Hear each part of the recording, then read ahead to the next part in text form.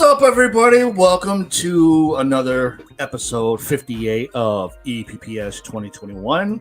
It is July 2nd, 2022. Hot as shit.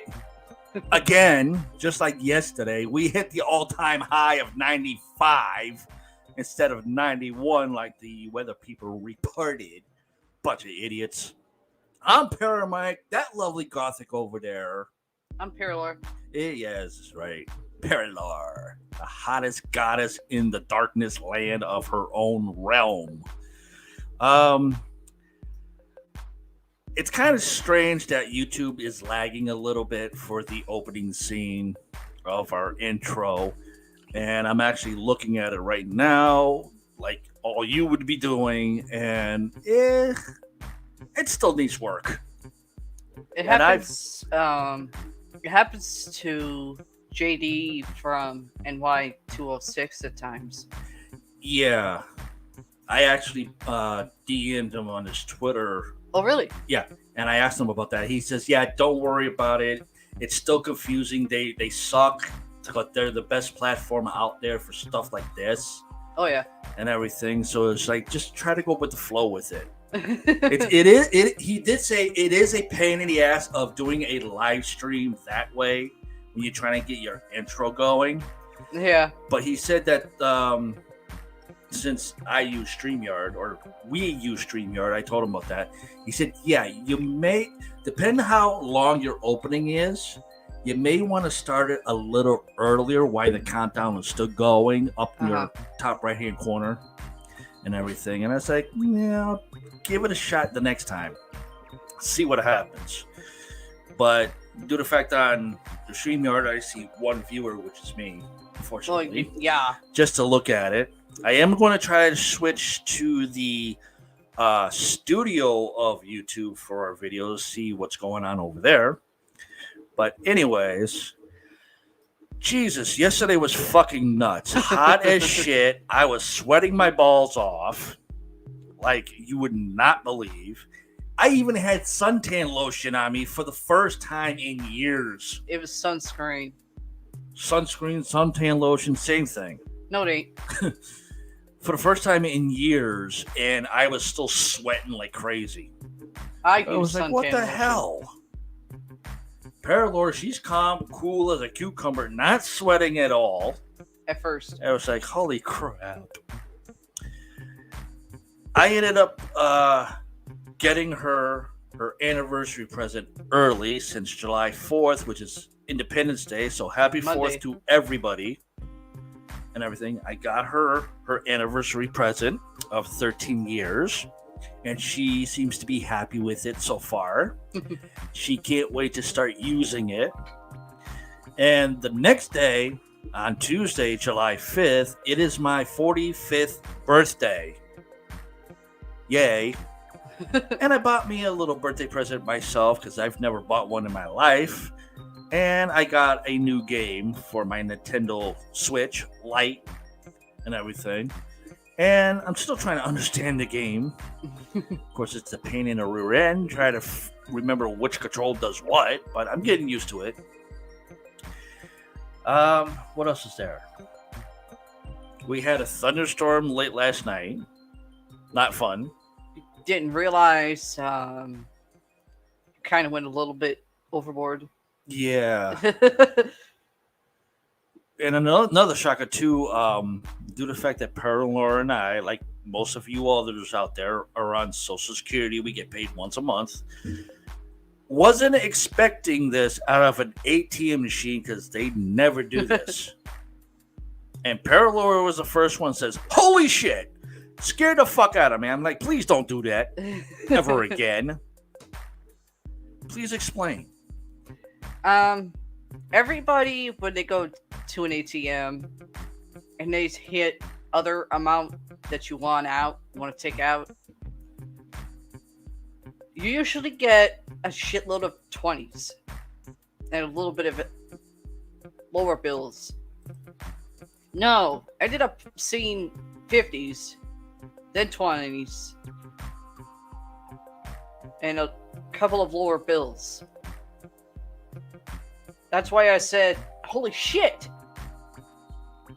Like I said, she scared the fuck out of me when she said that. I thought it was something wrong. No, you're like, Paramount goes, what? I kind of show him, he does a double take. He's like, I gotta try this move. Because he goes to the driving half-ass ATM. I go to the main one. He tries the main one after I did, and he gets 50s. What? The fuck? How the hell does that work? What did they do? Hopefully I don't next know. month they do the same thing. Shit. Maybe. That was awesome. But with Paramount being so used to a whole shitload of 20s, he didn't realize that he kind of overspent on a couple things until we got back. Or I should say till we had a late lunch, early dinner. Little advice for those who go to an Italian pizza joint / restaurant. If it says New York style, don't get it. Don't get it. It somewhat looks like New York style food. Slightly tastes like it, but it's really not. I know, because I lost everything I ate. Shortly after getting back to our place that we live in, I'm not calling it home anymore, because we are going to be moving in the near future. Need a drink. You should explain why not to get it. Well, I don't have a gallbladder anymore. So I can't digest certain foods that well. I used to eat marinara sauce with mozzarella sticks. I can't anymore. That's something that was not told to me. All I was told was stay away from spicy food. Don't have to tell me that because I don't eat spicy food. I do sometimes. I get back at our place. I lose the mozzarella sticks. I lose a couple of bites of the pizza that I had. I didn't eat majority of the pizza. Only one slice. That's how turned off I was. Really turned off. Mm-hmm. The waitress, she was nice about it. She went, "You want me to take that and tell him to do it again?" Because Now, hold on. Before you even go there, explain how you ordered the 12 cut New York style pizza. Square pizza. More like a rectangle. Hey, our moderator's here. Hey, Gloria. Oop, hold on. I'm working with two different things. There she is. Good evening. Hey, Gloria. Well, I ordered the pizza, cheese, light on the sauce. I mean, I can eat pizza sauce, I can eat spaghetti sauce, as long as it's not too heavy. I said light. I'm outside.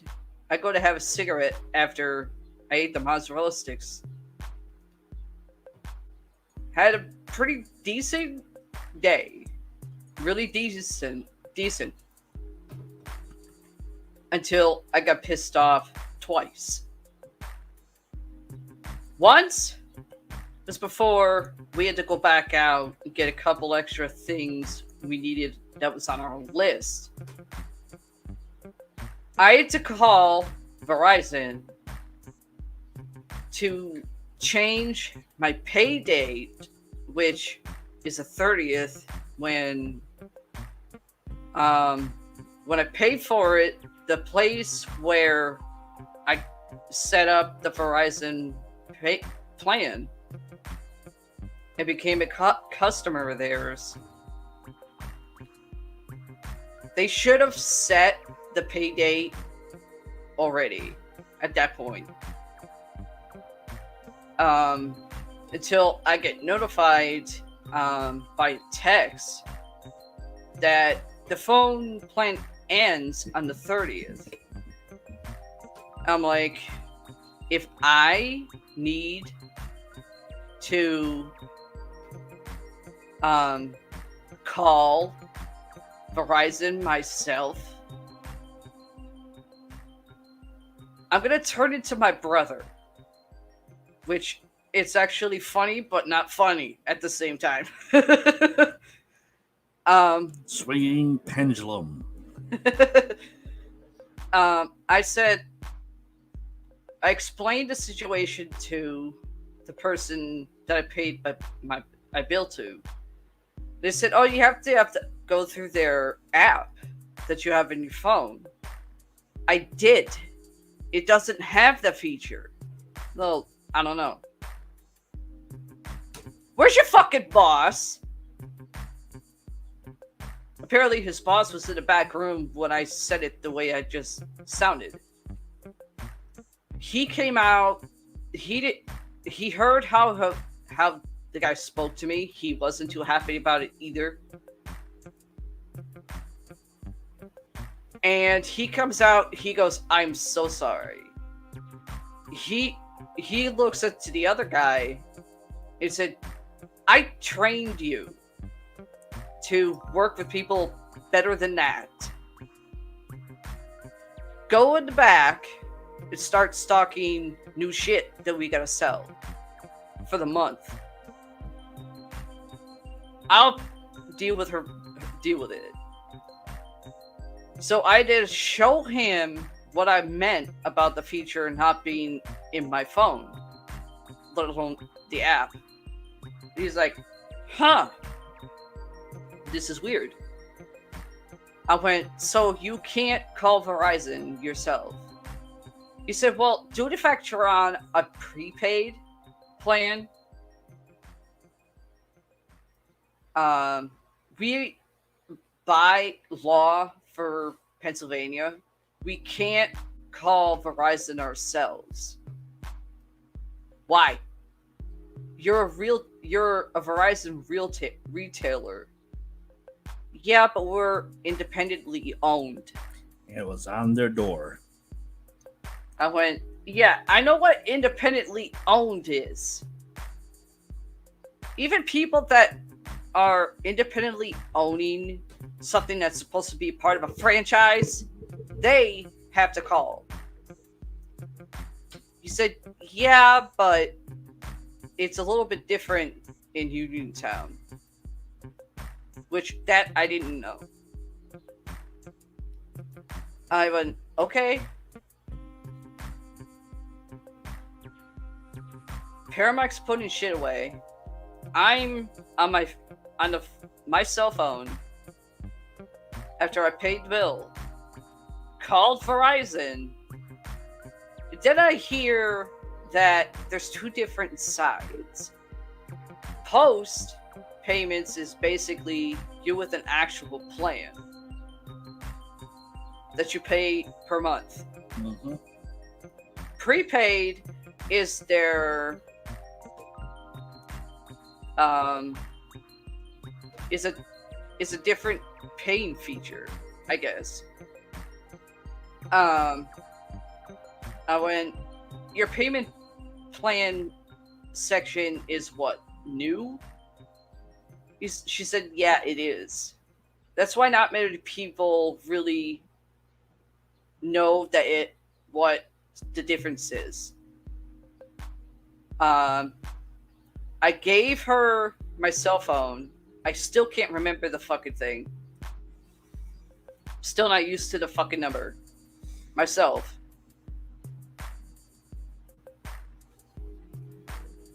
I give it to her while Paramike's showing me my phone number on his cell phone. He at first she couldn't find it, then she had to do a little bit of digging. She goes, "Okay, I see it. You are on a prepaid plan, so I'm gonna have to transfer you to our prepaid section." I went, "Okay." Wait about 10 minutes. Did I get someone that sounded, no offense, Hindu? Really sounded Hindu at first. And I explained the situation. I said, I just paid my cell phone bill. I'm on a prepaid monthly plan because I can't afford anything over 70. Right now, I can't afford a better paying plan. I can't. I can only afford the prepaid. And I want to change it to the 3rd instead of the 30th. I don't get my check until the 1st. When I pay bills that are for online usage, for example, StreamYard, I put money into the bill ahead of time, and the money's there. The bill comes, the money's there, it's already done. So the guy tells me I may have to. They asked like what my like security PIN number was. I said I don't have one. I wasn't given one, and I wasn't told I had to set one up. He set one up for me. I didn't want to deal with the security code, but I had no choice. Or I should say, I didn't want to have to deal with the security question, but I had no choice. Because for some reason, he wasn't seeing me in their system. I thought it was a male, but it was actually a female. Yeah. They said they had to do an investigation of her account. Which I waited 15 minutes. She put me on hold. I look at Paramount and go, this is why I didn't want to do this. The person's lucky they're not in front of me. Be flying through a fucking window. And then Paramount sees me look upward like I'm looking at the fucking sky, and I went, why? He goes, please don't do that. What? You're doing it. You're acting like your brother. He does that. It irritates the shit on me, but he does that. This is true. This is true. I go, until she comes back and she says, well, I'm in Europe. No, hold on. Let me get to there. The woman comes back on.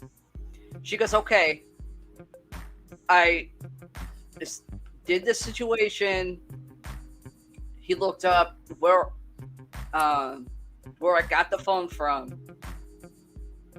who set up the plan. I said, okay, you are in our system. If you want to change the pay date to the 3rd of every month, because you don't get your check until the 1st.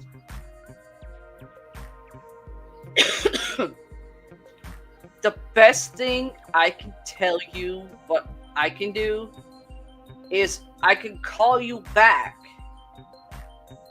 which is Monday, because if she switched the pay date, I would have gotten double charged because I already paid the bill.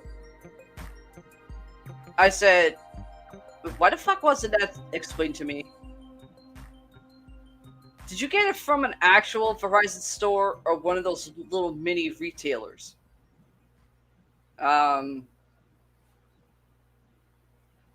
It's just a retailer, but it has Verizon in the fucking sign, but it says independently owned on the door. I didn't know there was a difference. Usually there's not a difference, but people that independently own their own stores of Verizon, they have to go by independently owned rules and laws. Oh, okay.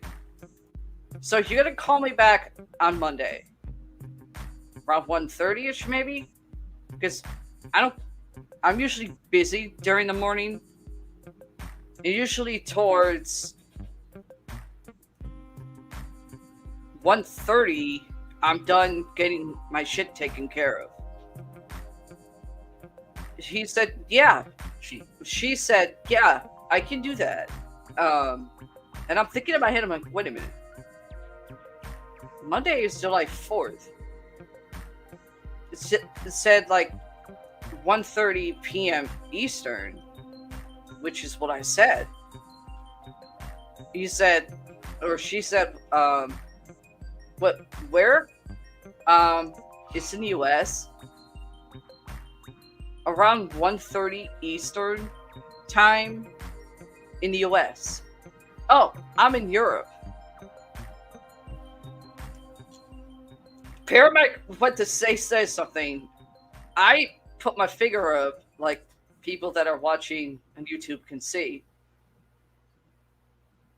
I didn't say it, but in my head, the way she was just saying Miss Lori instead of Miss or Mrs. Lynch. There was Miss Lori, and I started deciphering the accent.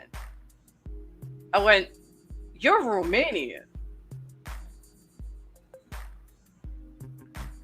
Flames coming out of the ears where I could read what she was saying in her head. And I went, wait a minute. This woman is Romanian. Lives in Europe, but doesn't know what the US is. In my head, after saying that, I'm like, saying in my head, were you born under a rock? So I got that situated. So I have to get off the phone. Second time, I got pissed off.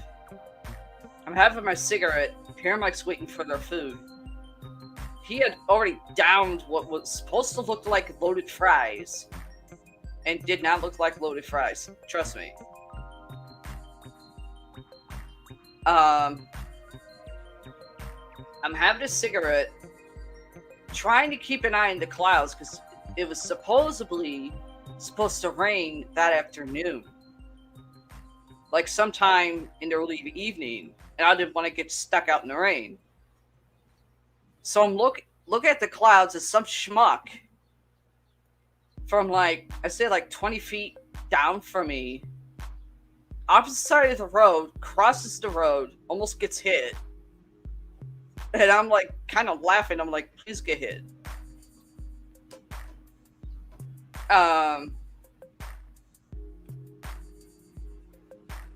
Actually walks up to me, starts talking to me like he fucking knows me from high school. Automatic vibes started coming off of him, and I'm like, you're lucky I can't hit you right now. And he asked for a light. And before I could get my fucking lighter out, he takes my cigarette to light his. And I pulled my cigarette back. I went, listen, you don't know me. And I don't know you. But you definitely do not know me. Who the fuck taught you any fucking manners? You don't walk up to somebody and just grab their cigarette asking for a light.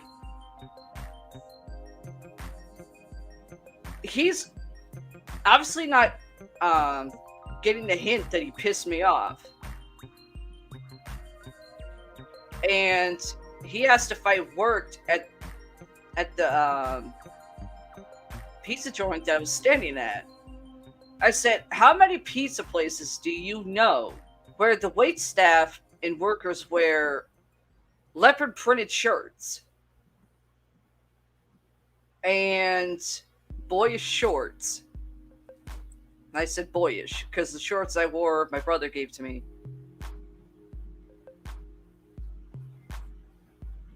He's like, "Oh, sorry, I didn't know." I went, "I'm waiting for my food. I'm out here having a cigarette and you're pissing me off." And I'm saying pissing me off with a capital pissing me off. Then he's asking what my name was. I went, "I'm married." "There's my name. Bounce." Mike, surprisingly, he was able to read my lips. And he actually forgot how to do that when he had his tumor removed. But he was reading my lips, and I could kind of, corner of my eye, see him laughing. And apparently the waitress must have saw the interaction and said, "You want me to tell the guy to get lost? Because we have problems with this guy." No, she can handle it. I've seen her do worse. She stands there, and apparently everybody that was working there stopped what they were doing and watching. I didn't know this. And he said, then he starts saying, "Why are you wearing the Star of David?" I beg your pardon. He was pointing at it. He was pointing at this. My little good luck charm. And protection charm. Love you, bro. And I quickly, with like 2 fingers, like grip this wrist, and when you touch it, I will throw you in front of moving traffic. No one touches my symbol. It is not the Star of David. It is a pentagram, meaning people consider me a pagan because of how the star is.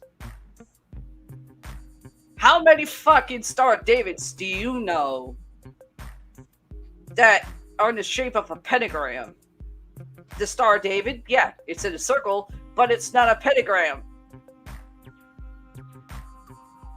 That actually scared him, and he goes, "Look, sorry." I walked back into a fucking applause, because apparently...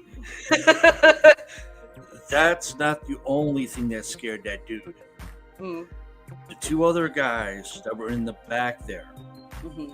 where everybody was working, actually went out the back door, came around, went past the drive-through window, and was there right there at the corner.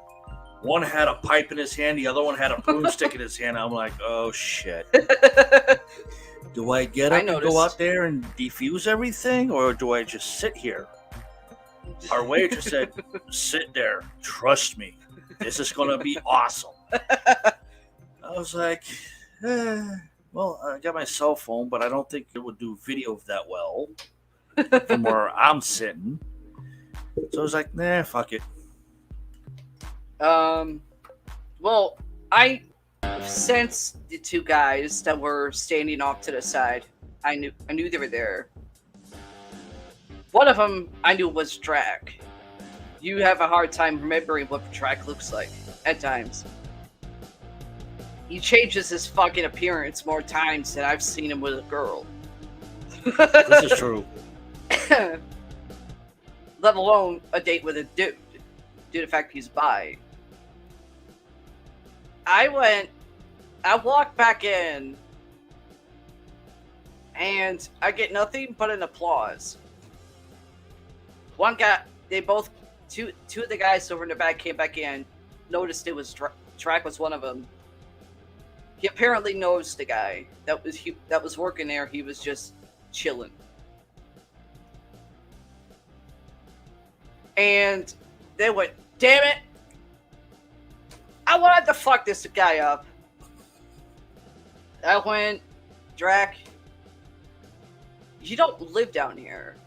So why are you wearing a fucking Pizza Man's Pizza t-shirt? Or I should say work shirt. And then he tells her, yes, I do live down here. He lives about an hour away from where we are. Yeah, that's why he lives in Vermont too. That's where he originally was working. Was in Vermont, then he moved down here.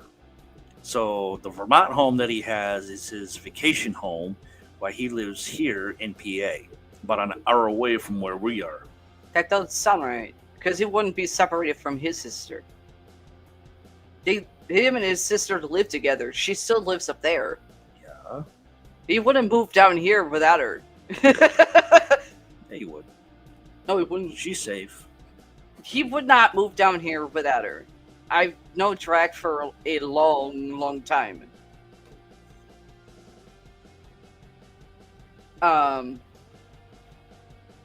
He's like, okay, Mike's, yeah, paramedic's right. I don't actually live down here. I actually have a vacation place down here, about an hour away from you too. I just saw you like not even a month ago. What the fuck are you doing back down here? Well, I'm not in liberty to say, but you should already know. He should already know by now that I'm okay. No, it's something else. Oh.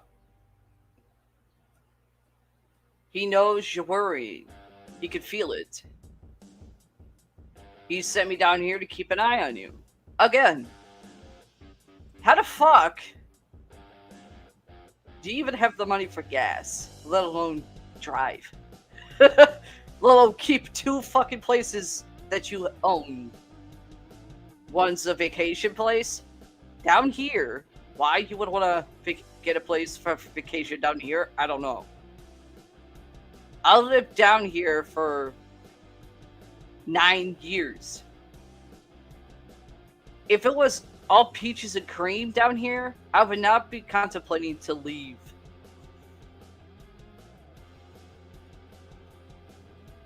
He's like, you're really gonna move. Well, not the way I originally wanted to. He goes, he breaks out into this grin and goes, he still has that ability over you. He says something, you agree to it, even if you don't want to. Shut up. Shut up before I'll give you a matching black eye. Like you did, like you got from him. Only you lose half your eyesight. Because when I punch at someone's eye, I purposely have my nails out. He's like, yeah, that's okay. I have to go anyway. You need to get back to work. he goes, by the way, how the fuck did you do that? Do what? Get that guy to run. And me and my boss over here wanted to fuck him up. One thing that irritated Drac, because my brother does this to him all the time, turned my nails in front of my, towards me and just blew on him. Like, he goes, I went, I know, I'm a bitch. If you don't go back to work, I'm gonna make you a bitch.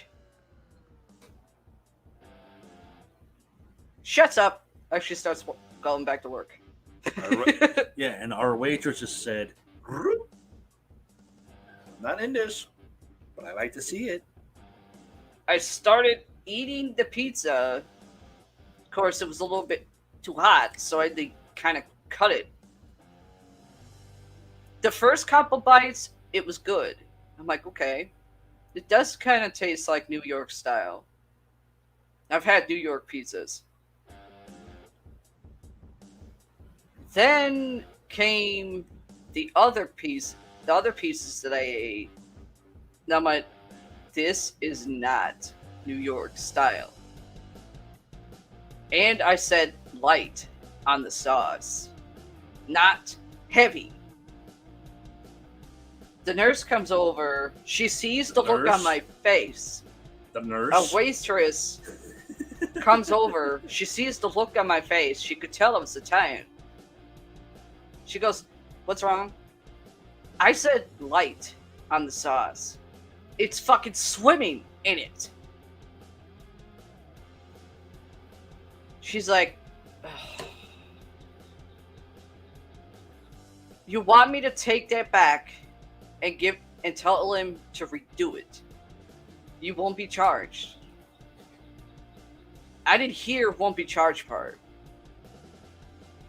I said, "You know what? I gotta take a bus back to my place. I'll just deal with it. I'll try it. I'll try. If I can't, I'll just give it to my husband, who was already full on the calzone that he ate." I tried eating a third piece. I couldn't do it.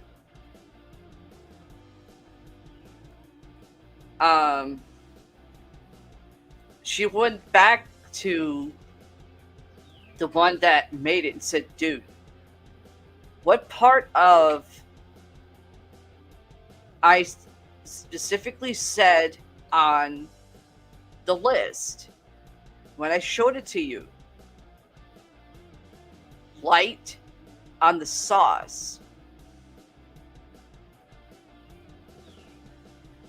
You just pissed off who is actually considered an Italian monarch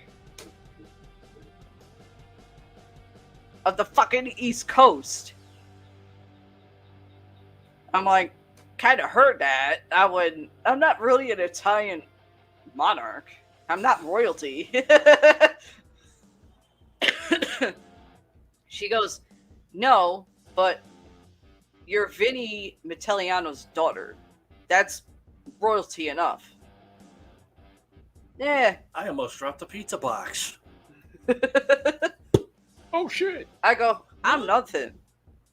I'm more the way my father would put it, and my father's sister would put it. I'm more of a kitten compared to my brother."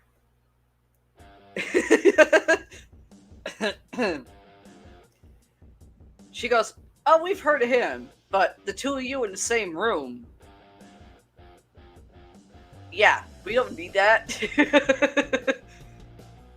I went, literally pulled my brother again by going, "We're angels."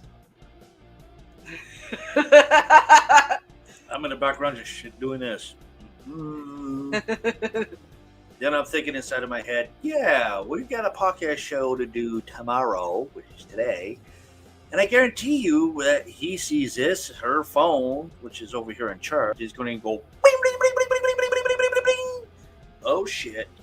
He's not going to call. If he did. No, the bling, bling, bling, bling, bling was not a call. That was either Facebook text message or regular message. Bling, bling, bling, bling, bling. Oh, shit. He saw the show. Uh-oh. Well, no. You in trouble. I'm going that way. No, if anything, he's going to be laughing his ass off. There's not one time where Richie was ever mad at me. Even though I thought he was a couple times, but he wasn't. He was actually pissed off at somebody else. But if anything, he would end up be laughing. And from what we both know, he needs a laugh. But anywho. So that was our day yesterday. Lunch turned into freaking dinner. We get back because I told Mike, fine, but I want my Chinese food. Our niece just popped up. Huh? Our wonderful niece popped up. Hi, Jen. How's it going? Long time no hear. Please enjoy the show. I wish my brother was on right now. Anyway, as long as I get Chinese food for Sunday, because that's actually what I wanted. We get back into the house or our place. He's counting the money. He went, shit. I went, what? I think I've kind of overdid it. What do you mean you overdid it? Well, we got 2 5s and a whole shitload of 1s, which we need for the buzz, for the month. I don't think been busy and have been doing okay for the most part. Yeah, I hear you. Been being busy. Mm-hmm. He goes, I think I'm gonna let you just go back to handling the money. I did not. You had that look like You said that. I'm like, how are you going to blame this on me? I didn't blame you. You forgot how to handle bigger bills. Still, that's bigger money blaming bills. me. I mean, am I right? No. Moderator, niece, am I right? She says that and she's blaming me by looking at me saying this. No, the way I said it. The most expensive thing that was paid out yesterday was what I got her for her anniversary gift that's coming up on Monday the 4th. Which was a little bit more the video than game? what... Was it the video game? No. My video game was like $53. With or without tax? With tax. Really? Yeah. Huh. What's sitting over there was about close to $60. Uh. That was the most expensive out of everything else we bought. My kosher thing is stuck to my glass. Oh, thanks. She says this. That's what she does. Yeah, she Well, doesn't want to back up her uncle. How dare you? the way I was kind of saying it, I wasn't blaming you. I said, with the running around and, you know, the fucking tax at fucking Walmart, every time it fucking changes almost every fucking month. I go, it's the fact that Same to you, Jen. what we got to, what we paid, huh? This is what she said to me. I still love you. I go, with what we paid at Walmart, it wasn't that much, but come on, the goddamn tax on everything, on one fucking receipt, it keeps changing. Actually, no, it was 2 receipts. Well, the main receipt was different from the second receipt. Yeah. Because sometimes we try to split the heavy shit from the light shit. Right. And I noticed when I was ringing up the lighter stuff that the tax on the second receipt was different than the main receipt. Mm-hmm. Which I kind of just stopped. I handed Paramike the receipt. I said, look at the tax on this receipt and the one that you got. They're fucking different. I bet you 10 to 1 we would get a fucking answer. Well, figure. See, what did we buy? We bought toilet paper, Mm-hmm. which was like about $14. Yeah. Okay, whatever tax would that be? Say roughly 15. Then we bought cat litter, which Yeah. is about $7 with the tax on top of that. Mhm. Um, The cat trees, which we didn't put in the list. we did put on the list. No, that was like $8 plus tax on that. Then there was the cheese grater, Yeah, if we needed that. We needed that to which do was our like own about version of mac and cheese. which was like about $15. Put tax on that. Yeah. Let's see what else we get. We have to go by doing mac and cheese the old-fashioned way. Yeah. Grating a block of cheese, melting the cheese, literally melting it into what would look like a fondue. Mm-hmm. Put it on the macaroni, and then recook it, just to make sure it's creamy mac and cheese. Right. So that came out to, let's say, about over $100. I think it was. Yeah. Yeah, over $100. Then Paralore bought some nail polish. Some were cheap, about under $3. There's a few that was Did not work. over fucking priced. There was like one, I think it was like over $10. Yeah. And another one was like almost $20. Yeah. And sitting in on a rack at the end of the makeup aisle on the far side that said $3 only. Mm-hmm. It's like, okay, we need to take these two off.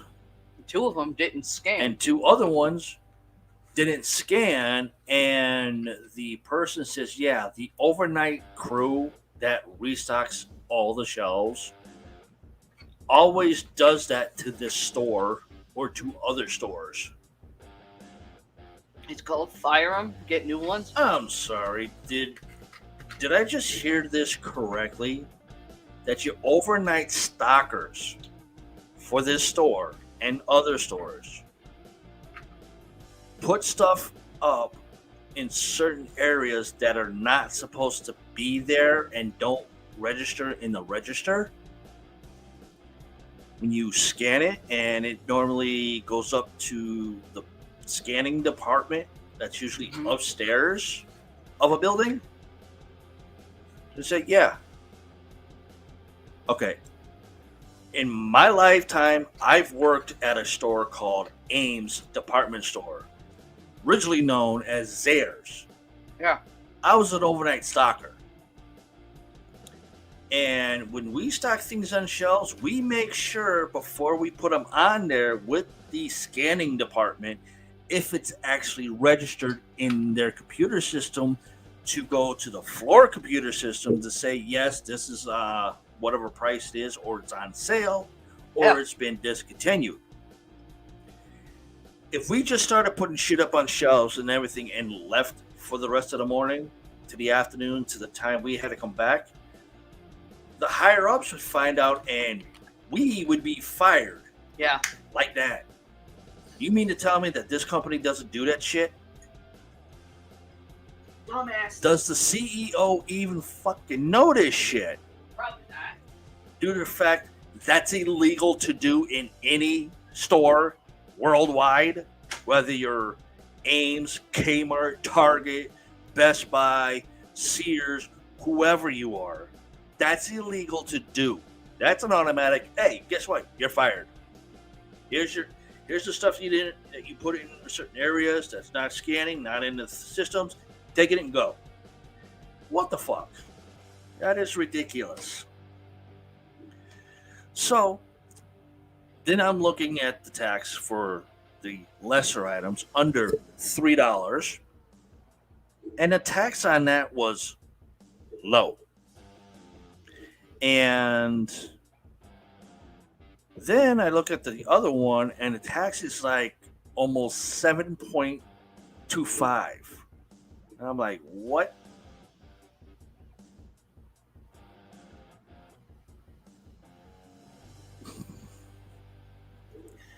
Yeah, a lot of people don't want to do that, niece. But unfortunately, you have to. Just like I have to go to my appointment on Friday, and I have to walk. So it that day after that it just pissed me off. I was like, I don't think we should ever try to figure things out again, but maybe be a little bit more careful on what we spend now, since the prices are fucking going higher almost every month you turn around, thinking that an item is going to be the same goddamn price, And the taxes would actually and figuring the taxes is going to stay the same. But no, if you buy everything over $100, say your max is $150, okay, and you have like 3 cats, you need cleaning supplies for the apartment, you need cat food, cat litter, their vitamins, or a special dinner for them, and you spend about $150, and you look at the tax point on it, which would be 7.25 1 month. You go back next month, do the same shit all over again, and you look at the percentage of the tax, and it's higher than what was last month. Obviously, somebody doesn't know how to do math no, on they don't. taxes, because if you're going to raise a tax in any department store or whatever, Yeah. it should always stay like that for about 5 to 6 years. Yeah.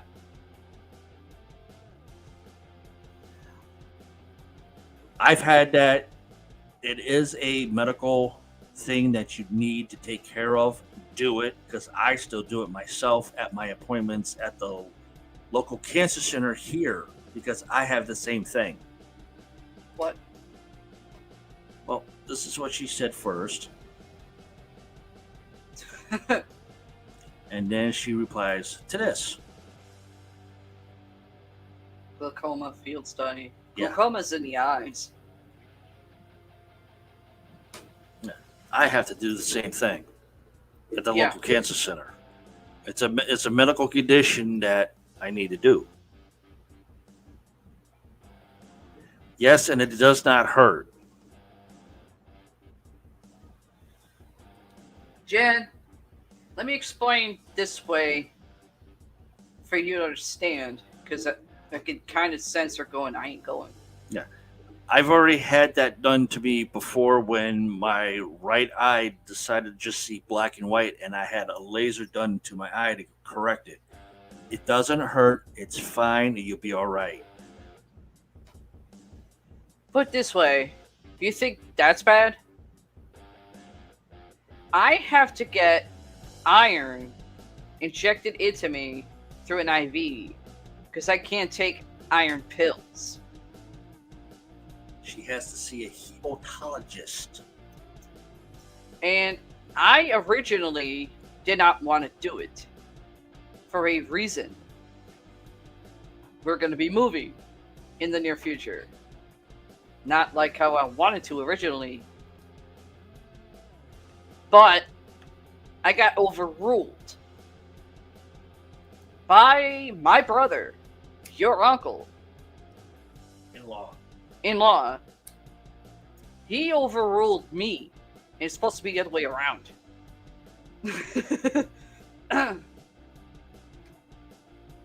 So that's worse than. That's okay. That's fine. Look, that test is in the eye doctors. It's in the eyes. Everybody has to go through that damn test. I'm going to have to go through that again, I think, this year. It's very soon. Yeah, once you change your insurance over to what I have. Yeah. So don't worry. It's comfortable. It's safe. You can trust them. It's perfect. They need to get it under control. Or Right. you're going to be looking like one of those zombie movies where you just have the white eyes and no eyeball pupil or whatever. Although she probably could cast a role in that. In a movie, if she has something like that. It's already been done. But that's what's been going on yesterday.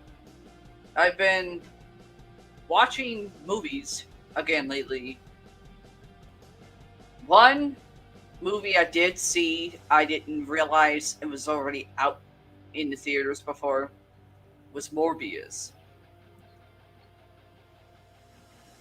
Um, I could say this: Jared Leto, he is a really good actor. He is really good. I mean, some people might have difference on that because he's actually came out and said, "Yeah, I'm gay." But I've actually realized when it comes to singers and actors, they're really good about showing affection for the opposite sex, but they're actually gay. I mean, come on.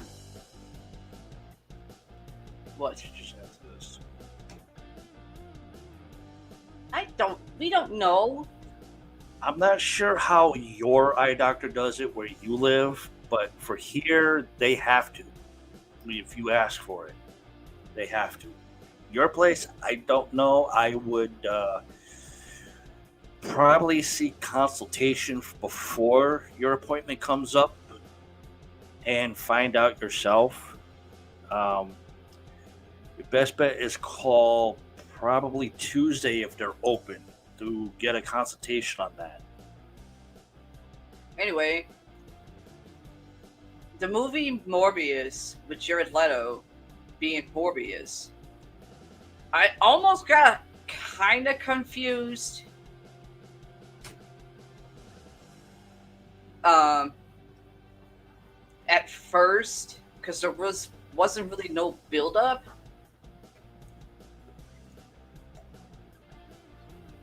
until certain parts of the movie started showing the build up in between scenes. And some movies, I hate that because it confuses the people watching it.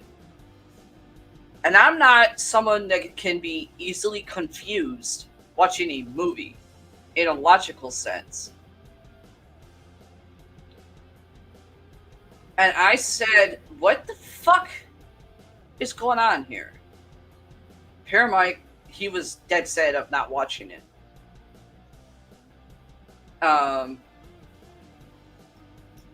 Simply because he wasn't a fan of Morbius.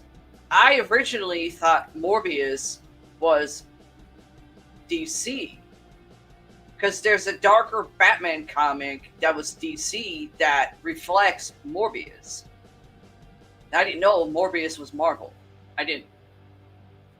But instead of putting Morbius in what would be maybe the outfit, they had him in regular clothing, which was actually different. You're seeing the scenario, well, the scenario I got, Morbius, as a kid, he was disabled, was trying to find a cure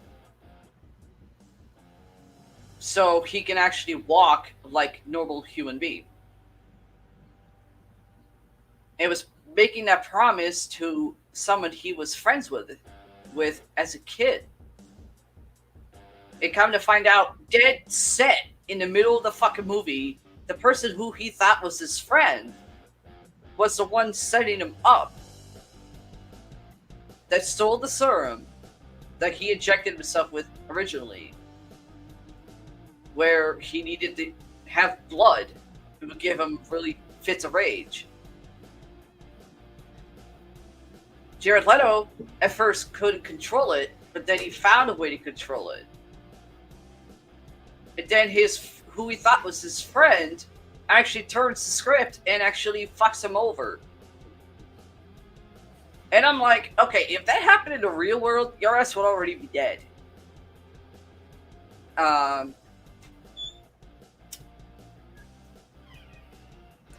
My rating for Morbius I didn't like it. I didn't love it. I didn't hate it. It was, I would say, confusing. Simply because the plot was there, but the build up to the whole thing was very confusing. So I actually rate Morbius a 2. Simply because, as I said, the story was there.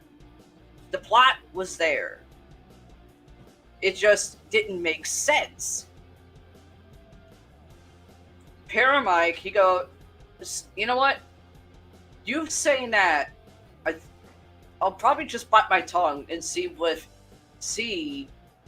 if I agree or if you're not seeing it right. I said, I don't think that's a good idea. There's flashing. There was fast movements, which really doesn't trigger seizures, but there was flashing, which I didn't realize from the trailer. I said, if you want to see it and risk it, it's fine. He's like, nah, never mind.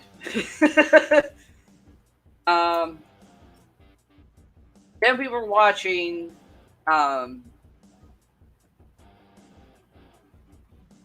Jumanji 2. Back in the jungle, I think it is. But of course, Dwayne being in it, and Kevin Hart. It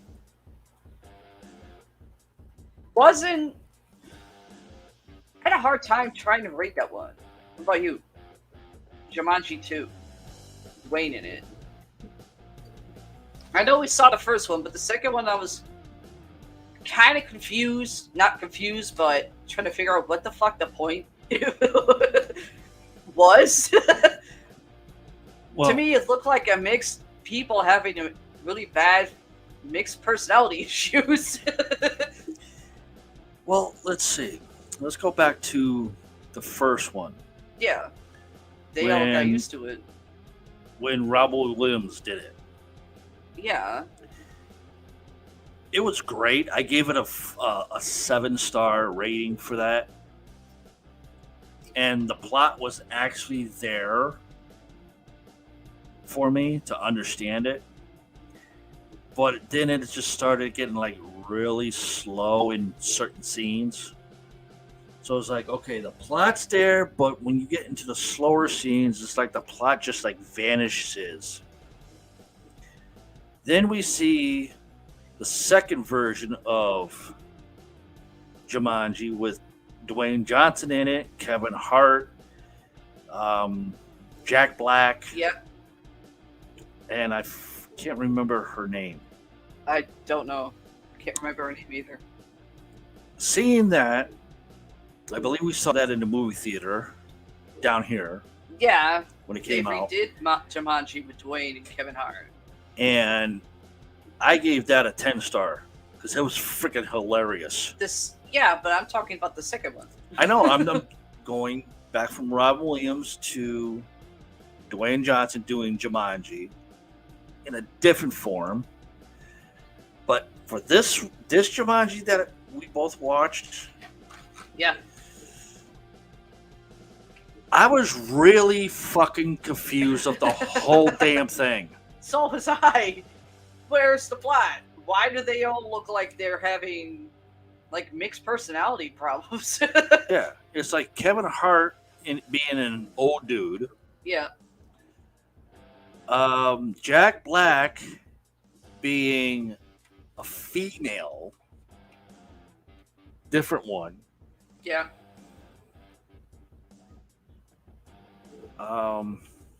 Let's see, who else was there? The kick-ass woman was the same. Yeah. And then Dwayne's like DeVito. yeah, no, that was Kevin Hart. I saw like half the scene, half of it. You were like kind of tuned out. When they went back into the game, Dwayne wasn't the young kid. Oh, that's right. He was Grandpa at the first. Yeah. Okay, No, yeah. He was grandpa. At first, he was grandpa. Yeah. Trying to talk like he had a fucking Italian accent. Yeah. Yeah. It's like, okay. dude, that's not how we all talk. Yeah. Dwayne being Grandpa, and then it cuts off to where it's the Kick-Ass Girl and Jack Black fall into this giant-sized river or whatever it was that had some type of weird paranormal shit happening to it. Yeah. And they grab each other's hands, And they switch over. and then They switch fucking bodies. explosion between the both of them, and their body switches to one another. So the kick-ass woman is Jack Black, and Jack Black is the kick-ass woman. But with the way Jack Black played it, it was more of a Sweet Valley High prissy bitch. Yeah. And the kick-ass was like, I'm going to have fun with this shit. I started going bananas. Then they did it again, but this time, after they all got together, they meet up with this younger kid, which I guess is supposed to be the son, The grandson, the grandson, or which son. was actually a female, then got switched back into the original character that he had, which The Rock originally was doing. Right. And then there was this big black horse that was named Bethany, which I believe in the first one Jack Black was. Yep. Okay. They all decided to jump in, confused the shit out of me. And somehow, after they came out, they were their normal selves. Oh, yeah. Except for Grandpa. Grandpa became the female. Mm-hmm. And Jack Black became Bethany, and the horse that was Bethany became Jack Black's character. Yeah, I didn't catch DeVito's, what I guess you want to call him, like an ex-friend. I didn't get what his name was, but I know what towards the end, the guy that I could not catch became the horse. Right.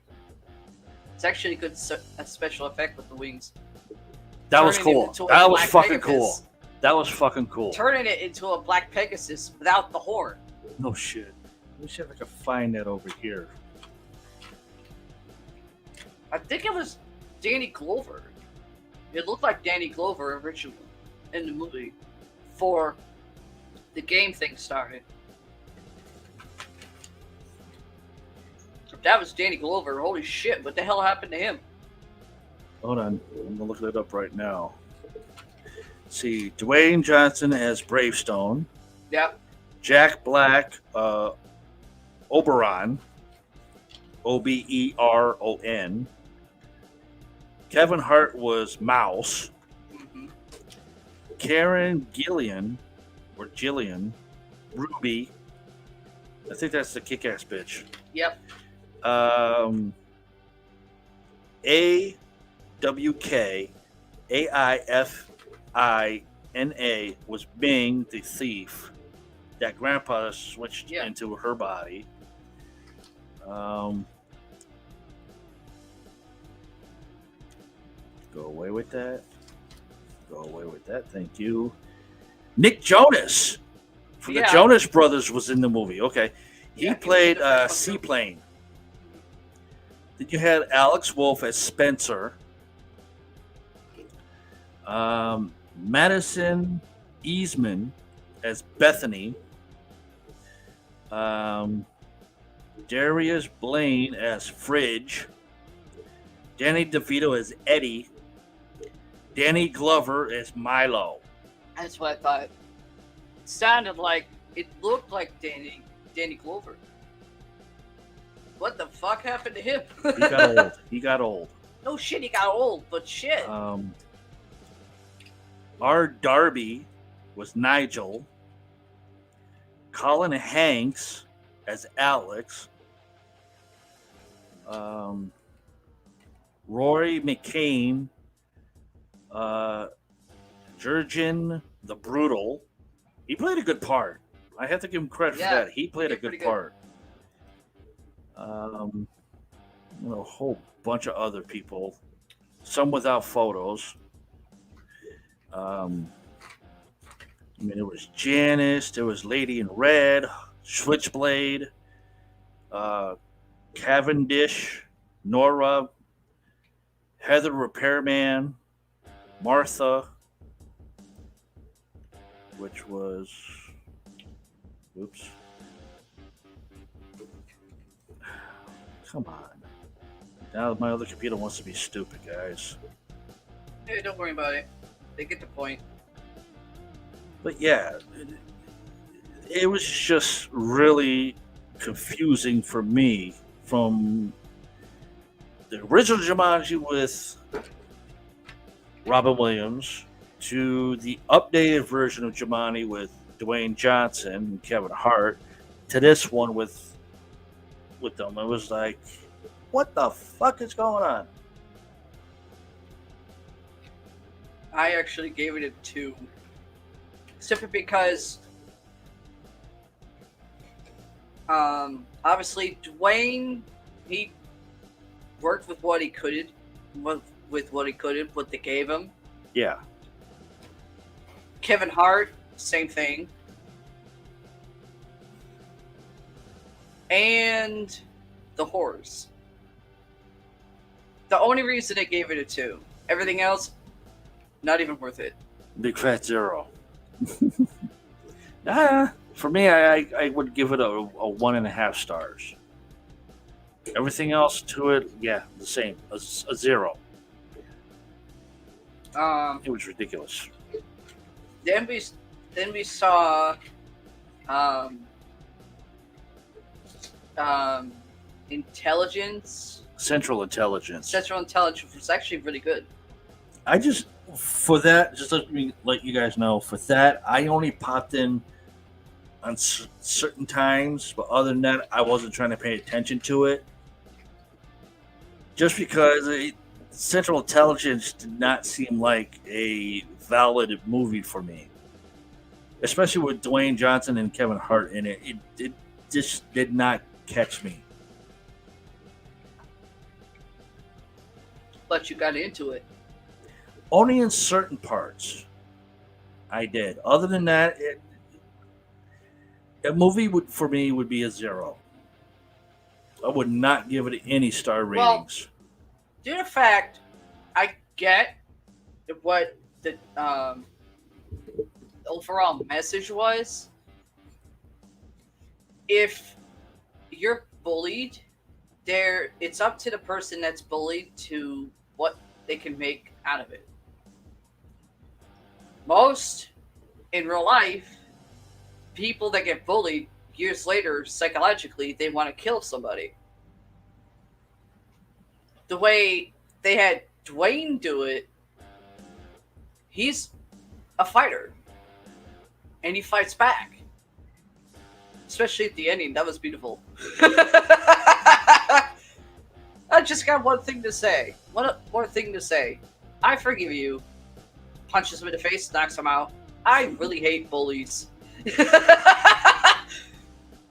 And did a little strippage. Didn't really do anything for me.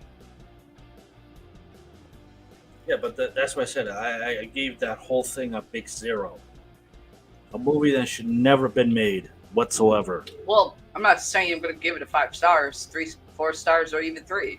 I'm saying it's enjoyable. Yeah, if you just want to laugh at a comedy movie. Yep, basically. That's what it is.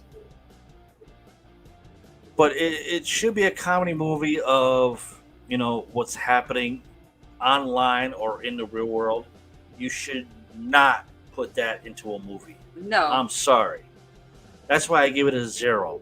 I mean, if you're going to put comedy and bulleting into a movie that does not clash well, People do it all the time. should Come not on. do it.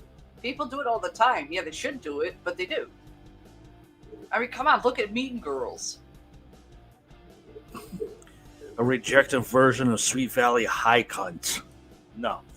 Yeah, that's the same thing. They use the same scenario, but it's girls. Yeah, I know. Then said, "What the hell?" Started looking for something more horror based. And for ha-has, I'm looking in my phone, and I type in Nightmare on Elm Street. They had 1, 2, 3, and 4, and of course 5. Which I actually said out loud, which pretty much like, what? Where's the other ones? You gotta have it in there. You gotta have them all in there. Hold on before you finish that, because that just reminded me of something from yesterday. What? When I went to the electronics section, Yeah, they actually had a full box set. I know that, but the box set, is that the original box set with Freddy vs. Jason in it, or? I don't know. I didn't look at Because it. there's 2 sets. There's the original and the piss poor reboot. I did not look at the whole box. I just saw it as I'm walking by to go, where the TVs are sitting Yeah, and everything, just to get around, because there was a bit of a blockage where the Nintendo Switch games were at. yeah. So I had to go around. So I decided, okay, I'm going to walk down the first aisle of DVDs. Where it's on both sides. You got movies that are already out or still in theaters, but also on DVD. You have ones on this side that's still on DVD and no longer in theaters. Yep. Go down a little bit. You have a little row right here, a little split. Couldn't get down there. A lovely lady was trying to move her around, and she was trying to look for something. I continued down. I looked down at the lower level of the movie rack, and that's when I saw a full box set of Friday the 13th for $19.99. Yes. You mean Nightmare on Elm Street?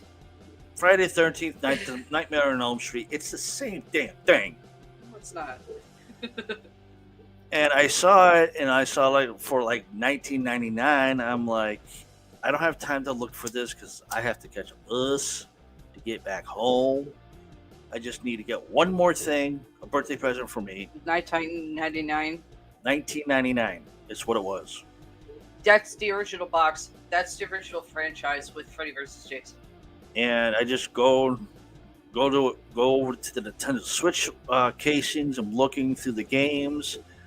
I see a lot of stupid games. I see a lot of rejected versions of Mario. I see rejected versions of other things.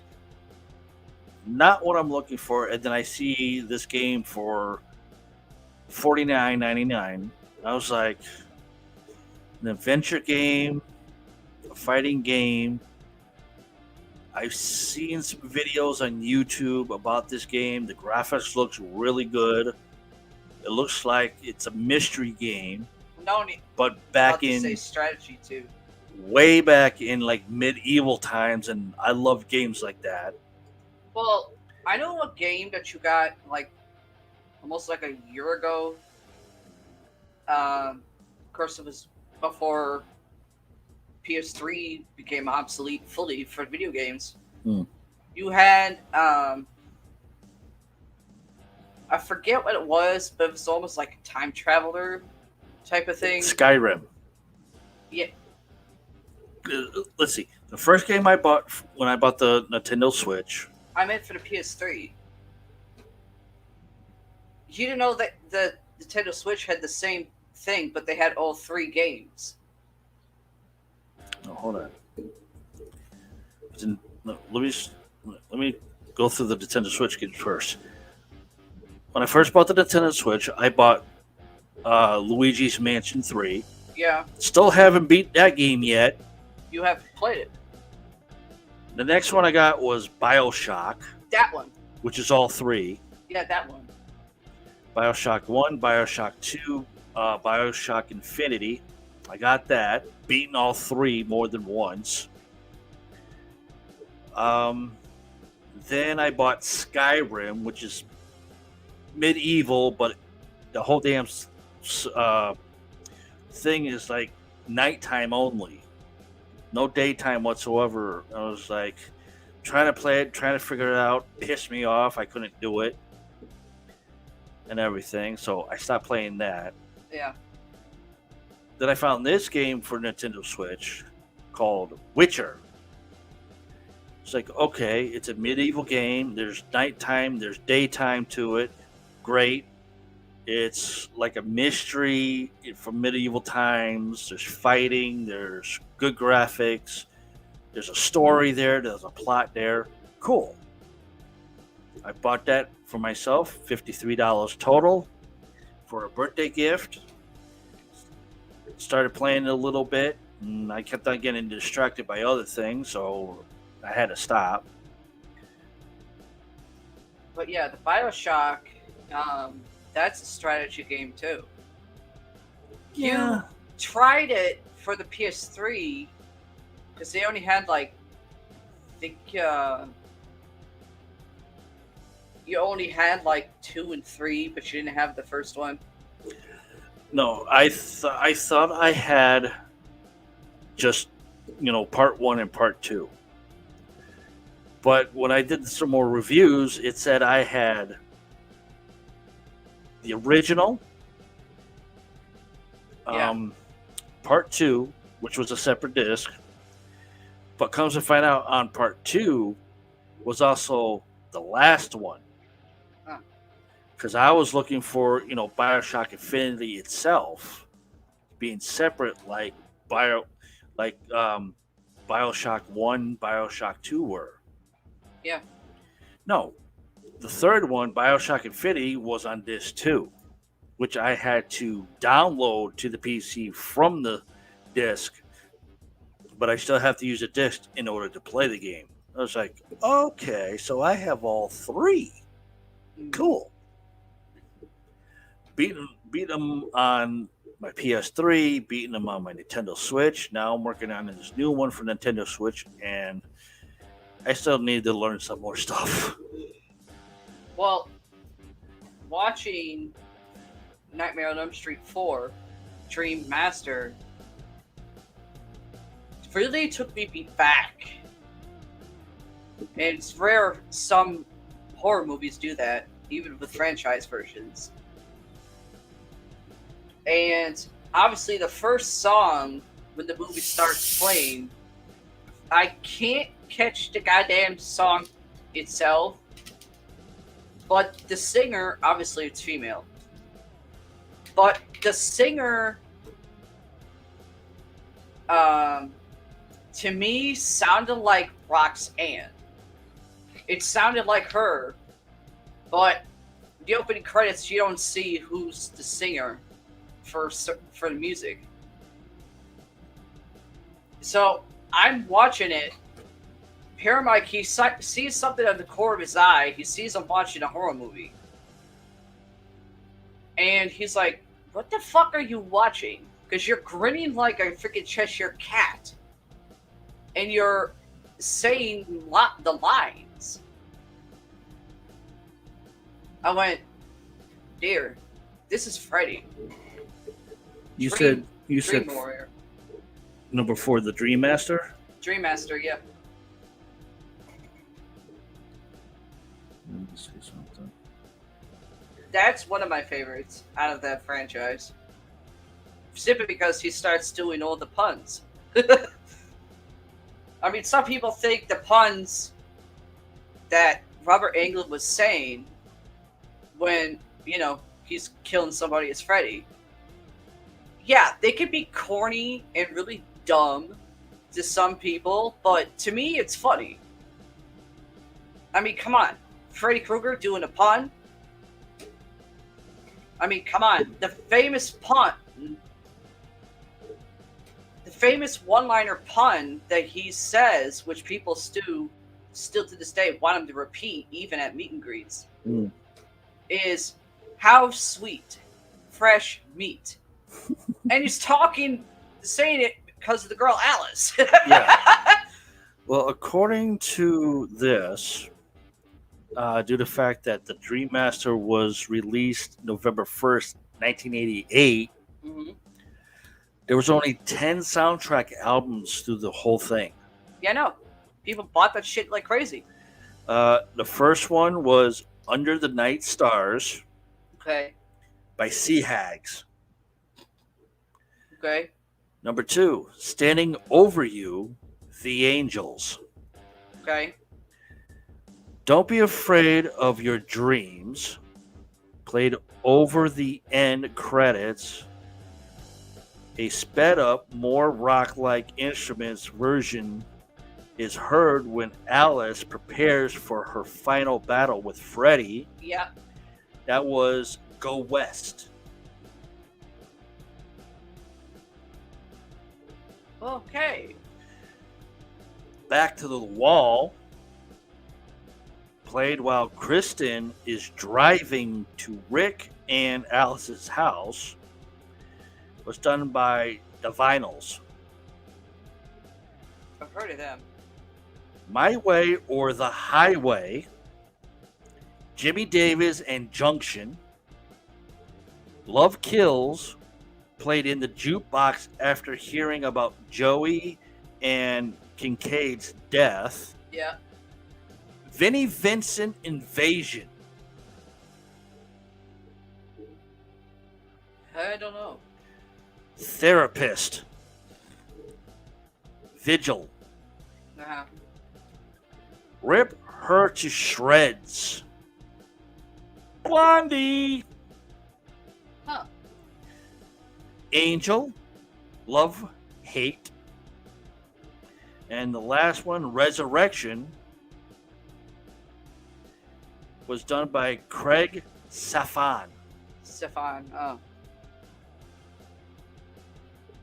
But like I said, I cannot ever get the fucking opening song. I can't.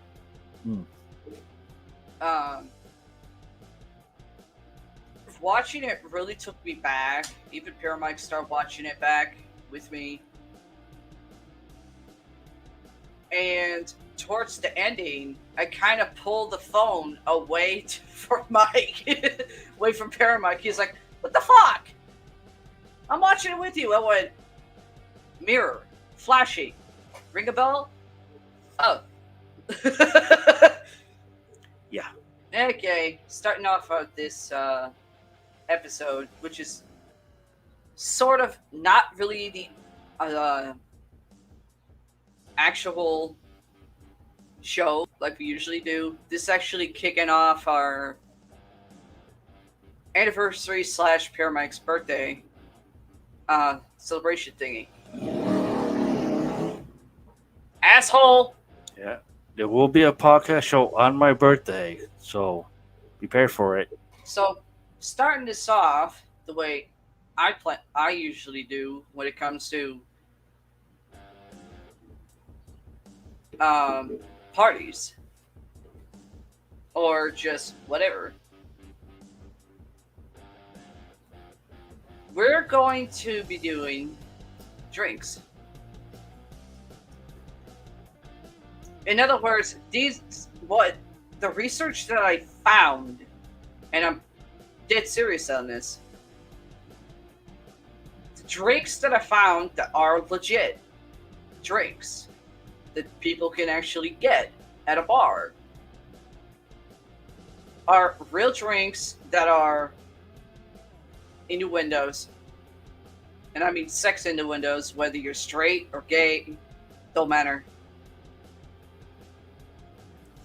Music based, music from music, movies, even wrestling.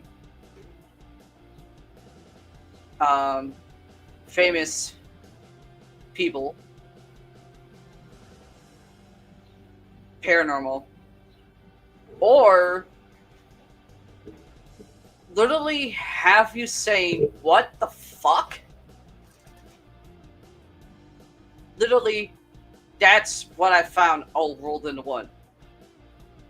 It took me about a week just to get all of them into computer. We're going to start off with numbers. There's actually drinks that are literally numbers. Numbered. Starting off, 007. A drink made after... No. A drink named after James Bond. 1.21 gigawatts. 10 deep. 100 miles per hour. 11th ring of hell. 12 gauge shotty. 110 in the shade. In other words, 110 in the shade. It's what it feels like down here at times. 151 Florida Bushwhacker. If you like to watch it, I guess we all know people in Florida like to whack a lot of shit, even a bushwhacker. 151 reasons. Don't know what that's supposed to mean for a drink, but that's what it is. 17 twist. 1-800 Agave nectar squeeze.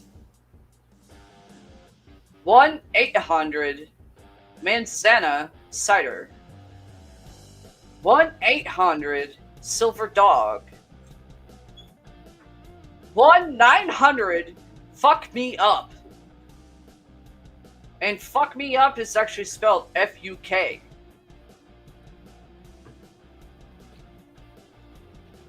187 cocktail. 1968. 1 minute to sunrise. 2-step. 220 BTU. That's literally in parentheses. Or,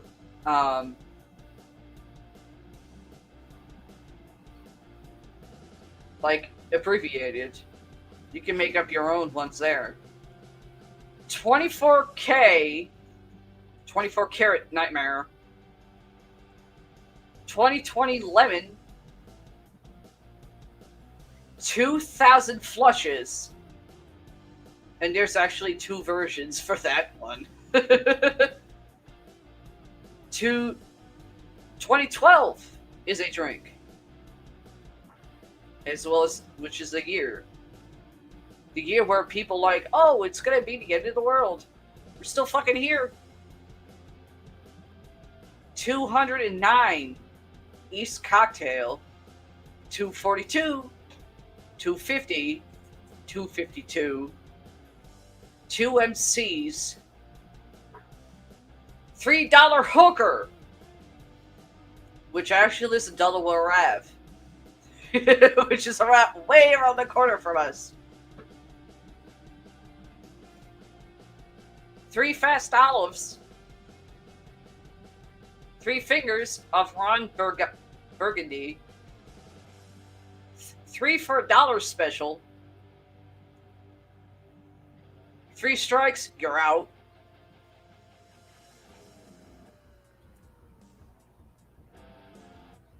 $352 cocktail. 352 shot. 357 magnum. 358 magnum. Third world mocha. That, if I remember correctly, that's more of one of those hot, not really hot, but like a coffee, alcohol type of thing. 4 Godfathers. 41,455 daiquiri, 42 flying mules, 49er Gold Rush. It's actually a lottery ticket, I think. I know Gold Rush is a lottery ticket, but I think 49er Gold Rush is one too. 4th of July, 5 best friends, 5 deadly venoms, 5 ball, 502, 57 Chevy. That's 2 versions for that drink. 57 T-Bird with Hawaiian license plates. 57 Chevy with white license plates. 5th Avenue. 6 Wise Men. 6 Shooter. 6 a.m. Sunrise. Everybody's favorite number. 69 Special. And of course, my favorite number. 666. It's just a fucking number. That's what I think at least. 7 on 7. 7 Nut. 7 Up Shipmas Bowl. It's actually Christmas Bowl, but I say Shipmas Bowl. Instead of 7 Up Christmas Bowl, me, 7 Up Shipmas Bowl. There's actually 2 versions. There's the Christmas one, and there's the Shipmas Bowl one. 7 Up Punch. 73 Bus. There's 2 versions of that, and I don't know how that is a drink, but that it is. 78 Camaro. 747. We don't know that's a plane. It's also a drink. 8 ounce Twista. 8 iron. 8 seconds. 81 Camaro. And 806 Spark Plug.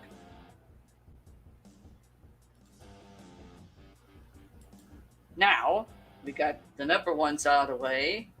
We are going to be doing the A's. We're going to the letter ones now. Which, if you couldn't understand how I opened it, these are literally drinks that are named for sex innuendos, for straight or gay, don't matter. Music, movies, famous people, paranormal, or has you literally saying, what the fuck? Okay, starting with the A's. A big pink dick.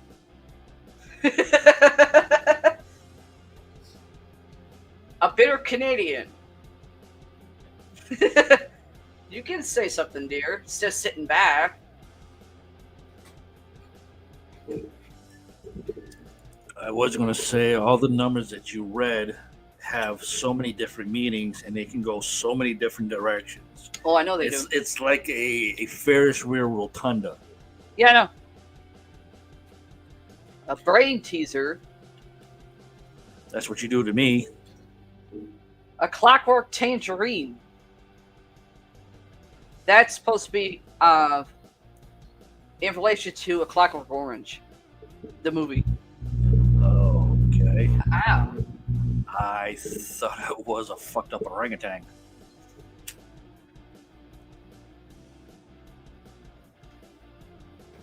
A crow left of the murder. Again. Sounds like an Android video game for your tablet or your cell phone. A curious feeling. Everybody has those. Isn't that a song? I don't know. Let's see. Touch my microphone. Sounds like it could be a song from a song.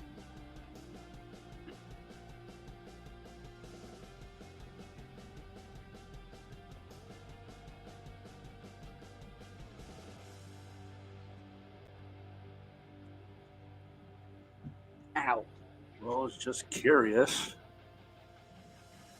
which is a song by the Midnight Star. Yeah. For some reason, A Curious Feeling sounds like it could be from a song. A Day at the Beach. What the fuck is that? A Few of My Favorite Things. That is literally a drink. Okay, there is a song, A Curious Feeling, That's what I thought. by Tom Banks, was Okay. released in October 8th of 1979. I was only 2 years old. You weren't even around then. A Furlong Too Late. That sounds like something that UK would say to people. Eh. A Fuzzy Thing. That's why we call it cats. A Gilligan's Island. A kissed buttery nipple. It's actually an innuendo.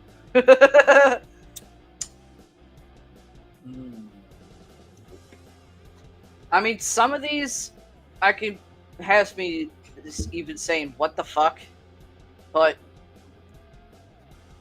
I, being a bartender, know these are actual drinks, even though they're named after certain people, things, whatever. A Lark's Tropical Heaven. A Little Diggle-Do. That's when you want a quickie. A Little Green Man from Mars. That's when you got gonorrhea between your legs. Or it's paranormal because of the alien. That's true. A Midsummer Night's Dream. That's a Shakespeare play, as well as the drink. First came to play, and someone made the goddamn drink. A Monkey's Rum Martini. A Night in Old Mandalay. A Piece of Ass. Yes, please. A Pimp named Slickback. I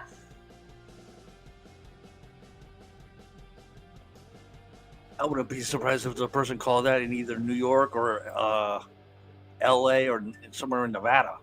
That was the bouncer's name. At Dad's Club in Florida. Oh, I that's right, nicknamed too. him Slickback. That's right, too.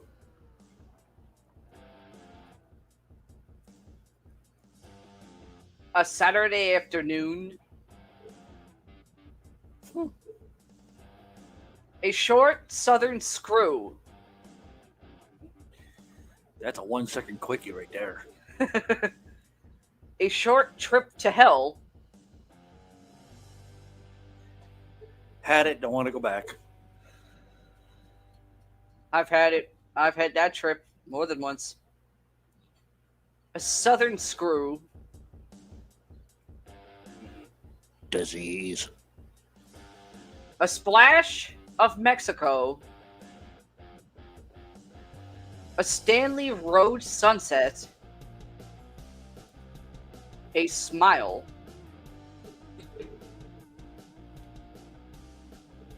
A Sunday Delight.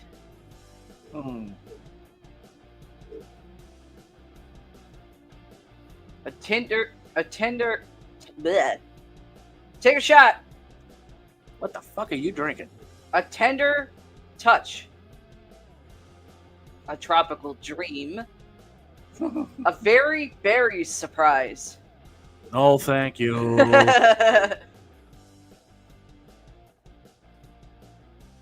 A Walk on the Moon. Which is actually because of the movie Walk on the Moon. In the First Man on the Moon. A Bomb. A Rang a Tang. ABC. These are initials, but we can come up with our own.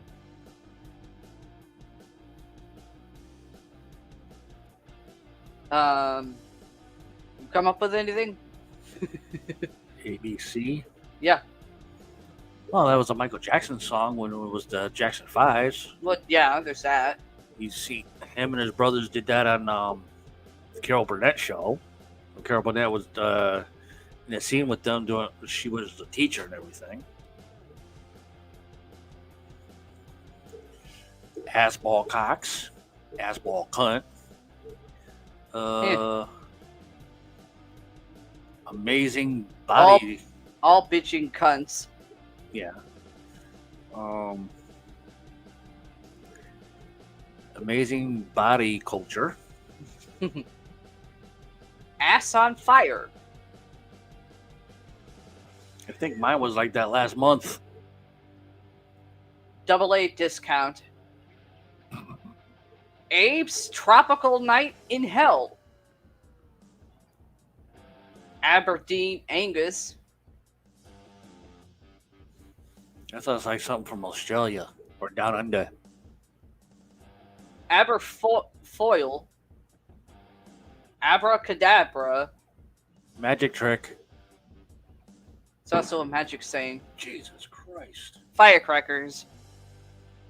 I swear, one of those things are going to give me a heart attack one of these days. Don't say that, dear. Absinthe Days.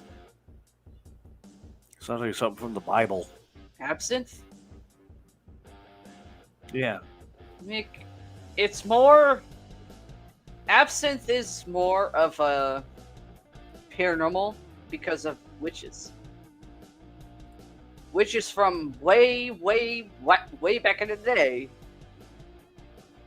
Even necromancers would use absinthe in potions. This also to prove to my niece, Adina, alcoholic drinks are part of the paranormal because of witches. You make a potion, you have to put the ingredients in it. You make a drink, alcoholic, you have to mix it. This is basically to prove it. Absinthe drip. Absinthe minded martini. Absinthe paralysis. Absinthe without leave. Absolute antifreeze. I put that in my car. Absolute shambles. Absolute fear. This is absolute, but without the E though. Absolute motherfucker. Absolute motherfucker. Absolute nut. Absolute quaalude. It's one of the drinks I would not make. Period. Way too sticky. Absolute royal fuck. Woohoo! That's actually an innuendo. That's an innuendo. Absolute salty dog. That's after a dog goes swimming in the ocean. Absolute sex. Yes, please. Absolute stress. No, thank you. I have that every day. So don't I. There's actually 2 versions for that drink. Well, see, that's the difference between us. You have certain ones that you can handle on your own. Yeah. Me, I have the opposite of you. I have a lot more than what you have. Yeah. And I do that every single day. Yeah. And my absolute stress climbs up higher every single day. That I don't really control. can. Absolute tooch.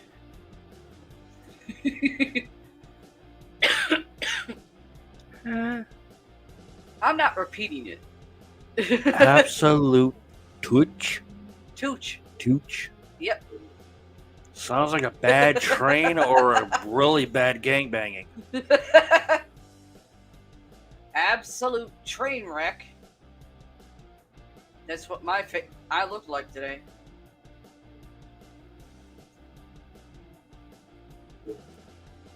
Absolute trifle.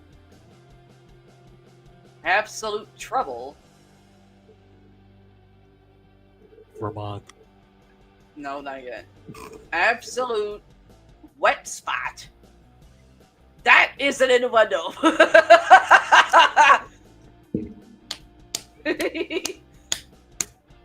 Absolute zero. Alex.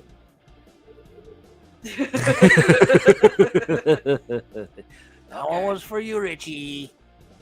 No. Okay, this is absolute with the E now. Absolute chainsaw. Absolute monster. Richie. Yes. And the absolute Absolutely. the absolute chainsaw one would be also be Richie. In what way? Dad.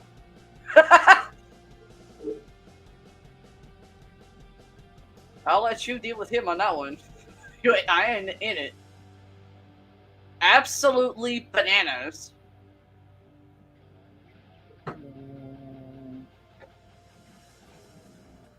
That's a toss-up. Yeah. Absolutely fruity.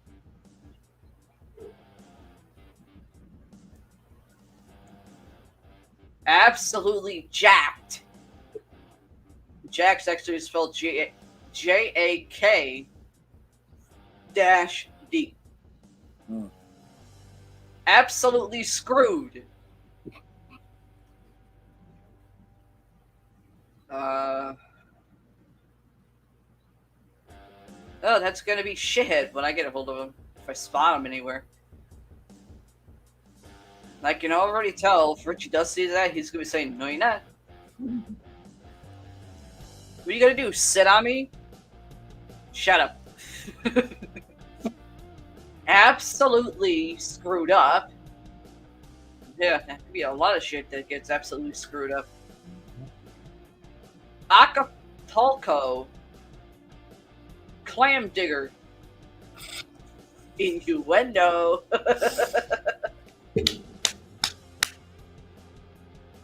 Acapulco zombie. Accordion. That's an instrument. Ace Ventura. That was a movie. Yep. One of Richie's favorites. Not one of his favorites, but he likes it. Acid. No thanks. Acid bomb. That's an actual wrestling move. It's similar to a power bomb. Or however people want to use it. Acid cookie. Acid rain. Acid trip. Actual buttery nipple. That's an innuendo. Adios, motherfuckers! That's... There's 3 versions for that drink. And that's actually something that Richard would actually say to somebody when he gets into a fight. And very specially put by George Carlin. Yep. Adios, motherfucker! Bada boom, bada bing. Adios, motherfucker! The next person who says bada boom, bada ding is getting kicked right in the fucking nuts. Adios! Adios, motherfucker! You want to try bada bing? Adelaide. No, wait, not Adelaide. Adrenaline. Rush. Aquitas. That's a Spanish margarita. Affirmative action. African on acid. African teeny. African wench.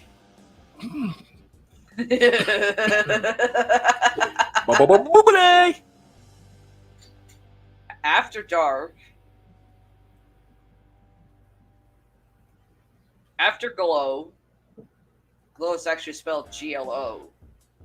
After sex. That's an innuendo.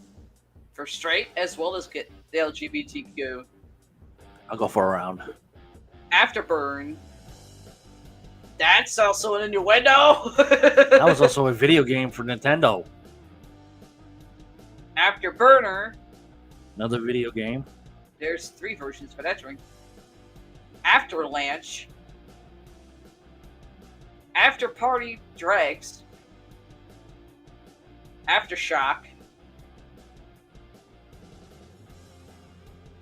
After wild crocodile. Try rhyming that 3 times. Agent provocator. That's what the fuck? Aggravation.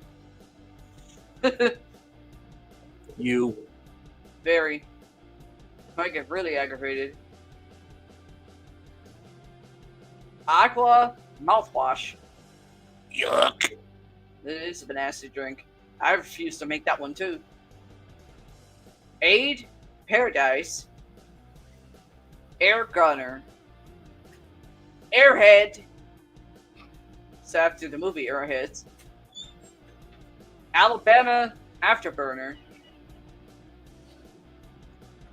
Alabama Riot. Alabama Slammer. Al Milan Spot Style. Alabama Slammer. It's 3 versions. And that is also a wrestling move. It's sort of a body slam or a slam in wrestling. Some people call it Alabama Slammer. It's actually called Alabama Slammer.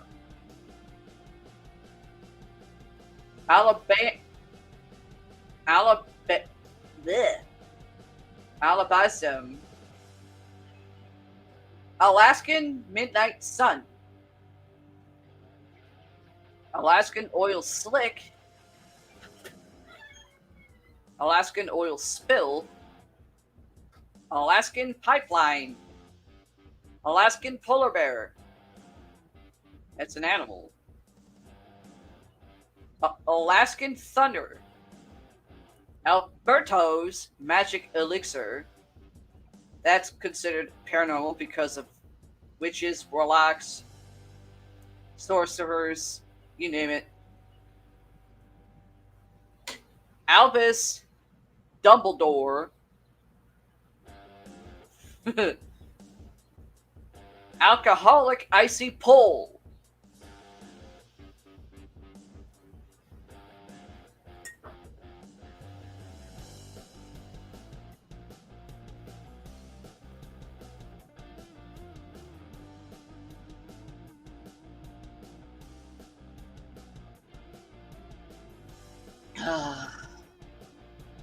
I needed a drink. Okay, now where was I?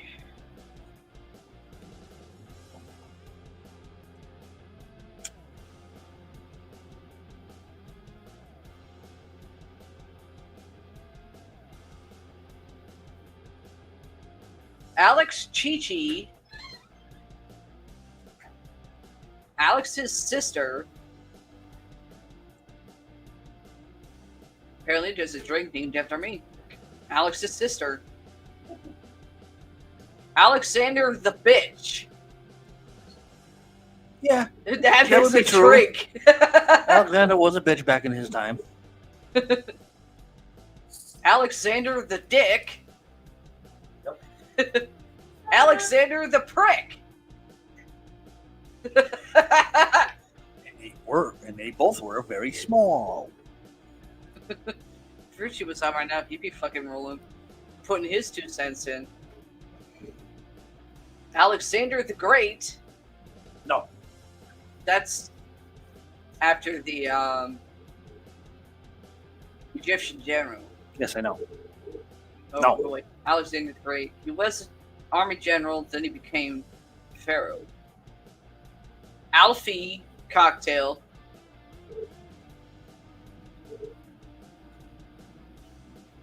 Alfredo. That's a side dish. It's a sauce.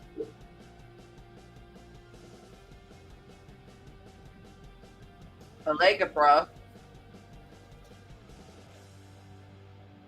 Alice in Wonderland. Ho.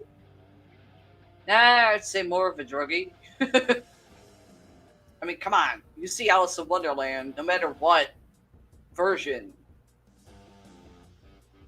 especially the animated one from Disney. Ho! Not really ho. More of drugs. You're seeing shit that disappears. Okay, so she's a hallucinating hoe. Alien booger. Ew. That's what they sneeze on you. Alien fishbowl. Alien nipple. Alien orgasm. That is an innuendo. And that's also part of the paranormal because of aliens. Alien nipple. There's 2 versions for that drink. Alien shit. Probably bigger than the dinosaurs. Alien sludge.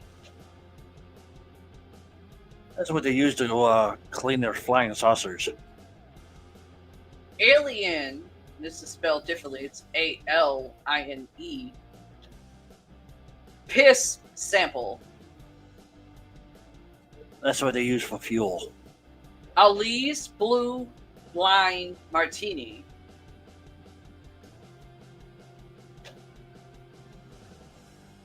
I know Ali's is an actual herb.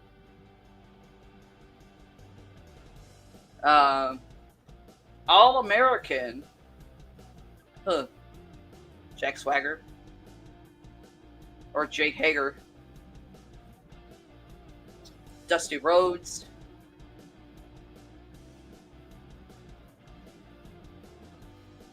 All jacked up. All killer with no filler.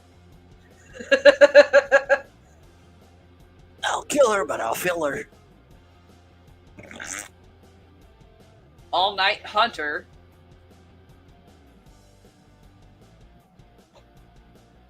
All night long. That's an innuendo. And that's also a song. All plucked up. All puckered out. Allied requirements. That's how I feel when I try to walk up a freaking incline hill. Heh. Allied requirements. Alligator. Alligator bait. Alligator piss. Alligator sperm. That's a what the fuck?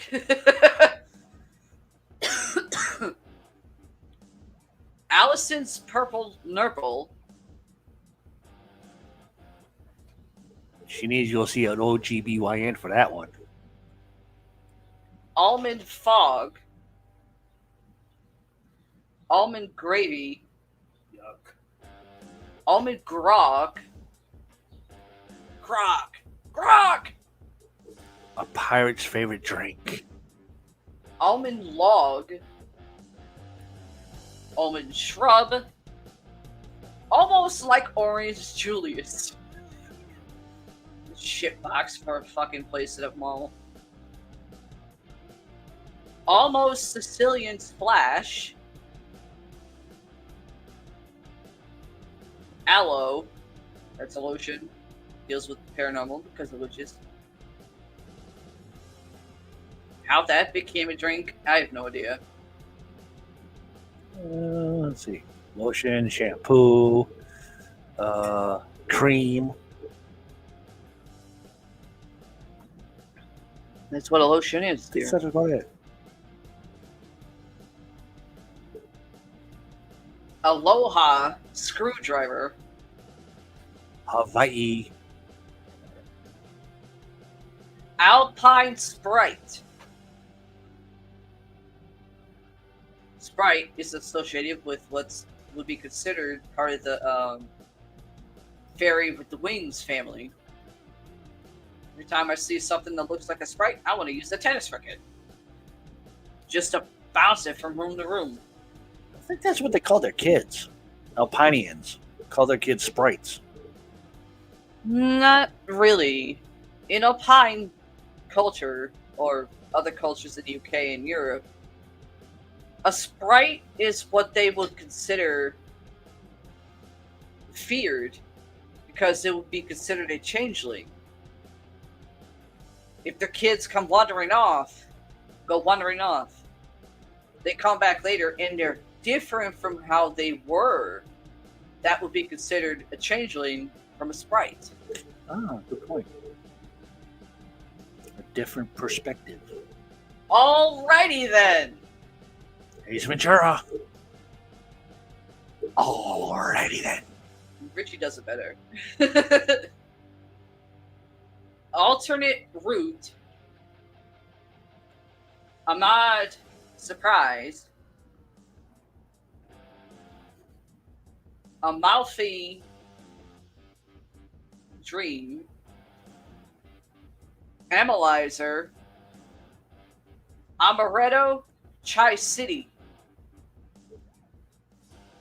Amaretto heart warmer. That's sort of an innuendo. Amaretto Kirsch. Amaretto pie. That's just an innuendo. Amaretto seduction. Amaretto sour stone sour. I'll say that again because I know I missaid it. Amaretto stone sour. There's 3 versions for that drink. Amaretto stone sweet. Amarita.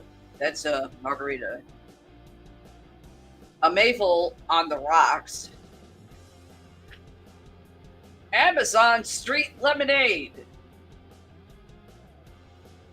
Ew. Ambience.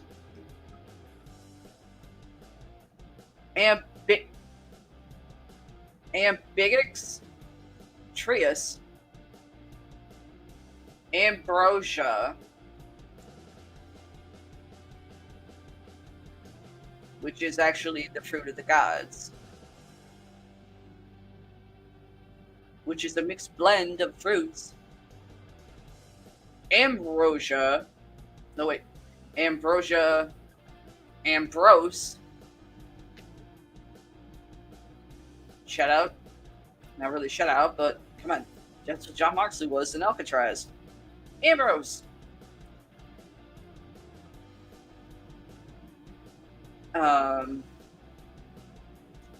Amani. Aunt Mama. American Beauty. It's actually a movie. American Death. Deals with paranormal because of death being in it. American Dream.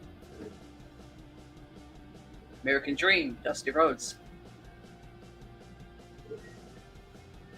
Are you fucking shitting me? Nope.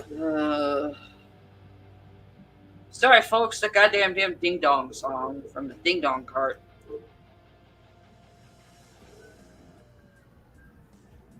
American Flag, American Pie. That's a movie. Amarin Specialty, Amethyst Mist, Carded Paranormal, because bitches, stones, Amigo, Amnesia. Two versions for that drink. Sometimes, kind of wish I kind of feel like I have amnesia at certain times. And Pionin. That's a what the fuck? Amsterdam. A riff. An Irish kiss. An orgy of liquors.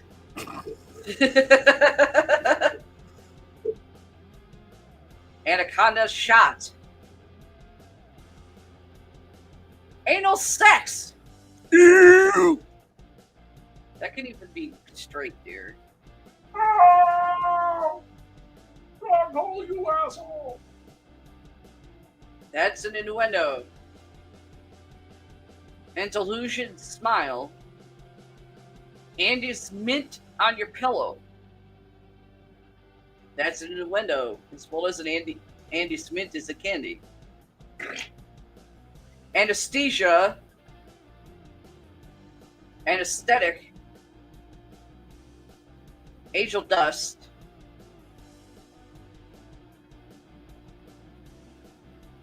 Angel face. Angel hair. That's a spaghetti, which I can't eat because I can't swallow it. Two of Angel piss. Angel's fall. Angel's kiss. There's two versions. Angel's lips. Angel's tit.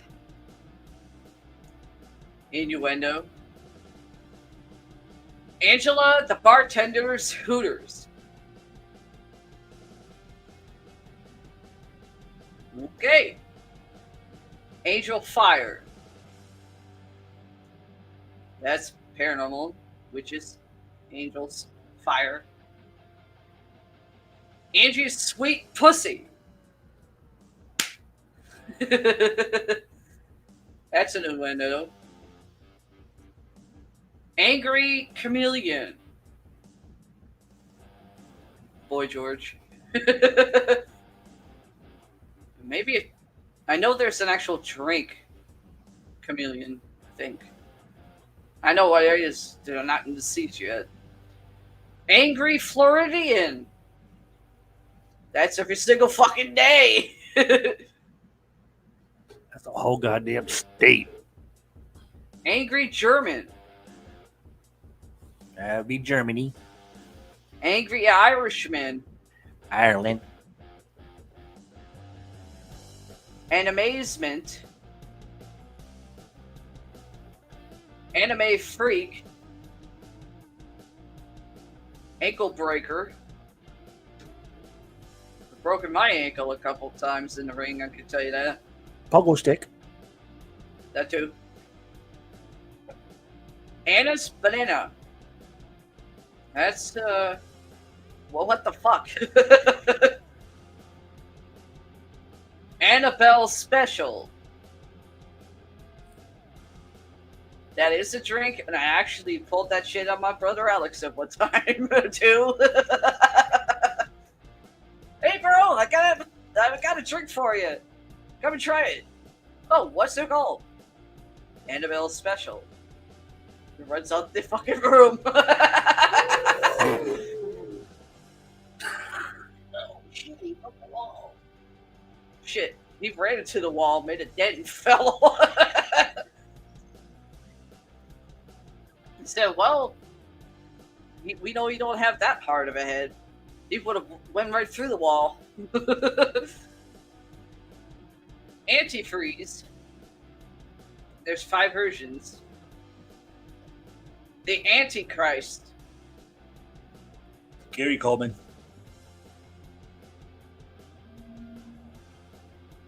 I made that drink a few times. It's not too bad. Asshole butter.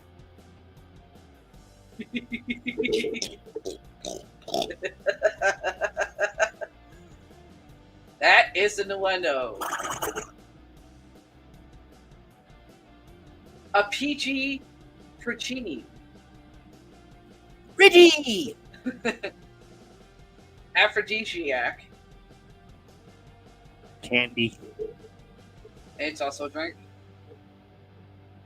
Aphrodite's love potion. Witchcraft. Paranormal. Because of gods. Goddesses. Apocalypse. That is a drink. I did make that a couple times. Appetizer. Ambient Way. Apple. Blech. Apple Batterade. That's a what the fuck. Apple Blow. I might not want to eat apples again. That's an innuendo. Apple Blow Fizz. Another innuendo. Apple Bomb. Apple Booker. Apple Buck. Apple Fairy. That's the one with the wings. Apple Fucker. That's so what the fuck. Apple Jacks. 2 versions. I know that's a cereal. Nasty.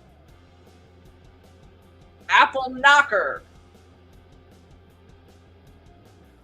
Apple Mule. Apple of the Eye. Apple Pucker Fucker.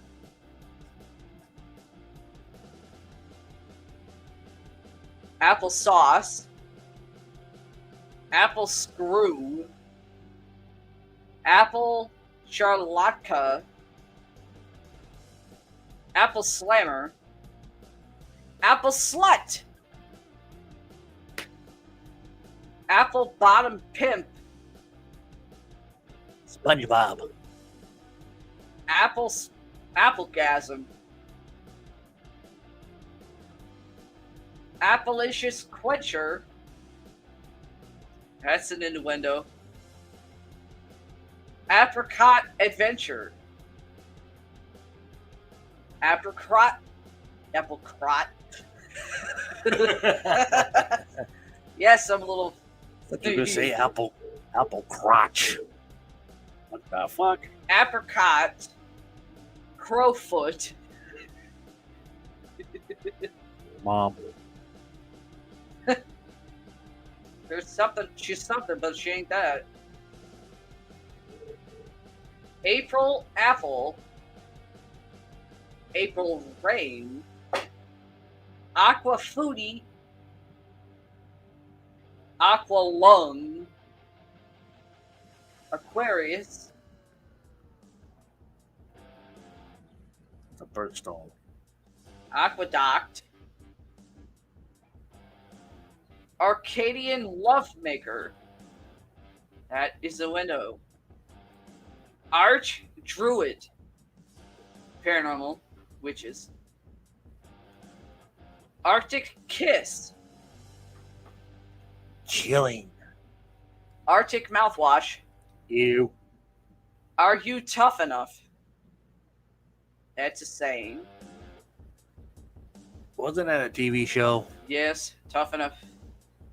No, what was the TV show was called? Are You Tough Enough? I think it was like a game show or something. Back in the 80s. Area 151. Ariel's fucking run. That's in the window. Aerial Bomb, Arise My Love, Arizona Antifreeze, Arizona Ass Kicker, Arizona Dick Kicker,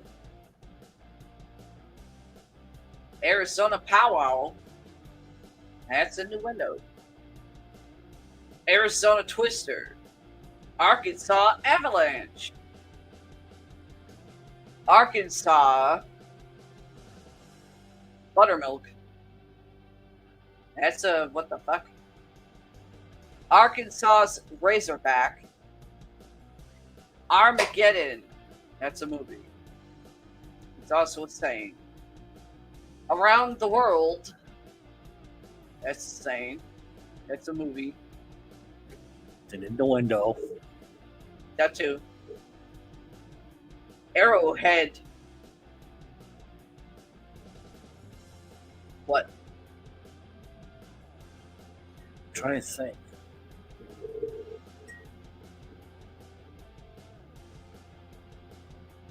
Let's see. That's what was on a long stick for Indians to kill people with or animals. Yep. It's for food, yeah. It's been made into like necklaces. I think it was made for a ring one time. I can't remember. Don't know. And I think it was a tribal called that. I think so. Artillery. The bullets. Be anything. Bullets, rockets, muskets, cannonballs. Ashy Larry. Dirty bastard. Asian Cum Show. That's an innuendo. Asian Fetish. Innuendo. Asian Hooker. Innuendo. Asian Sensation. Another innuendo. Asphalt Road. Aspiration. Ass. I'm sitting on it.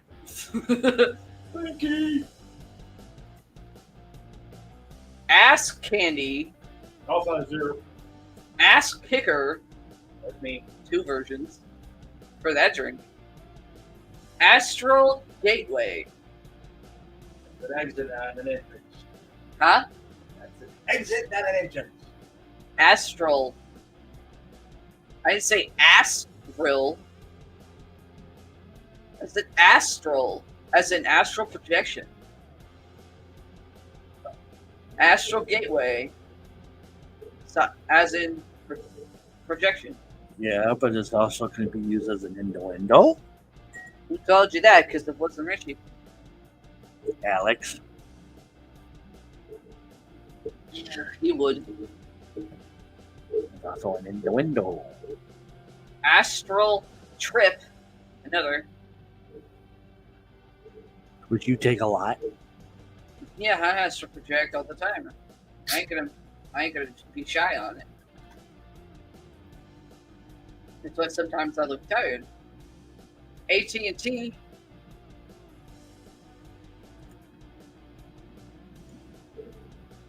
Atomic Bomb.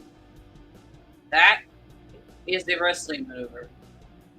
It's a type of bomb, power bomb. Atomic Fireball. Atomic Blockade. ATP. Those are abbreviations. Let's think of what they could be. Ass tits pussy.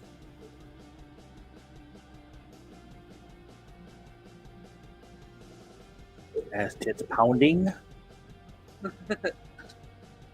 Ass tits pound cake. Ass tit porridge. Ass tit punch. Attitude. attitude adjustment, a drink named after John Cena's Finisher. finisher. Or, well, it's a submission move. 2 versions. Auburn Headbanger. No wonder they don't have any brains. August Moon. Aussie Mozzie. Aussie Revitor. Sorry. Australian Virgin. Okay, that's an innuendo, but how would that be an innuendo if the Australian is German? That's the that would be under the category of what the fuck Aussies. Australian Hustler. Another version of Hustler. Otto Daffy. Autopsy. Ew. But that is paranormal. Dead people. Autumn in New York. That's the season. Autumn Thunder. Autumnal Equinox. That's going to be coming up next month. Avada Kedavra. Avalanche. There's 2 versions. Avalon. Dates back to King Arthur. Avalon. Aviator Fuel. Awesome Chandler. AWOL. Axe Murderer. Axelrod Sweet Concoction. That is an innuendo. Aztec Gold. Aztec Surfboard. And Army of Darkness. Bruce Campbell. Yep. Raptors Radio. That's what they call everybody. Got the A's out of the way.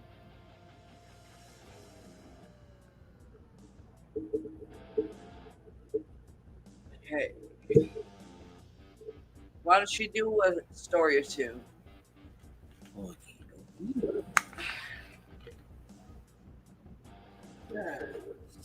I gotta find something to get a snack on. Okay. I killed these off already. Here's one for you all. Abandoned restaurants and ghostly grocery stores in the U.S. And I did not know something like this actually existed. Excuse me. When a hurricane destroys a town or a shopping mall flops, once buzzing eateries can get left behind, become nothing more than shells with faded menus, peddling paint or peeling paint, and trash that hint at its former life. From an empty McDonald's to a deserted Kmart, these ransacked restaurants, derelict diners, forgotten food courts, and ghostly grocery stores will give you the chills. I would love to investigate some of this stuff. On the remote island of Adak, Alaska, there's an abandoned and decapitated McDonald's that dates back to when this was an old Navy town in the 1990s. At one point, the island had a population of around 6,000 people, made up of military personnel or personnels and their families. They had many things you'd find in Central America, such as Pizza Hut, Baskin Robbins, and this McDonald's. If you take a walk around the building, the entrance are said to be bottled or bolted, by the blinds are open so you can look inside. Check out the dated furnishing in muted red, burge, and blue, or beige and blue. It's a stark contrast from the bright modern look of today's McDonald's restaurant. Still looks like the same old shit to me. Here, it's like time froze in the 1990s. On the menu, there's a quarter pounder with cheese for $2.60, which nowadays costs about double that, more like quadruple that. The menu also advertises desserts such as low fat frozen yogurt. Yogurt. Yo, yogurt. I don't eat anything with a Y and a G in it. And apple pie, and a breakfast menu that's similar to today's. You can even see what toy you would have received in a Happy Meal if you were a kid 30 years ago. A Bobby's World mascot. It was a popular children's television played by Howie Mandel. God, I remember this, how they had the drive-through thing. The damn thing was still ugly.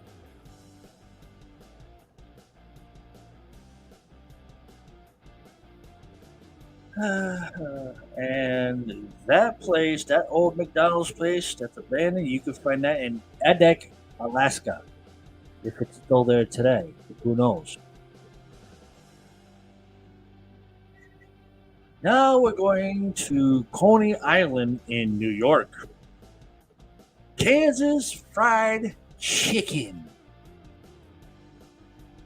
The Shutter Shore Theater was bought by the owner of the Kansas Fried Chicken chain, Horace Bullard.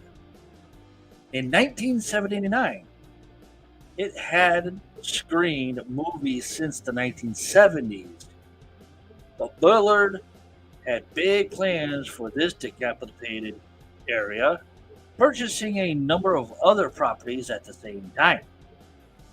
Picture is the shore of Kansas Fried Chicken in 1990. Unfortunately, Bullard's development plan never came to fruition, and Kansas Fried Chicken eventually closed on. Locals, ignorant to the fact Bullard had become ill, criticized him for not doing enough to maintain his properties. You bastards! People say the chicken shop has been closed for at least 25 or more years. Yeah, you New Yorkers, you're a bunch of bastards back then, and you still are today. Past buyers have been able to photograph the inside. Tables and chairs are strewn across the room. Bits of the ceiling are on the floor, and trash, like a soda cup, is stood on the table. The menu is still readable. You could get a shrimp basket for just $5.49, a 15-piece bucket of chicken for $15.99, potato salad, and pies. Okay, hold up. Get a shrimp basket for $5.49. Okay. reasonable, understandable. But a 15-piece bucket of chicken for $16? That's highway robbery.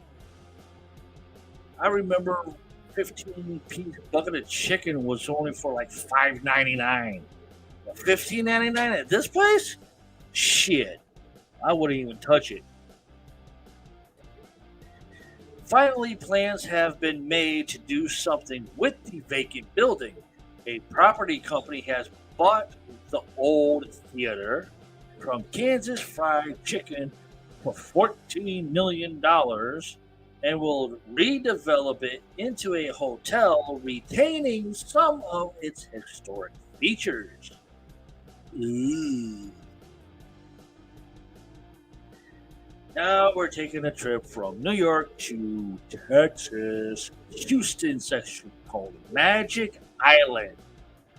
A grand restaurant with music and entertainment, Magic Island was a staple of Houston's nightlife when it opened in 1983.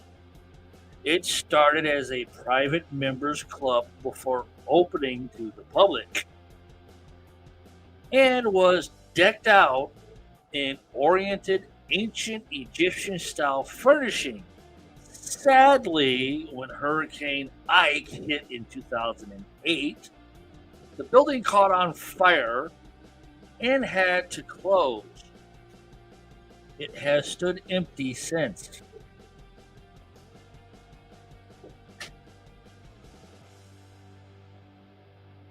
Before its demise, some of the features of the grand two-story building included gold doors, red carpet, an enormous chandelier, murals, and hieroglyphics, Egyptian-style mummy statues, dark wood finishings, and plush cushions. In these pictures, you can see what's left is worn down and strewn about the place. This was the theater where magic shows were held. Many families have fond memories of celebrating anniversaries and birthdays here. What, no weddings, you bastards? And being dazzled after dinner by visiting performers. Eventually, squatters and vandals moved into the building, which didn't help its preservation. You bastards! Its owner, neurologicalist Mohammed A., whose office is next door, announced plans to restore the 22,000 square foot property to its former glory in 2018. Building work began and it was due to reopen in late 2018, but it has now been delayed indefinitely. Just goes to tell me these assholes don't know what the fuck they're doing. Oh, wait a minute. That's now in the entire state of Texas. A bunch of assholes don't know what the fuck they're doing. Now we're going to go to Ohio. At an Istanbul mall in Istanbul, Ohio. The food court at Istanbul Mall, now known as Istanbul Town Square, looks eerily quiet in these pictures from 2014. It once featured a Ruby Tuesday, Mr. Hero, Sbarro, Sakino Japan, and a Wendy's, and was packed full of customers refueling after shopping. Now the outlet are shuttered and the seating area is closed off. Despite the mall being open, the food court remains empty and it struggles to keep customers coming in with just a few stores fighting to retain interest.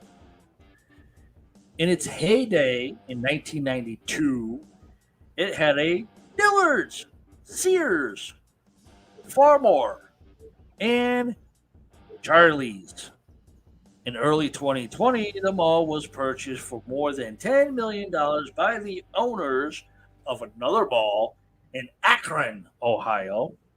The company said Istanbul Mall has potential for development.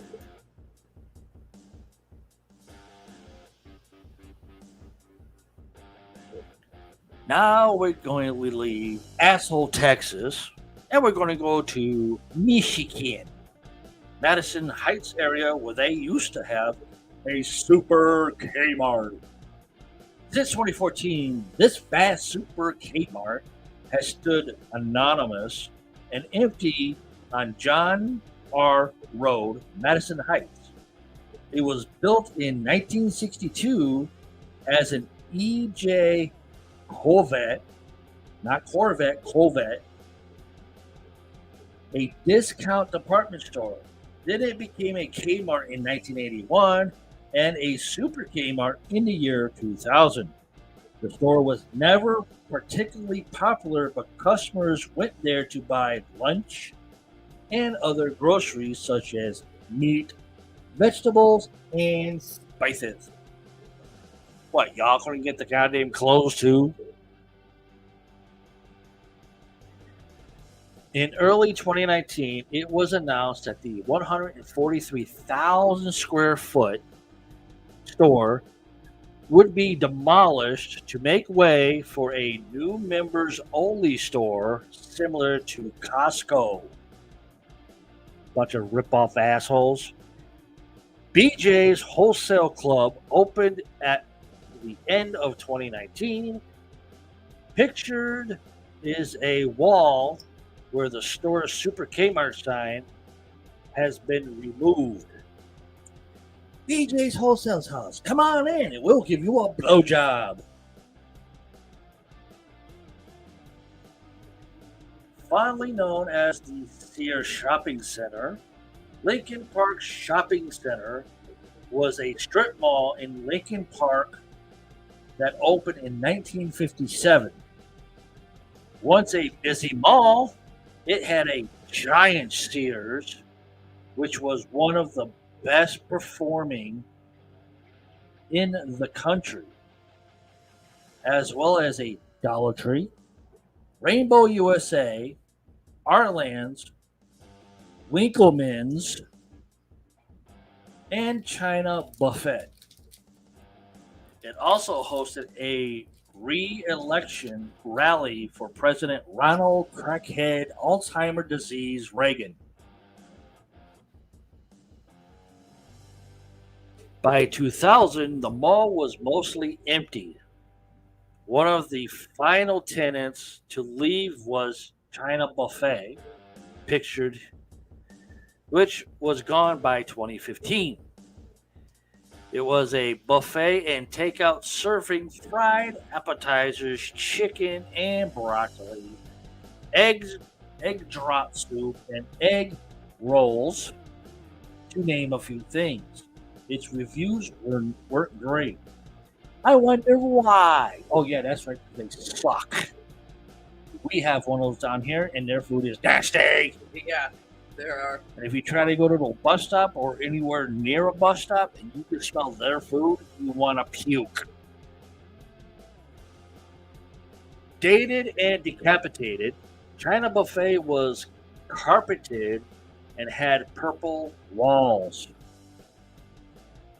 blue marble tables, and wooden sections.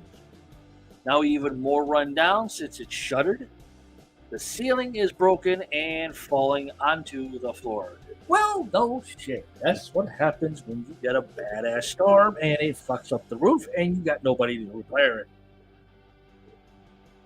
Fucking nuts. Picture is the shell of Farmer Jack, which was in the neighborhood retail park to Lincoln Park Shopping Center. The sign has been taken away and only the outline remains. Well, that's what usually happens.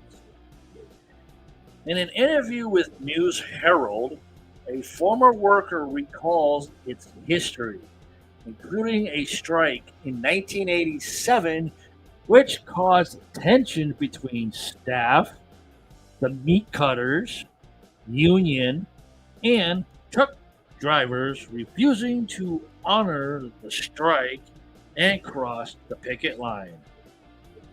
That usually happens. These used to be a Kroger grocery store, which changed to Dunham Sporting Goods in the 1980s. We have that down here too. Yep. Haven't been in it yet. You can still see the turnstiles from when it was a supermarket. I don't remember any supermarket ever having turnstiles in them. Me neither. I remember movie theaters used to have them. I know change stations have them. I knew that airports had them until they got rid of them, but never a supermarket. As of January 2018, the whole Laking Park shopping center, including Farmer's Jack, was demolished.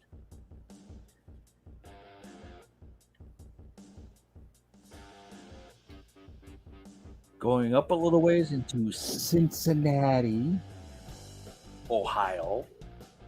One of the biggest malls in Ohio, Forest Fair Mall, opened in the late 1980s with a Biggie's Haymarket, or hypermarket, and several department stores.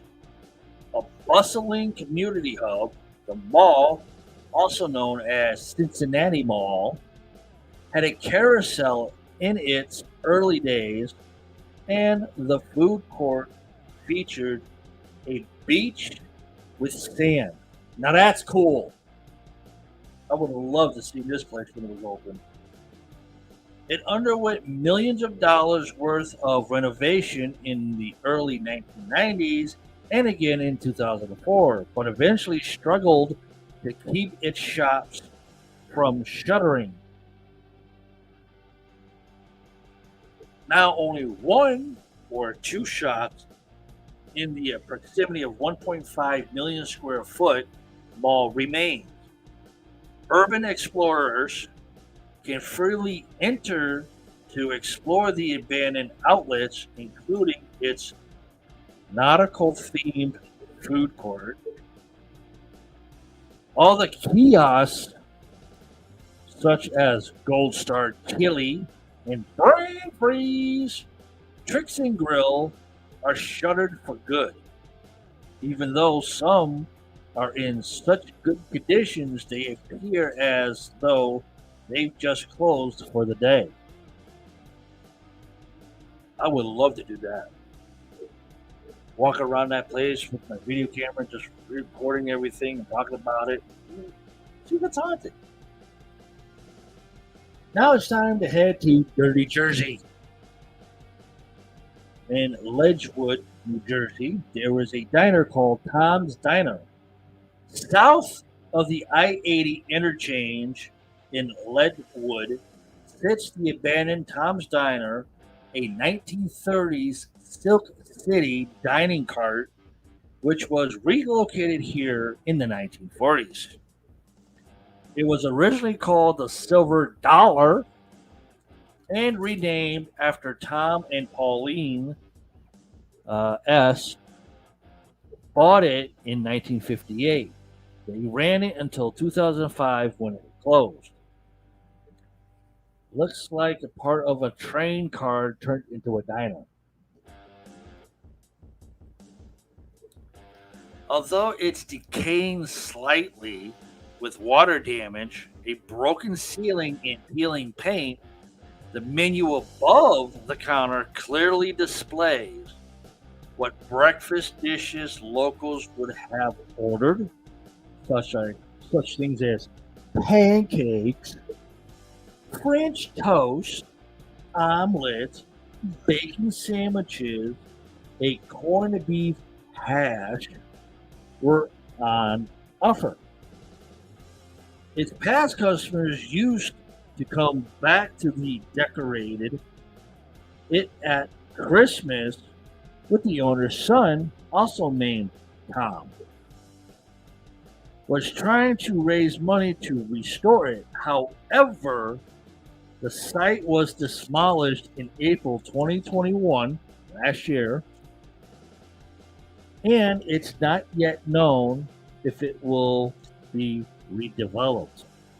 Okay, so the former owner, the father named Tom, mother named Pauline, had a son, named him Tom as well.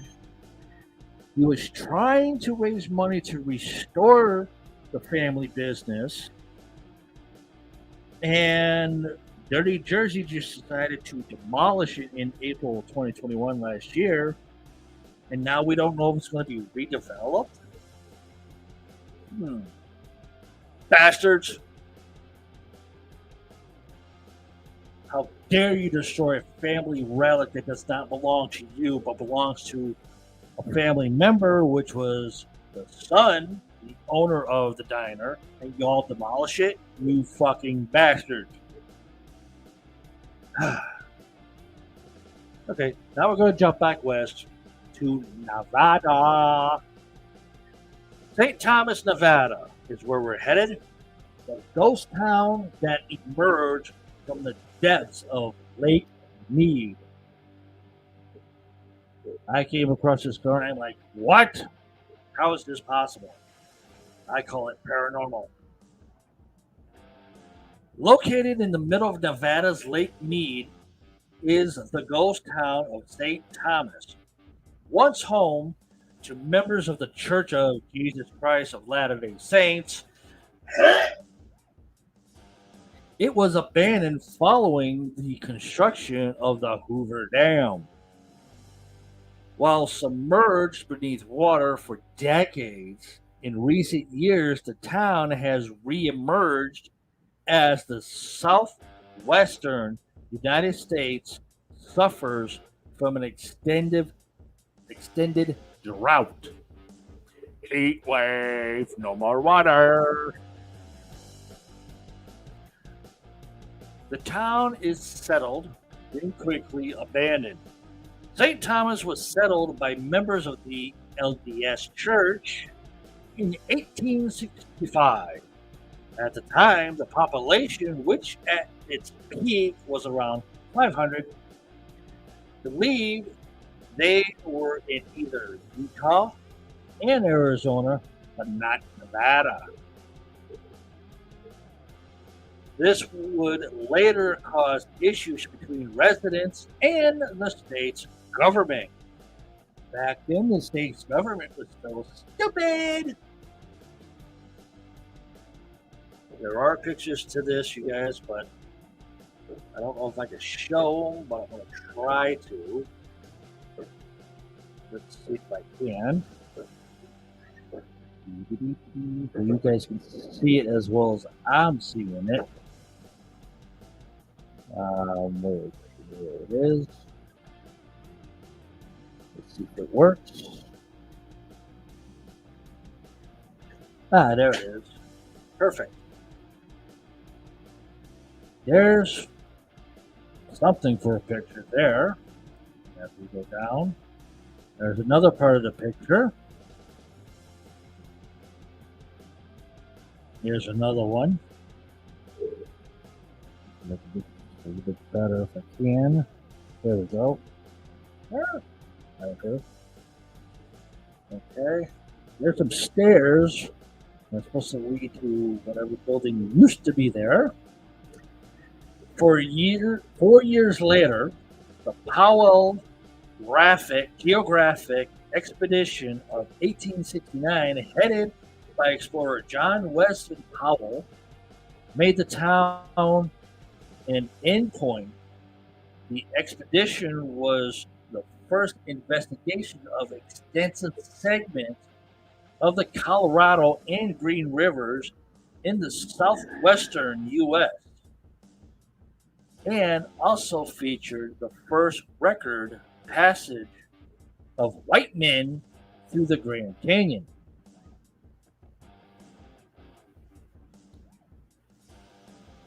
Here's another one.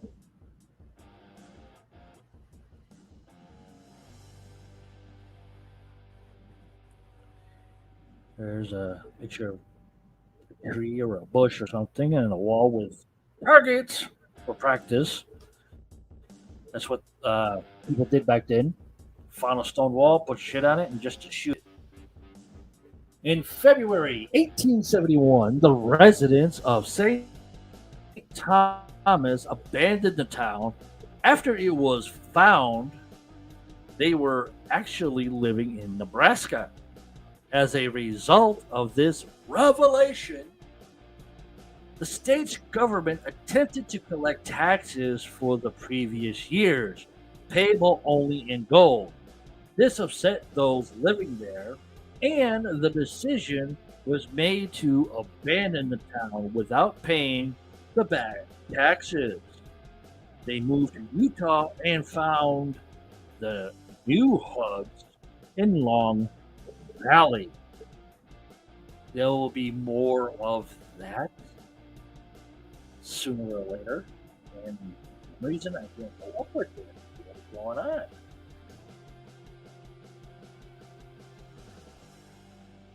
There we go. So that there, folks, you'll be able to see when I have the chance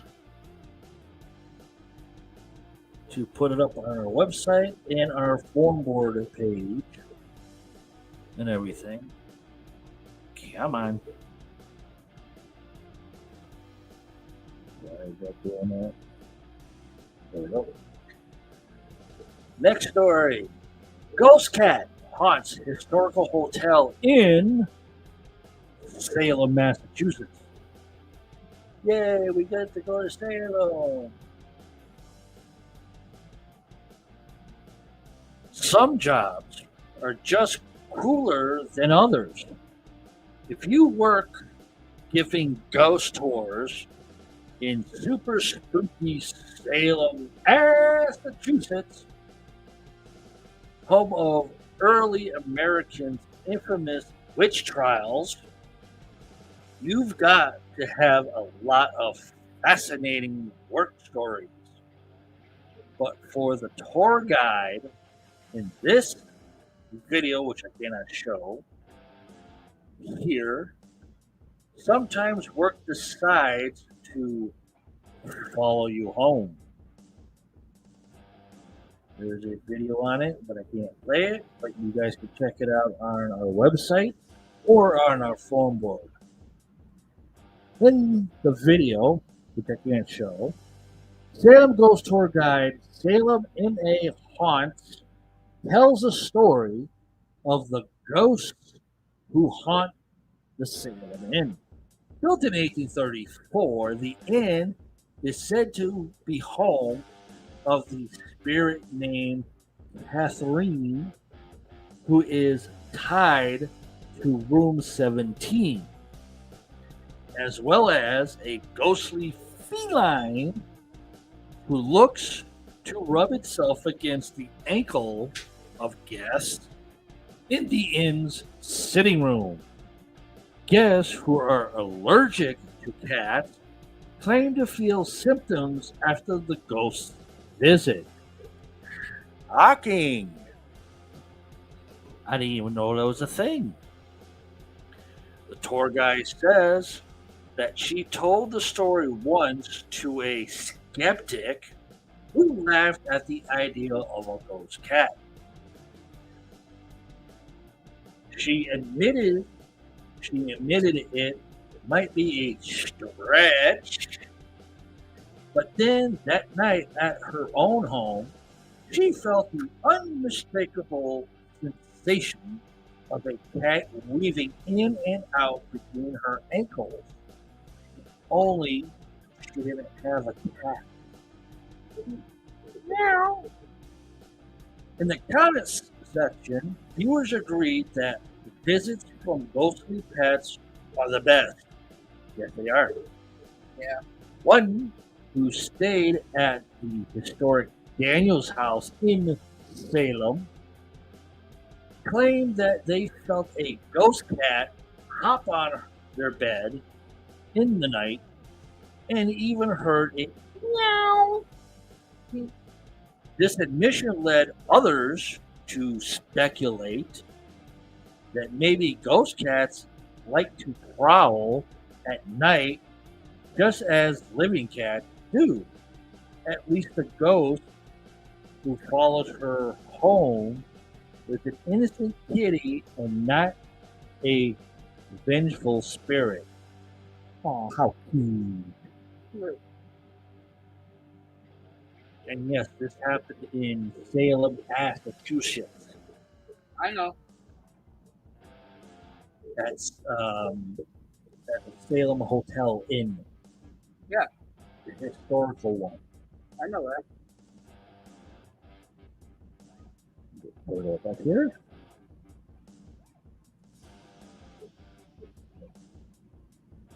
You guys will be able to see more of that stories on our website, in the news section, or on our phone board in the news section there.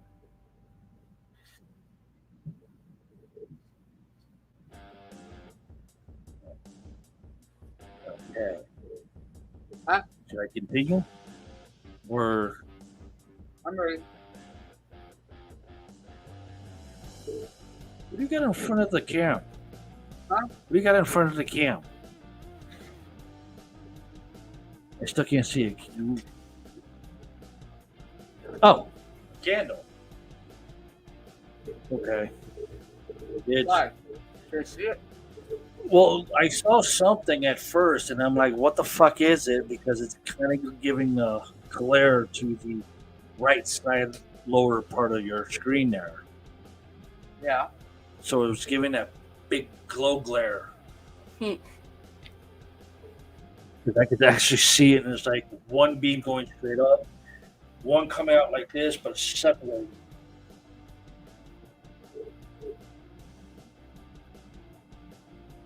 So that's what kind of caught me off guard. I'm like, what the fuck is that? After I'm reading the story. That's because feeling something. Okay.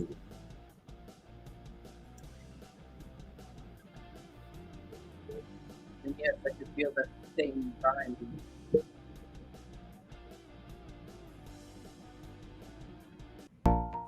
Anyway.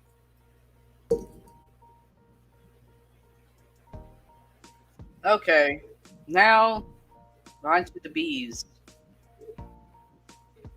Actual drinks, starting with bees, that are innuendos from music, from movies, the paranormal,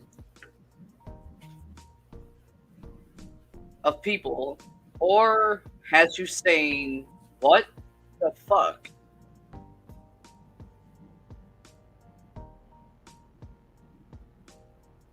B&B Stinger.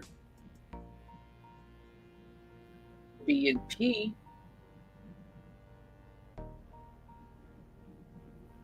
B's Creamy Gift. That's an innuendo. A, B, bleh. Rewind. 4 shots. And what the fuck are you drinking? BAV. Those are initials. Abbreviated. Let's see. I got nothing. B-A-V. BAV. V. That's what I said. You said B. I said B-A-V. Clean your ears. Back ass vagina.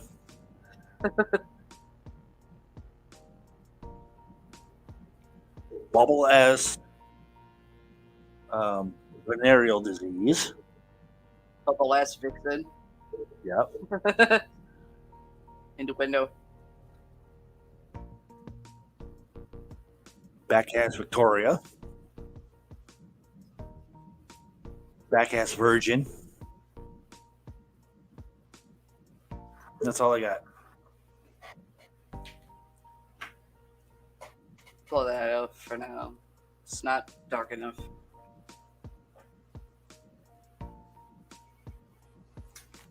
One second. I ain't going anywhere. Just putting this over here.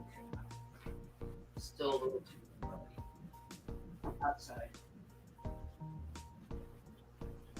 Just don't touch it. I have to touch it because I don't need the heat and messing up the other laptop here.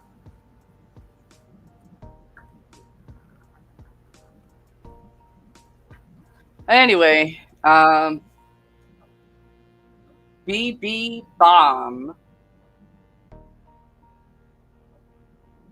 B and B are abbreviated. Ball Buster. Ball Breaker. Big bitch bomb. BFD abbreviated.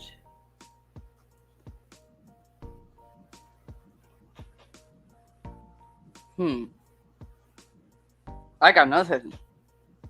I got nothing either. Holy shit. BLT.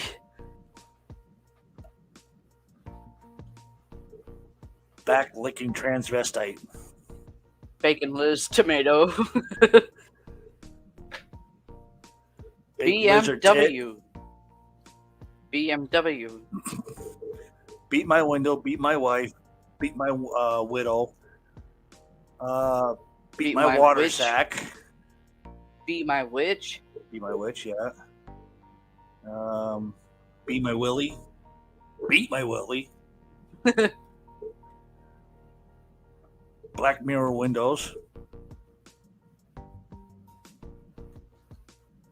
Blue massive whale. That's it. BONUS. That's abbreviated, but obviously it spells bonus.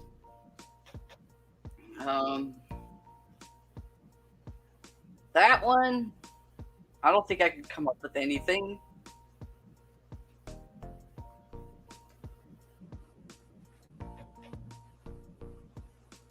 Bitches on nuts are on us. No, I don't know. I'm lost on that one. BVD. That's abbreviated. Bitch venereal disease. 2 versions of the drink. Ball venereal disease. B2, C2, B52, Slovak, baby girl. That's what Dad calls me all the time. I'm 40 years old. He still calls me baby girl.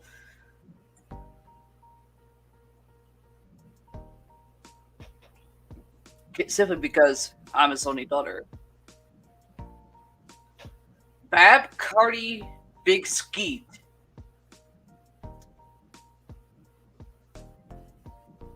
Sounds like something you find in a bad warehouse. I can tell you it's an innuendo. Bacardi Refresher. Bacardi and Pepsi. It could be any type of Pepsi, really. Regular Pepsi, Diet Pepsi, Pepsi Zero, Pepsi Orange, Pepsi Lime, Pepsi Mango, since they got practically most of every flavor on the planet. Bacardi Orgasm. That is in the window.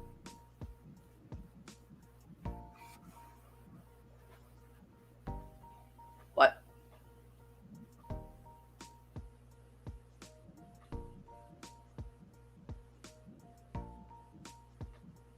Bacardi Tutu Cherry.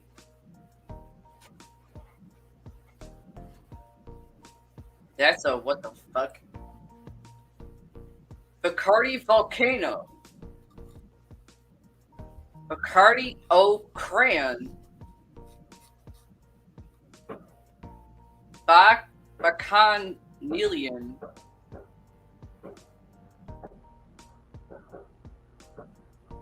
Bocce but spelled with A though. That's an Italian thing, but it's drink. Bachelor's Bait. That isn't a window. Basio del Morte.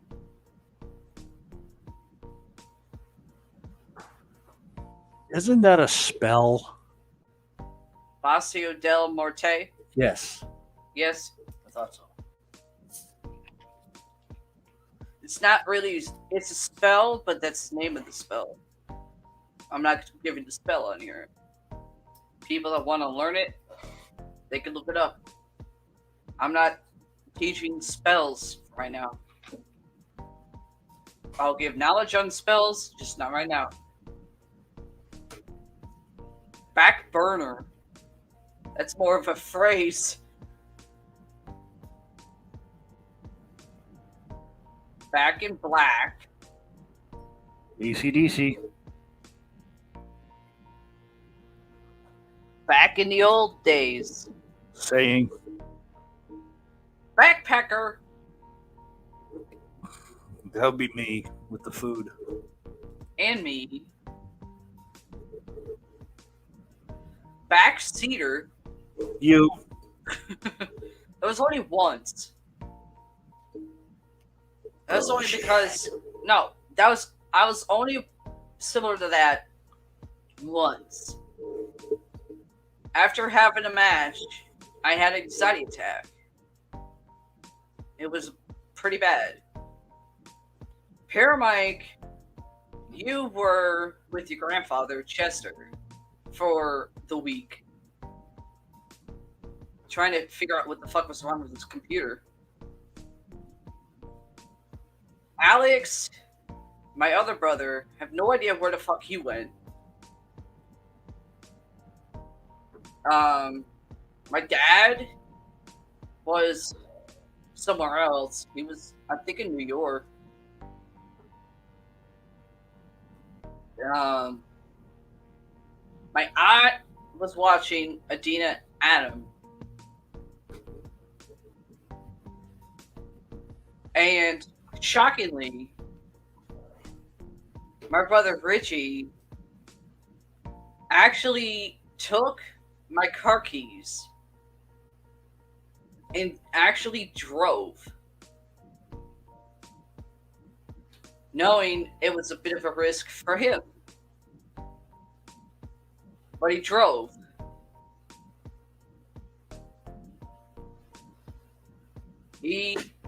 I objected. And what the hell was my car? He overruled me by literally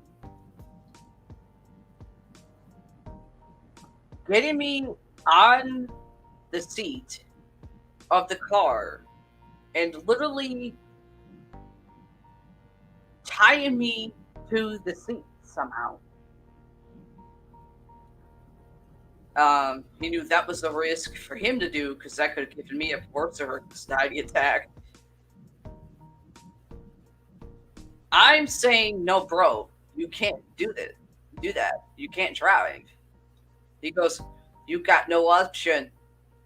Neither do I. Need to get you home. I'll drive. It's my car. He goes, yeah, in your state, not happening. Shockingly, he got us back home unscathed. And the whole time, he's laughing at me. Not at me, but he's laughing at what I'm saying I was gonna do when I got over my anxiety attack. I'm gonna kick your ass. He's like, yeah, then I'll just put you in my hold again. And you can't break it. Not now anymore. Shut up.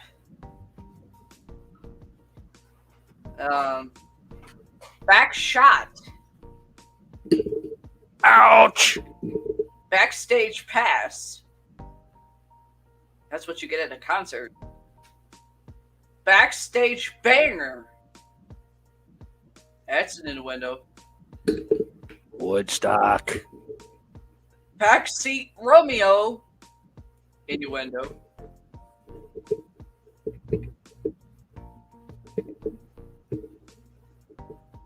Backdraft. That's a movie. Backfire. Backfire on the freeway. Freeway. Freeway.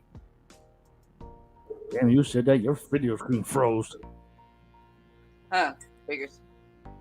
Taking a sip.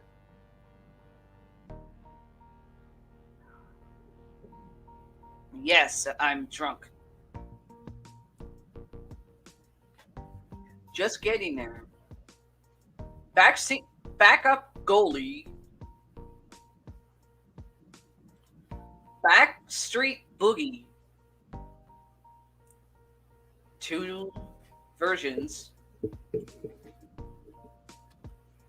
Backstabber. That's a submission move. Not submission move. That's a wrestling move. Backyard dwag. Bacon and tomatoes sandwich. Ugh. How that's a drink, I have no idea. Bass acid trip. Badass. That was one of my nicknames in wrestling. And when I bartended. Badass amaretto. Badass bitch. That was me. And that's me still. Still are. I don't. There's another nickname when I wrestled and when I bartended and the hell with it and hell with it. Bad attitude. Bad habit. Bad hair day. You had that before the show. I know. Bad head gasket. Bad motherfucker. That's what Richie calls himself a lot of times. I'm a bad motherfucker. Debatable. Bad News Bear. Richie's favorite movie. Badusium. Badusum. Bag of Filth. It's a band. Yeah, it's a rock band. Baja Fog. Bahama Slammer. That's somewhat of a wrestling slammer version of Alabama Slammer. Bahama Slammer. Same thing, I know. It's not really considered 2 versions. Bahamian Gombe Smash. 1, sounds like innuendo. And 2, that sounds like it hurts.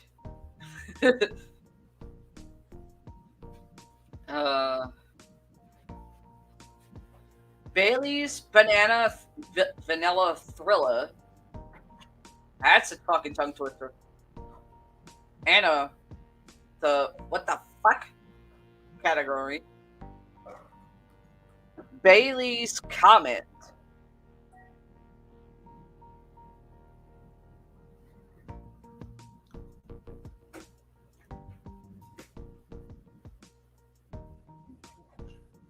Bailey Boo. Bailey's Bitch. Bailey's Blizzard. Baja buy a sidecar. Bacchus.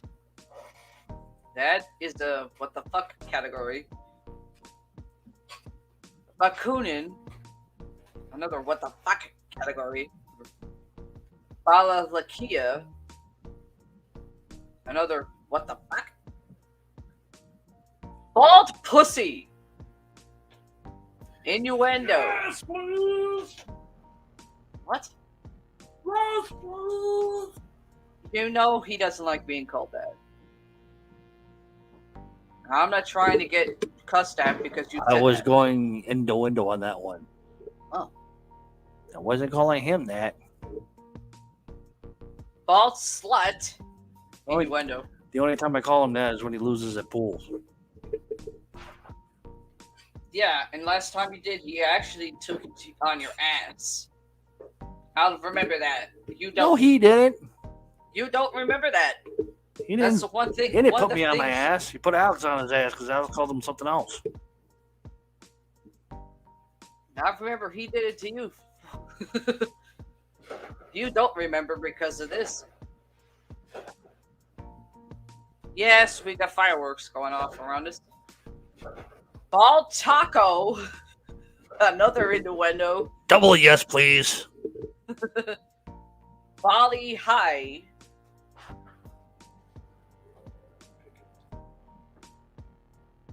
Ball and chain. Innuendo. You. Ball bag. Me. Ball banger. Innuendo.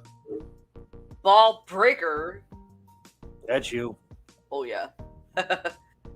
Literally broken shithead's nut balls with my fucking knee and foot on a couple occasions. Ball hooter. Ball of fun. Ball or head. Innuendo. Ball sweat.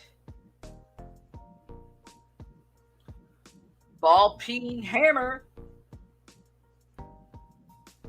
Ball chain blaster.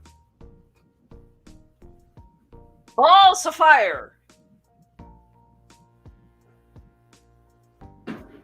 Bally leaky bail. That's a what the fuck?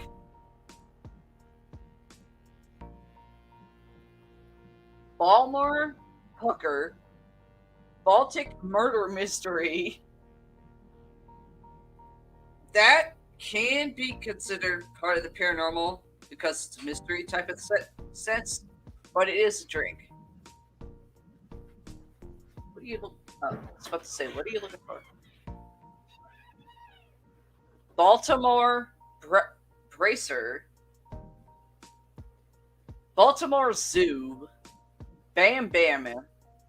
Bam Bam. The fucking Flintstones. Bambi's iced tea. Banana boat. Banana. Caipirinha. Caipirinha. Yes, I'm drunk. Just got the drunk limit mark. Banana cookie. Banana cow. That's a what the fuck? Banana di amore. Banana jabs. Banana jacuzzi shake. Banana moo. Moo. Banana sandwich. Ugh. How these are drinks, I have no fucking clue. I would not make certain ones. That's another one I would not make. Banana snowman. That is a margarita in a way. Banana yogurt froster. I don't eat or drink anything with the Y and a G in it. I do not eat yogurt. Sounds like it's coming up again. I don't eat anything with a Y or a G in it. Banderas, that's the actor. Bang a breath tonight. That's in the window. Bang 'em back. That's another one. Another innuendo. Banging your husband or wife's boyfriend or girlfriend. How that is a drink, depending on what side of the fence you swing on, I have no fucking clue. But that is in the window. Banging on the hardwood floor. That sounds like it would hurt my back. I have no idea what Paramike's doing, people. Bangkok Monkey Shocker. That's a innuendo, but also a what the fuck? And the banging on the hardwood floors in the window also. Banister. That's a part of a staircase. Yep. Bannock Burn. That's a what the fuck? Banoffee Milkshake. Another what the fuck? Banshee. That was my shriek. Banshee is the shriek that I do. I'm not a banshee. I can shriek, well, scream, but my brother Richie calls it a shriek. Bar Slut. Innuendo. Barbarian. That's what some people were called in medieval days.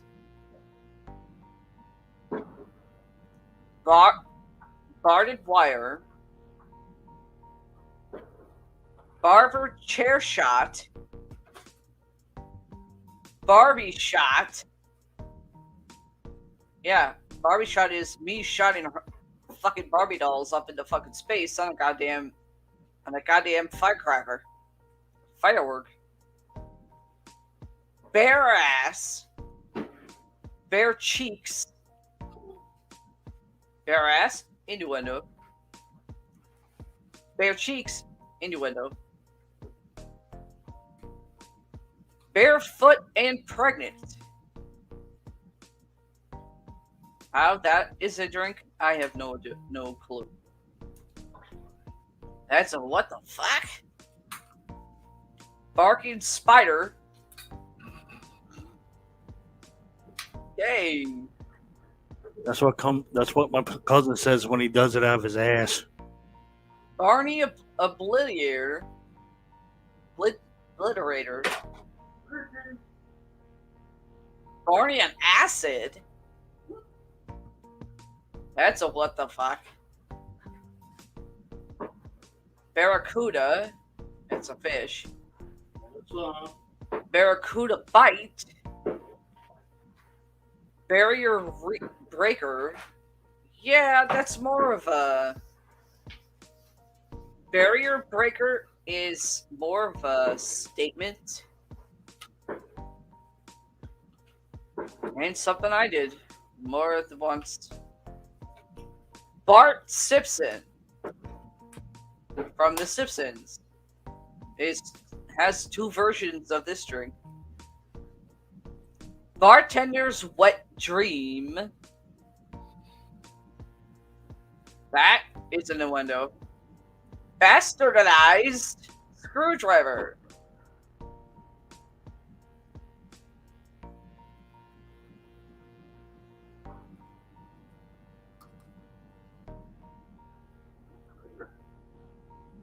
Yes, that thing is still standing there behind me.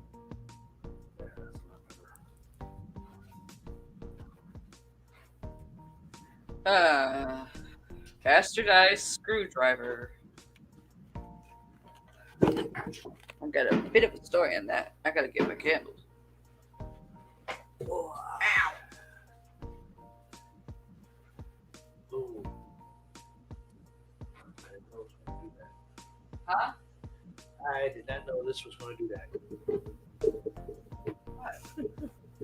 Light you up. Don't worry about it. That's why I said what the. I have no idea what the fuck you're doing. I was actually trying to have a light over here for my keyboard so I could see it. Instead of getting the video game, you should have gotten a light up keyboard. Right there. I was going to, but they didn't have any more. They weren't going to get in light up keyboards until next month. I was like, damn, I gotta wait the next month to get a light up keyboard. Depends on how much they are. Yeah, literally. I mean, the light up keyboards down here at Walmart, they're like freaking more than I would love to spend on it. But they're just ridiculous. Even on eBay, they're crazy, and I'm not guaranteed, hey, I'm going to get a working lighted keyboard here. No. Okay, my story on what a bastardized screwdriver is. We're bartending one night. It was a Friday night. At times we had like themes. Like themed nights. Being on a Friday night, and it was literally the dead fucking heat of summer. My father decided to have a goth / witch improv night. I went, Dad, we already had one of those. He's like, I know, but we drew in a pretty good amount of money. Why not? Dad, you know how hot it is out right now? And you're on a high horse saying your employees, being what like me, can't smoke inside right now. We have to go outside. It's fucking hot as balls. He goes, how would you know? I am married. I don't need to know that. I went, Dad, stop being a puss. He goes, excuse you? I didn't say it. I just said puss. I didn't say anything else. He's like, okay, you're right. Yeah, you're right. I'm sorry. I kind of had a bad day at the shop today. Wait, you don't usually have a bad day at your store. What happened? You don't need to worry about it. I can see where my brother Richie gets that from. Don't worry about it. He goes, yeah, I taught him that.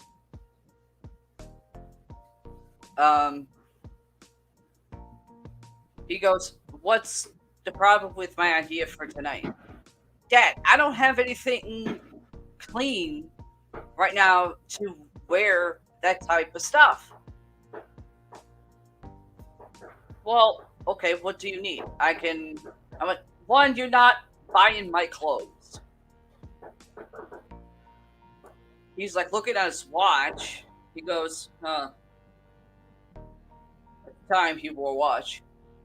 I don't know if he still does. He looked at his watch and said, okay, we're just setting up right now.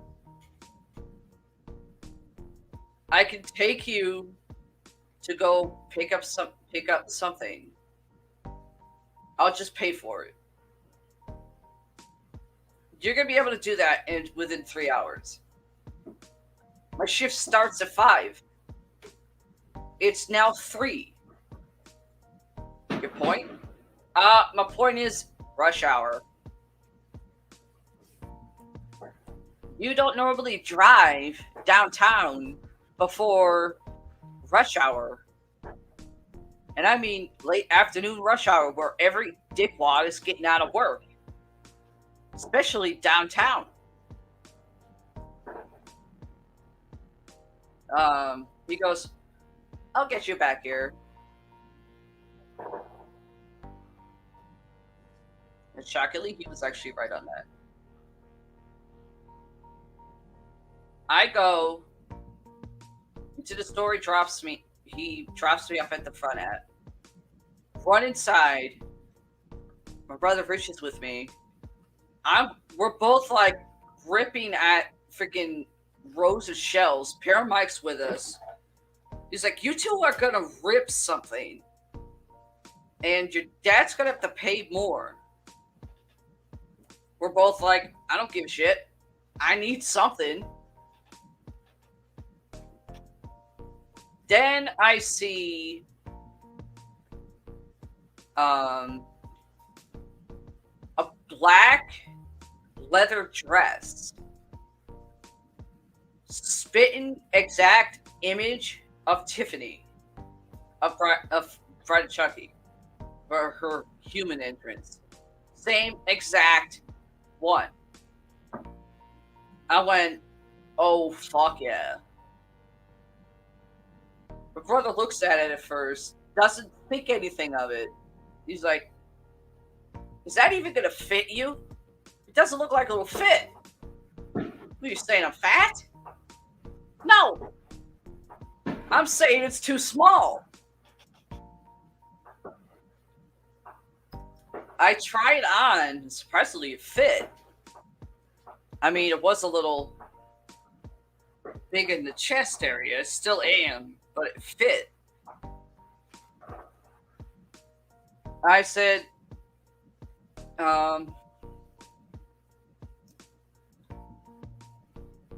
he's like looking at my boots that I was wearing. He's like, yeah, those aren't gonna work with that outfit.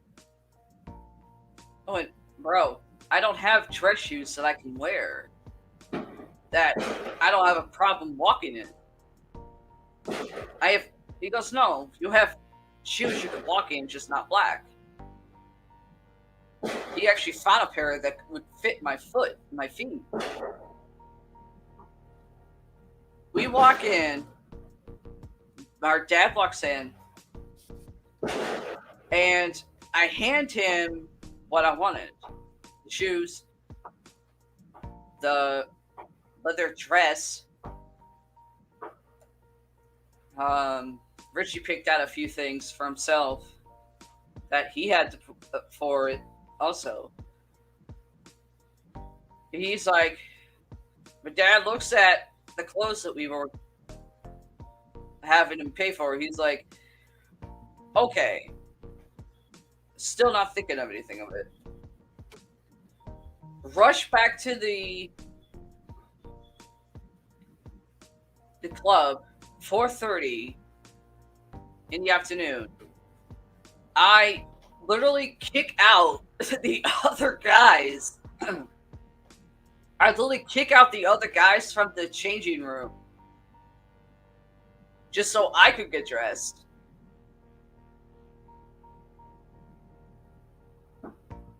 And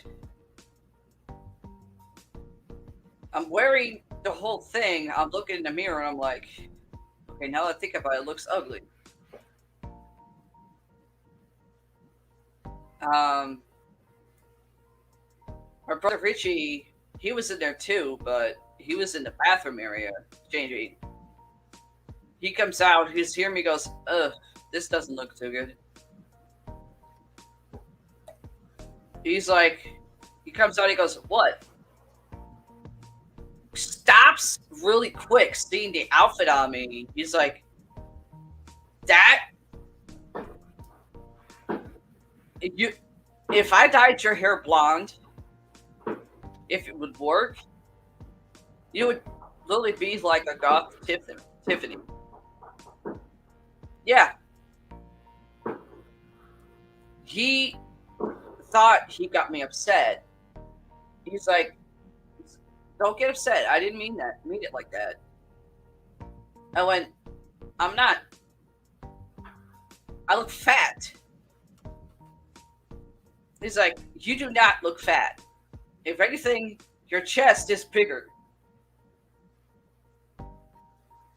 Which means I'm gonna have to stick right next to you tonight. How are you gonna do that when you kind of have two different jobs to do in one night tonight? I can figure it out. He goes, sit down so I can get your face, which would be my makeup on. And your hair's a little screwed up. When is it my hair screwed up? When I have it styled. After about 5 hours, the place is jumping. In comes my, who I call shithead. He knew I worked at that club. Walks over to me, he goes, hey, can I get a screwdriver? He didn't recognize me at first, but then he did like a double check, a double look. After he said what he wanted, he goes, on second thought, I can just have you for a drink. I went, motherfucker, you know how dead you be right now? One, my father's in his office. Two, one of my brothers is behind me on the opposite side of the bar.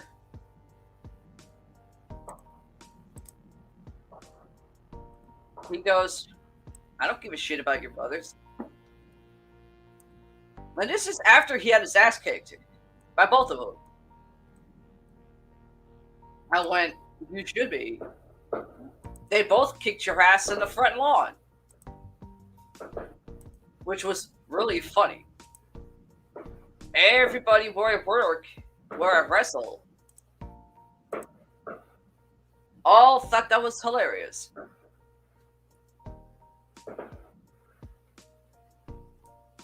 I go, what did you want? He goes, I went, oh, you said you wanted a screwdriver. I pull out literally a screw bolt, put it in front of him with a screwdriver and a couple of bolts. He's like, what's this called? I go, it's called a bastardized screwdriver. You're a bastard. The tool means you're the screw. Here's, let's see, the screw bit and the bolts to go with the screw are basically you. And the tool screwdriver, you can drive it up your ass, and there's your screwdriver. He almost jumped over the bar to come at me, and he ended up getting slapped right in the face with a baseball bat. Turned out my brother Richie actually saw the whole fucking thing. He was just waiting. That's what I call a bastardized screwdriver, buddy. The next on the list, Bastardo, Bat Bite, Bat Blood, Bat Bite, Bat Bud,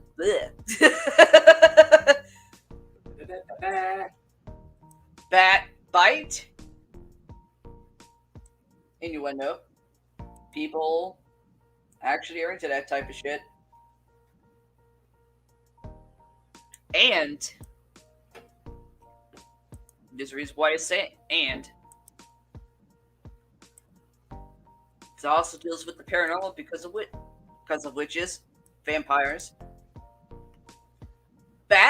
Blood. Paranormal. Witches. Vampires. Bat Chain Puller. I got nothing, but that's a what the fuck category. Batman. Comic book. The movies. Or I should say, the movie of 1989.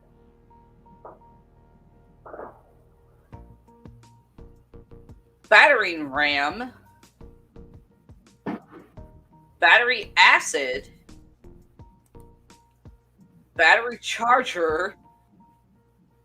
That's what you use to charge your phone or whatever else. Bavorak. Bavorak sounds like a demon name. Bawana Tom. That's a what the fuck?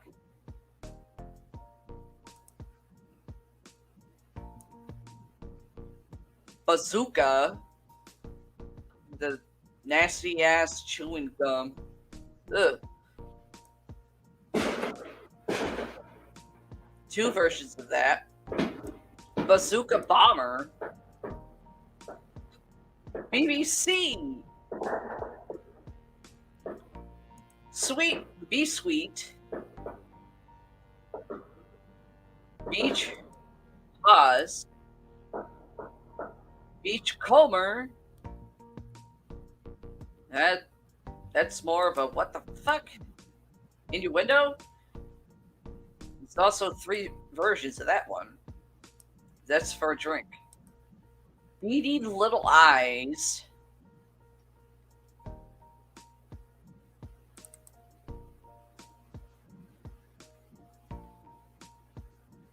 Beaker's Blue. Biel's Cocktail. We already know Biel's a demon. He has a cocktail. Beam and Squirt. Beam and Squirt. That is an innuendo.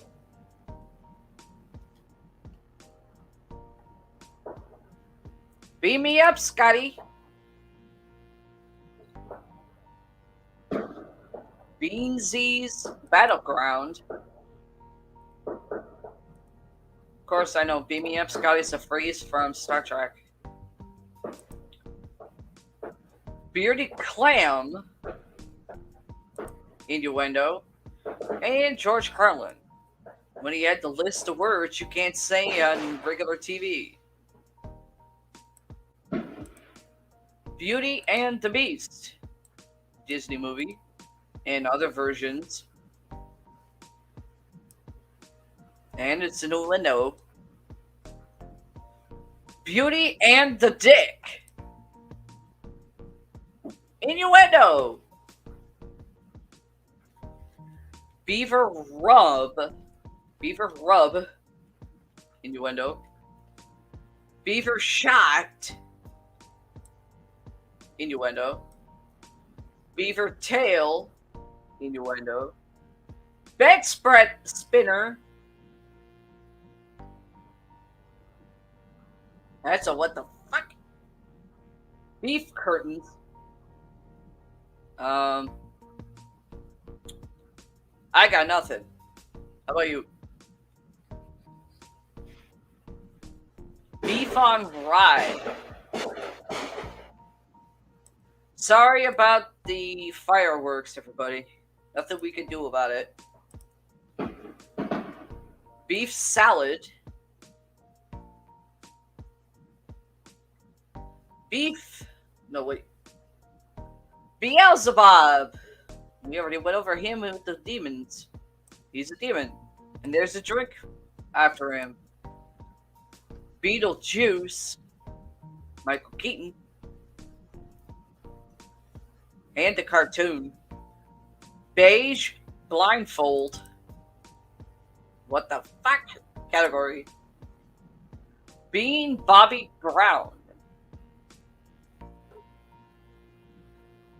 I've always wondered, has anyone ever understood what the fuck Bobby Brown ever said when he sang Belfast Bomber, Belgian Waffle, that's an innuendo, Belinda's Fuzzy Melon. That's a what the fuck? Innuendo. Sorry. Like I said, I'm already feeling the drunken stuff. I got the good shit. Okay, can you take over for a few minutes? I need to use the facilities.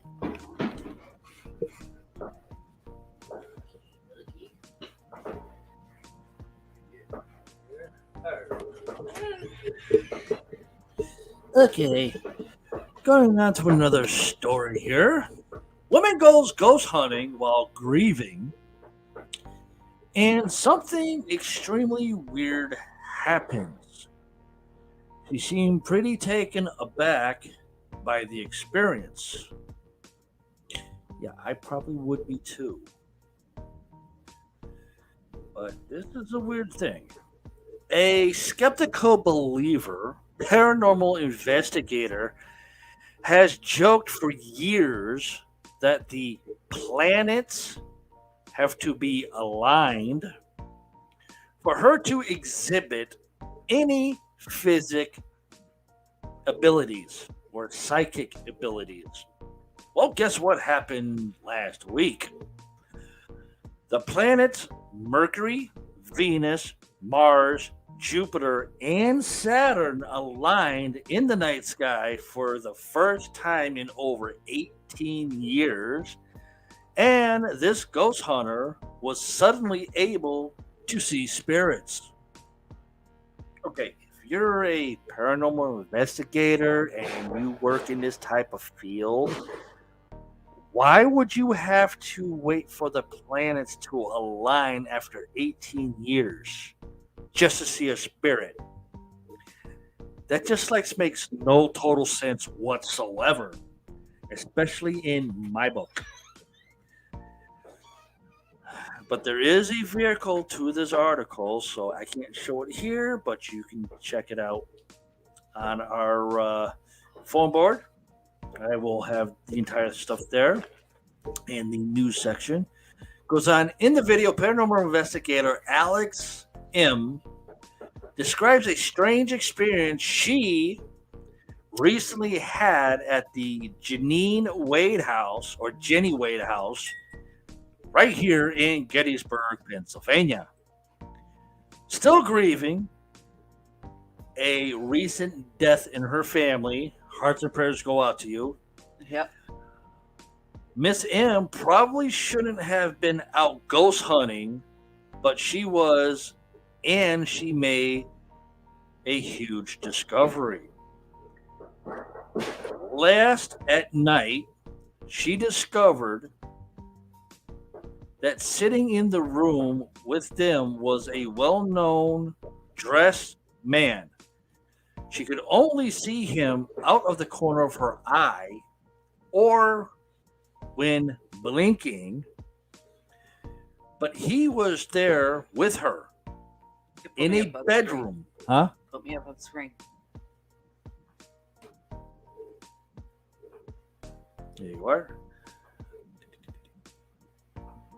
Of the house. He spoke into her mind without moving his lips. Creepy. But sometimes answers to her questions would appear on her team's equipment, such as when he told her that his name was Stephen. He seemed to find the idea of ghost hunting very amusing. I think that's how most spirits would be. Yeah. He explained to her that he was himself traveling from Georgia, nothing like a little ghost tourism, and was interested in visiting Gettysburg, BC, of his ancestors who fought on the wrong side of the war. Masudo, that's the name, Masudo, I said M, says the only other time she's experienced anything like that was during a hospital stay. She even wrote a book about the experience, and that it must take trauma or the planetary alignment to awaken her psychic side.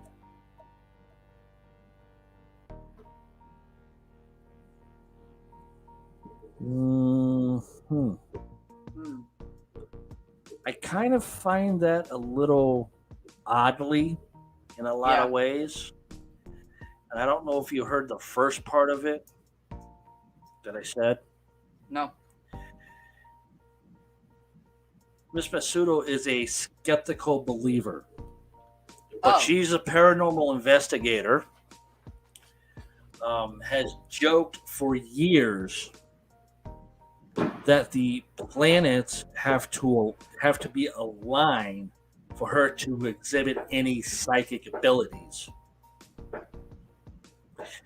Now, the planets Mercury, Venus, Mars, Jupiter, and Saturn had aligned in the night sky last week. Okay? Mm-hmm. But for the first time in 18 years, after all those planets aligned, she suddenly had the ability to see spirits. Okay.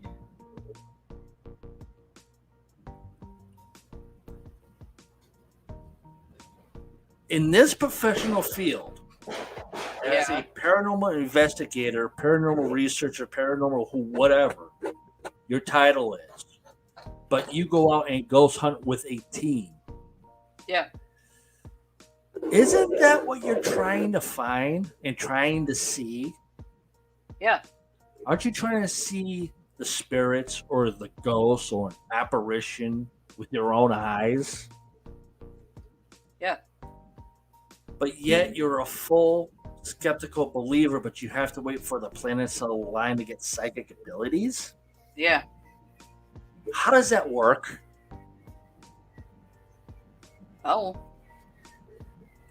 Because I've seen a lot of paranormal shows, either on YouTube or what we have about Ghost Adventures.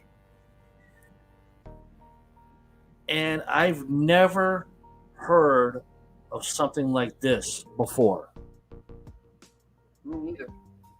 Being a skeptical believer, but you're a paranormal investigator, that you have to believe in this to do the job. Yeah. But you have to wait till the planets align to get psychic abilities? I wouldn't know. That just doesn't make any fucking sense to me whatsoever. I should try to see if I can reach out to Patty Negri about this. Twitter. But yes, there is a video for it, so I will have that on our phone board sooner or later, and everything. So you guys can read it and watch the video, and please, I ask you all to please let me know your side of what I just read and you just reread on our phone board and watch the video. I'd like somebody to please tell me, how the fuck does that work? Oh. I mean, it'll be open to everybody. If you go to our phone board, once I put it up there under the news section, or I'll just make another section called Paranormal News, that's our address right there. EPPS2021.freeforms.net. It will take you right to our page on our phone board. Yep. Please register on our page as a member, and you can leave your comments on different stories. You can leave your opinions on different stories. If you want to follow up on that stories to have us follow up, you can do that as well. Just type in the story's name, give me some details of it and a link to that, and I'll do it on the show. But for that story, after you guys watch it, please, somebody let me know, how the fuck does that happen? If you're a paranormal investigator and you've been doing this for years on end, you have, somebody on your team that's a psychic medium, or, they have to be legit though, or opinions, please let me know. Even a link to describe how the hell that works, I will be glad to read it. Because that just fucking baffles the shit out of me. Okay, I'm ready. Okay, back to Paralore You and can some turn more. that off if you can. You're not going to really need the laptop. It was actually for the keyboard. You're not going to need the keyboard. I'm just reading names. Well, I was doing something over here. That's why. But that's okay. Back to Paralore and more innuendo drinks. Belle of Ellis Island. I don't think I heard of that one. Oh wait, yeah, I haven't made it. Ellis Island. I think that's a haunted island. Belle of Ellis Island. Yeah. Oh.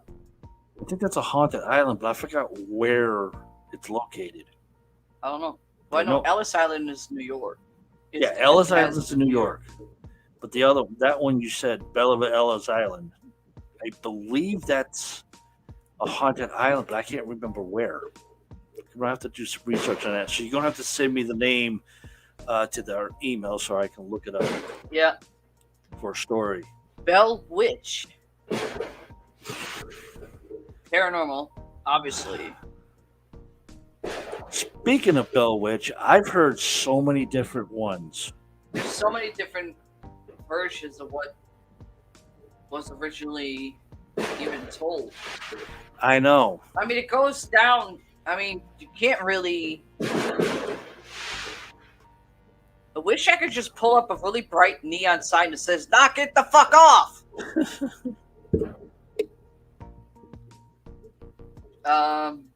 Anyways.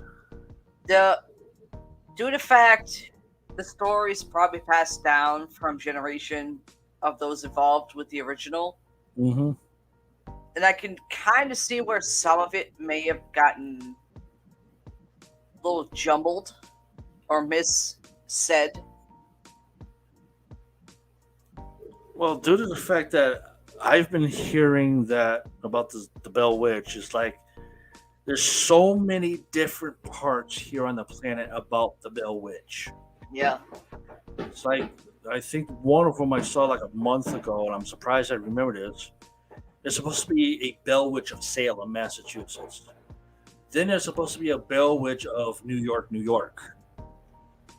Then there's supposed to be one in Florida. Then there's supposed to be one here. And it's like... There's a lot. There's the Bell Witch in Ireland. And I'm like... What the hell? From my experience, due to the fact I am a witch, come on, look at me. Yeah, but you're not a Bell Witch. You're just a witch. No. There's a difference. No, but look at what you just said. It's every place have their own version of what a Bell Witch is. No one really knew what to really call the original.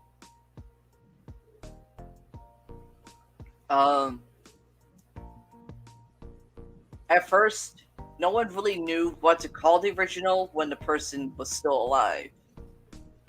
It was due to the fact after she died is when they went, oh, for naming her the Bell Witch.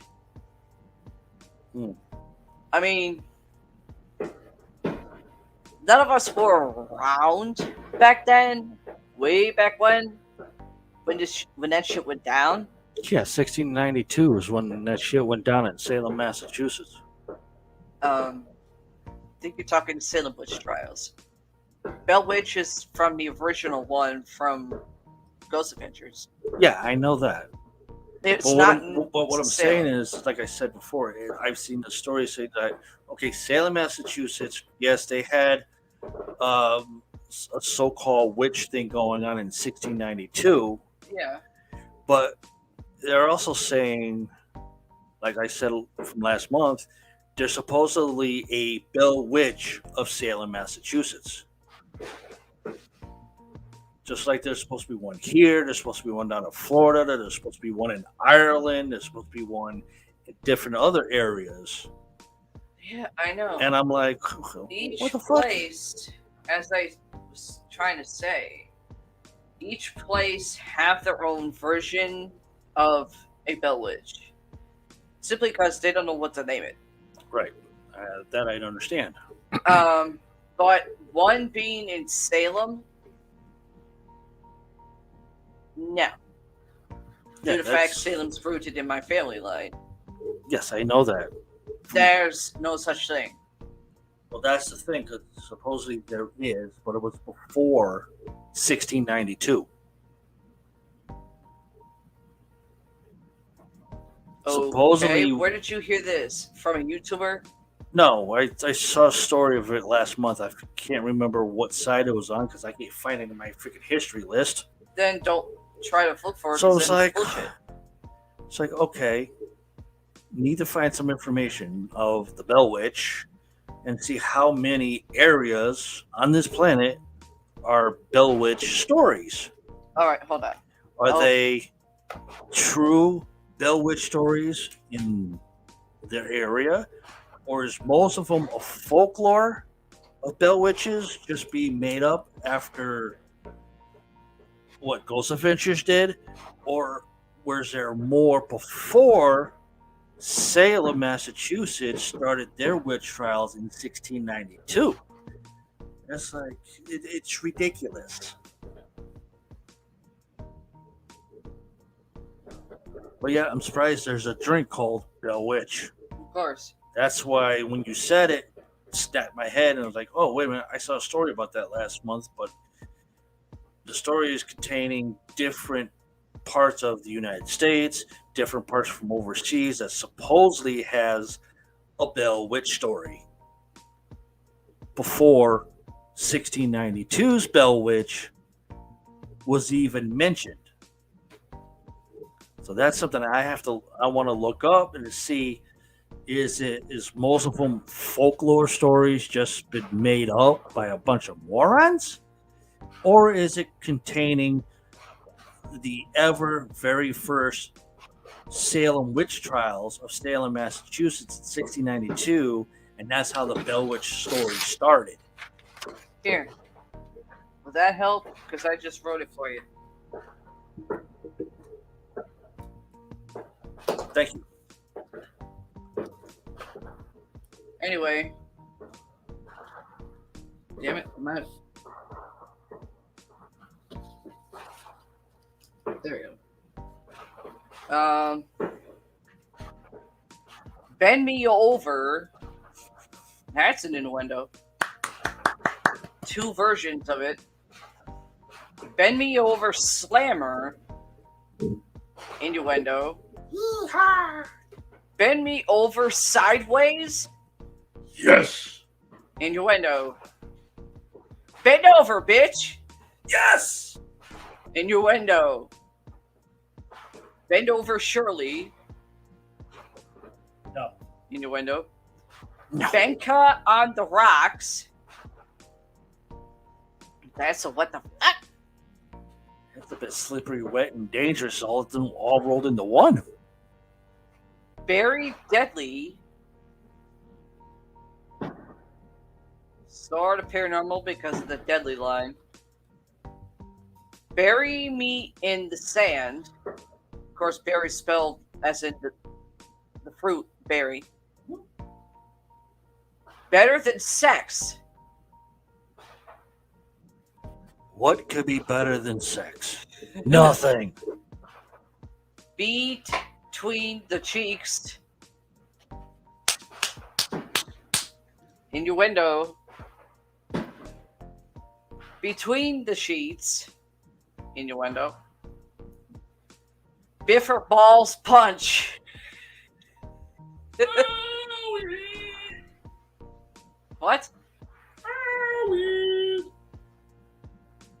That is a what the fuck? Big bad voodoo cooler. That's a what the fuck? And part of the paranormal because of voodoo. Big balls. ACDC.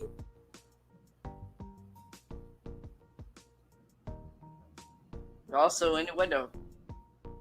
Big comfy couch. Wish I had one. Big daddy woo woo. Okay. That's it in the window. And a what the fuck? Big daddy's crystal meth. Meth lab built in the basement. I like to know who came up with the drinks named after actual drugs, because I would really love to slap each and every single one of them. That'll be a show. BBD. Belf Biv DeVoe. That's all you got? Big boob dicks.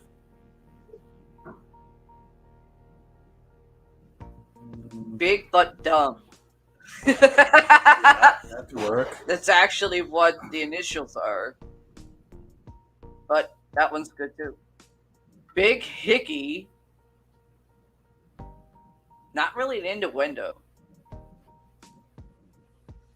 That's a what the fuck? Big Kapowski. Innuendo. Big pine pus. Ew. Sounds like a disease. That's a what the fuck? Big red hooter. 2 versions. Sounds like somebody just dropped some red paint on a hooter. Big stick. I say that all the time to you. I'll beat you with my big stick. That's an innuendo. Big time balls. That's a what the fuck?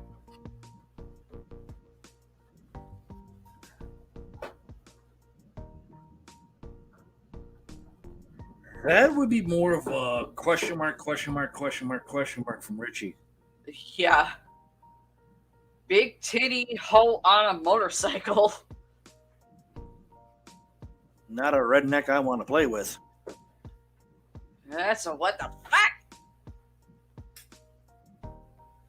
Bill Murray and the Ghostbusters. Whoa, really? Yeah. What am I trying that drink? You know, plenty of greenness for that one. It's a pain in the ass to fucking do. I've only done it like once or twice. Bingo. That's a game. And a casino game. And a song of a dog. And B-I-N-G-O. Biohazard.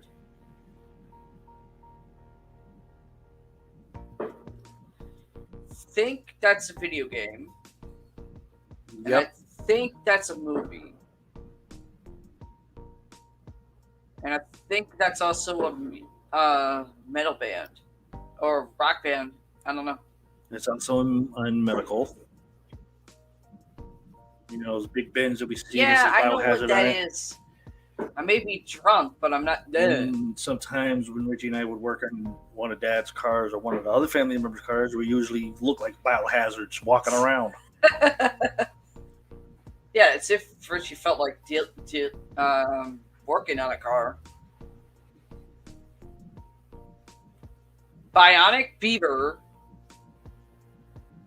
That's an innuendo. I am not touching that one. And that's a what the fuck? bitch ass. That's what I used to call Richie. Why? When he gets frustrated or he starts bitching and comes, shut up, you bitch ass. Over something stupid.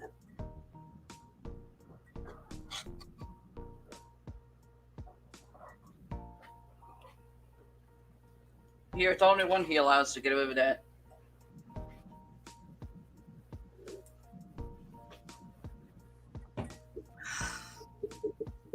Ooh.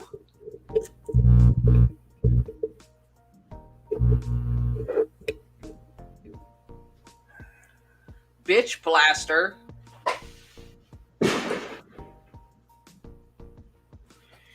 Would that be considered as a bitch blaster right there? No, it's more of a bitch. You're annoying. I'm about to fuck you up. Bitch on wheels. That can be. I can attest to that. No, I can't say that. 2 versions of that one. Bitch slammer. No one's been able to actually slam me, that I can tell you.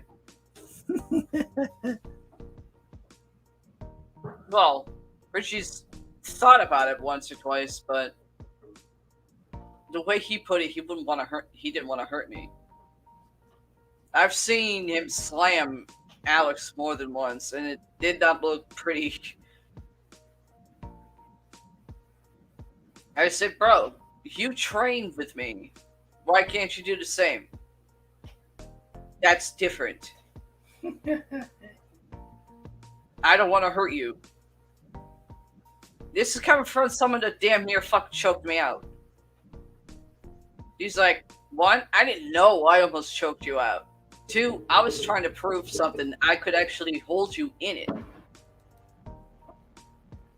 And you wouldn't be able to break out of it.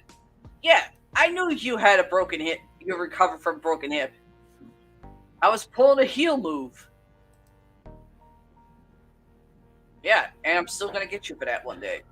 And he's like, yeah, I'm still waiting. Oh, you gonna pull that chip? You gonna pull that on me? He goes, you do it to me all the time. I went, because I'm allowed to. He's like, yeah, you're the only one I allow. Bitch from hell. Yes, that is me. Bitches from hell. Bitches tit. Bite me. That's one of my phrases. One of Rich's phrases too.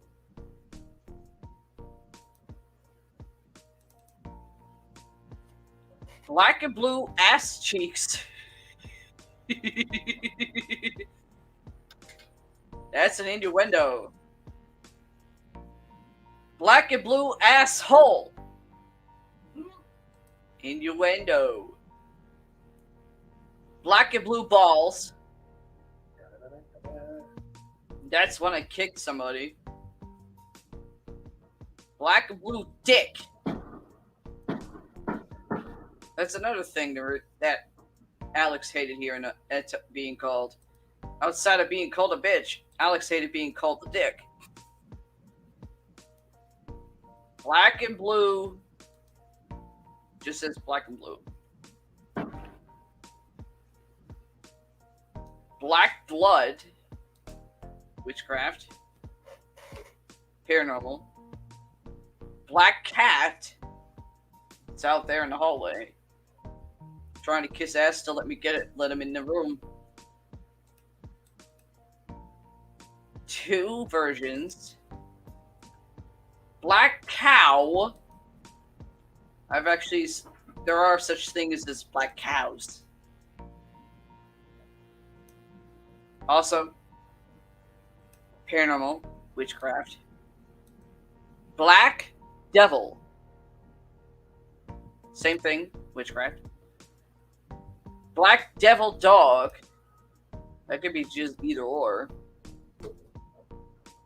A black dog that acts like a devil. Black dog in general. Black fairy, the ones with the wings. Black hole.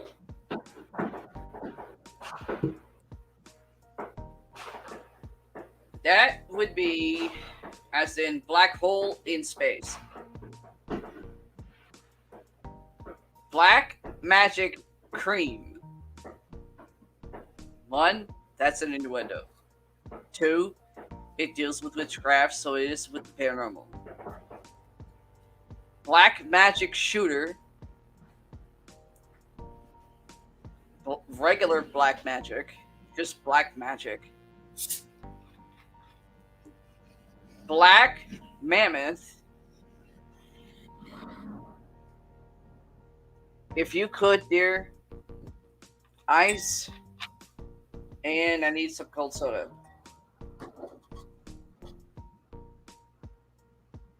And put this back in the fridge.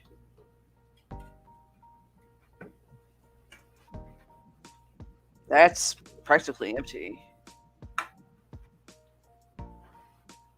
Black mammoth. Everybody knows what a mammoth looks like, or supposedly look like. But I'm pretty sure there's probably black mammoths from way back when, in millions of years ago. Black orgasm. That's an innuendo right there. Black mammoth, that can also be an innuendo. Black Sabbath. Oh, wait. No, wait. Yeah, I was right. Black Sabbath. 2 versions. That is in reference to witchcraft because it's a Sabbath. And because of Ozzy Osbourne, the godfather of rock and roll and metal. Black silk panties. That's the innuendo. Black suede. That's can be considered just basically clothing, because I've seen black suede clothing. But that's a drink. Black unicorn. Paranormal. In other words, deals with mythology and mythical. Blackbeard's ghost. That's a story. As well as considered maybe a figure in history.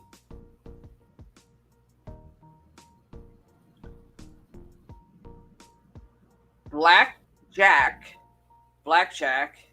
2 versions. Everybody knows blackjack as a card game for gambling. Blackthorn, witchcraft, because it deals with the paranormal. Blackula. Yet no, I did not stumble because I'm being drunk. There is such a drink called Blackula. It is also a movie too.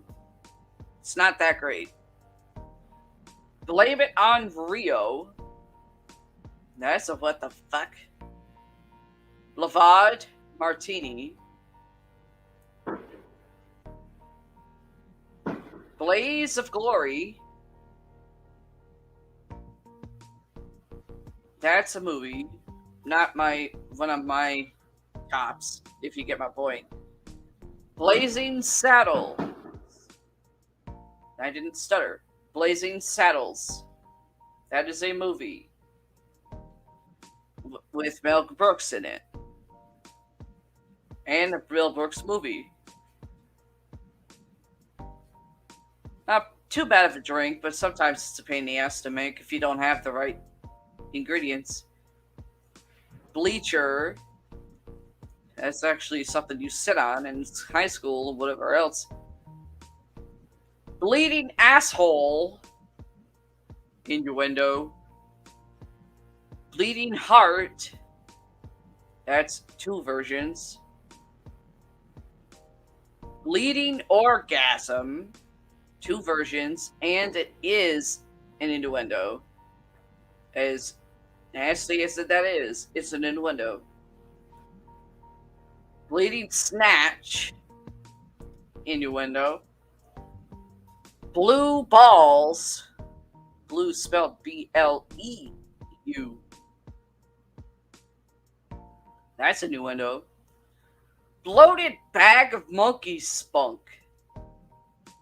That is a what the fuck? Blonde Bimbo. That's innuendo. Blonde Slut. Innuendo. Blonde-headed slut. Innuendo. Blonde moment. It's more of a dumb moment for people that are blonde that don't think before they do or react. Blonde titty beer. Blood moon.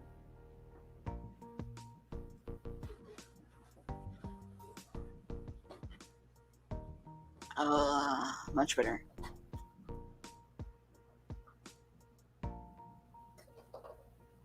That blood moon is part of the paranormal because of witchcraft and deals with the moon with the moon phase.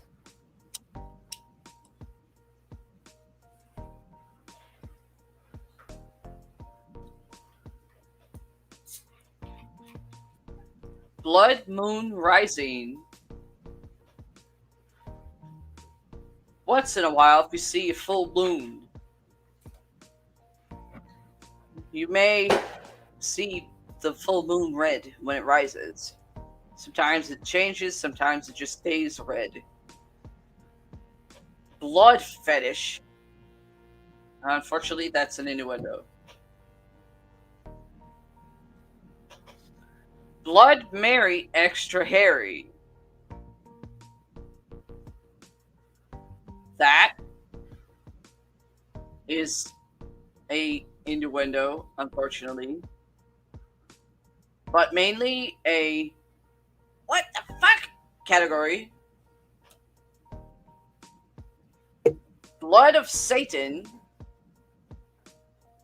Paranormal, witches, Satan. Now, all of us witches are in league with Satan, but it's part of it. A drink, though. Blood Feast. Innuendo. I guess Blood of Satan could be an innuendo also. But the Blood Feast, definitely innuendo because it's in relation to the paranormal because of werewolves. As well as vampires. Do you have something to add?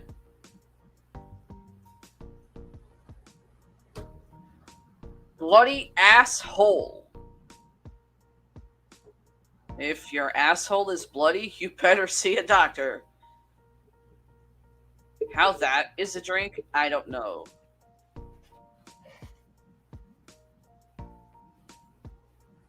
But shockingly, that is an innuendo. Not really shocking either. Bloody beaver. Yeah, it's called, you see a beaver that recently died. Bloody biker.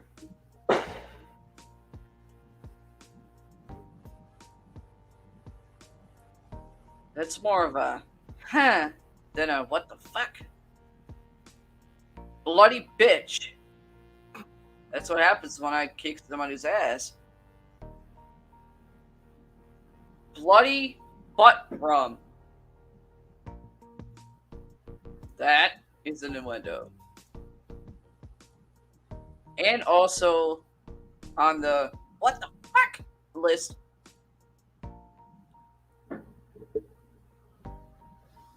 Bloody Demon of Hell.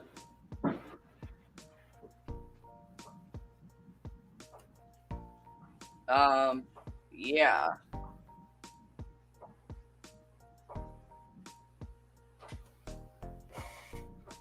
That obviously paranormal because,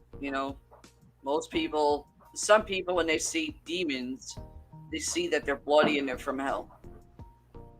But that is a drink. Bloody Dutchman, Bloody Fairy, the one with the wings, Bloody Hell is more of a phrase and more of a saying. Bloody Lip, that's from anybody who gets punched in the mouth and their lip bleeds.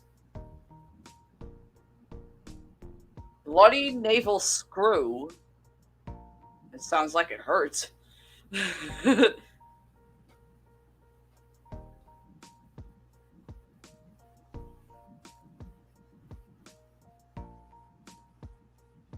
It's also an innuendo.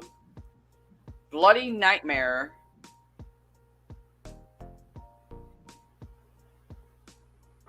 That can be either or. I mean, it's part of paranormal because it's dreams, nightmares. Bloody Screwdriver. That's what happens when you stab somebody with a screwdriver. Bloody Smurf. I don't think I've ever seen what a Bloody Smurf would look like. There is 2 versions of this drink. Anybody out there knows what a Bloody Smurf would look like, please let us know at EPPS2021 at gmx.com. Bloody Vampire. That happens when a vampire feeds, so that's part of the paranormal. And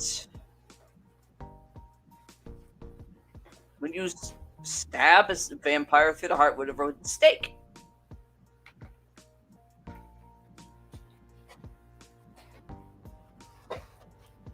Blow blue bubbles.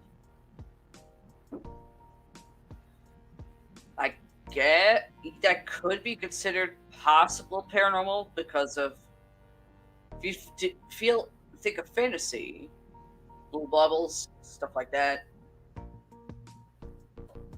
Blow job. 3 versions of that drink, and it is an innuendo.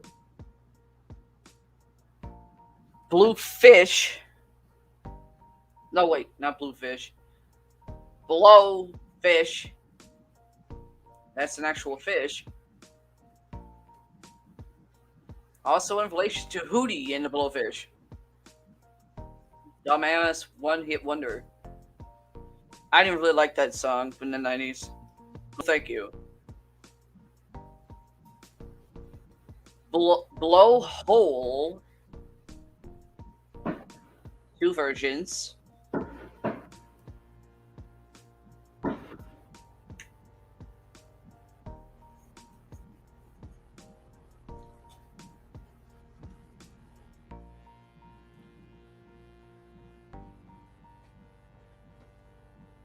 Blue balls.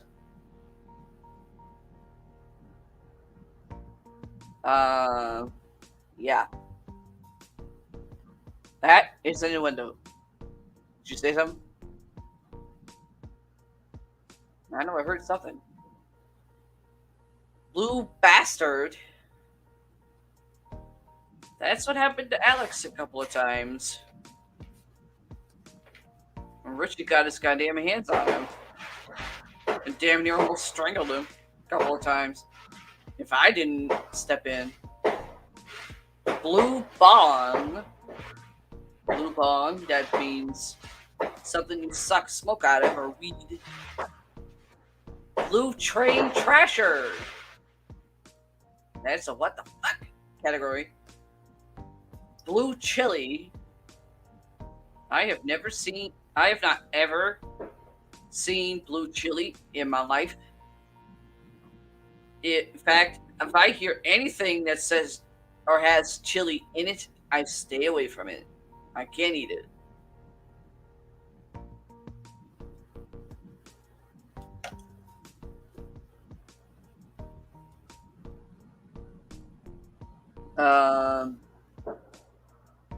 Blue cowboy.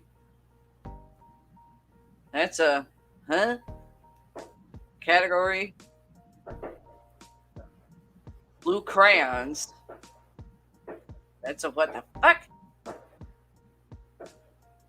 Blue devil. That is not too bad of a drink. That I can tell you. And it is part of the paranormal. Blue Diablo. Reference to the paranormal because of the word Diablo. Blue dung. I haven't seen dung that's blue. If you're shitting out in blue dung, there's something wrong with you.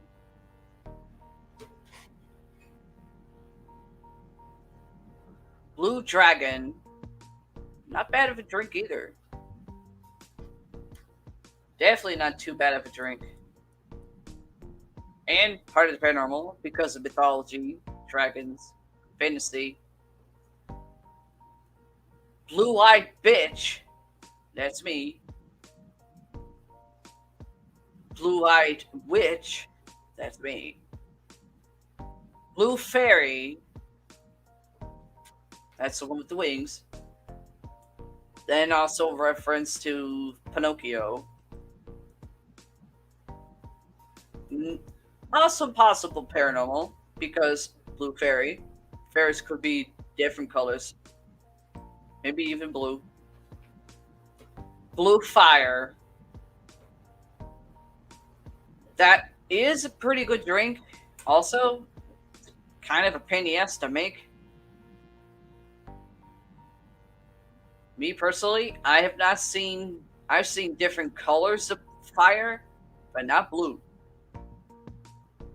I guess in a way that could be under the paranormal because of witches, but I personally have not ever seen blue fire. I've seen other colors, but not blue. Blue ghost. That I think is an ice cream bar that you would actually get at a freaking blue ghost is actually something you would probably get on summer nights when you go to some place and they're selling ice cream bars or the freaking ding dong cart for like summer ice cream, stuff like that. Blue Hawaiian screw.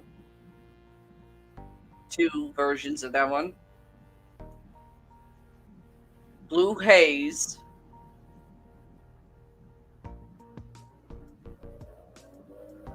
Yes, that could be under the paranormal because of its color. Some people have said they've seen a blue haze or whatever. Haze, I guess. I'm just guessing. Not guessing, but not really guessing because I personally haven't seen a blue haze, but some people probably have. Blue hooter. That's a what? Then what the fuck? Blue ice. Blue in the face. Almost happened to Alex a couple of times. My brother Richie almost strangled him a couple of times. If I didn't step in. From what I was told, I almost was blue in the face a couple of times too. Because of Alex. I don't remember but I was told about it. Blue Insanity. That's insanity. And that's a what the fuck category. Blue Knickers. And people wondering what knickers are, there's basically underwear. And it's also an innuendo. Blue Lesbian, innuendo. Blue Light Special, deals with cops. Blue Meanie, that's literally a Richie. That's literally a freaking wrestler that literally goes by the name Blue Meanie.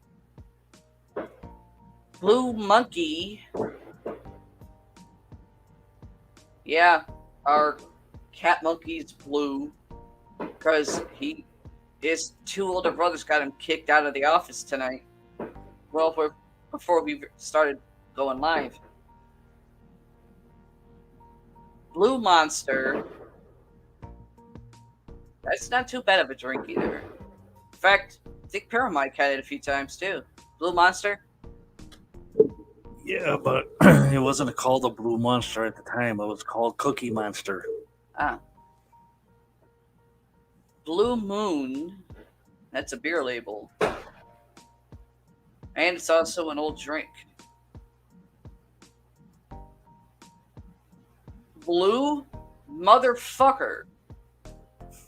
2 versions and a couple times. Alex almost was blue. Blue Nut. I don't think I have ever seen a blue nut in my life.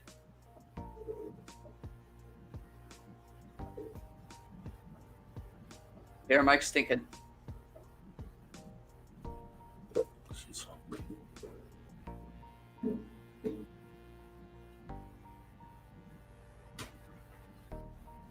Yes, if the background music starts skipping, it's because I'm using the other screen for something to look up.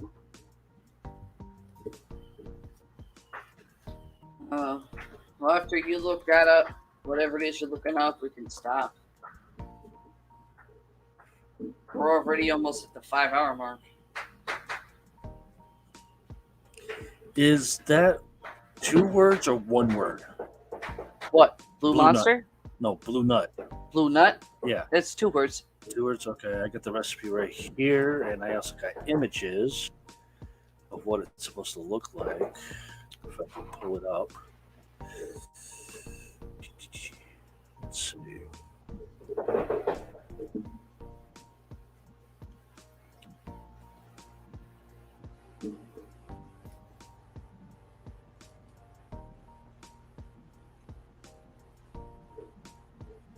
That's what it looks like.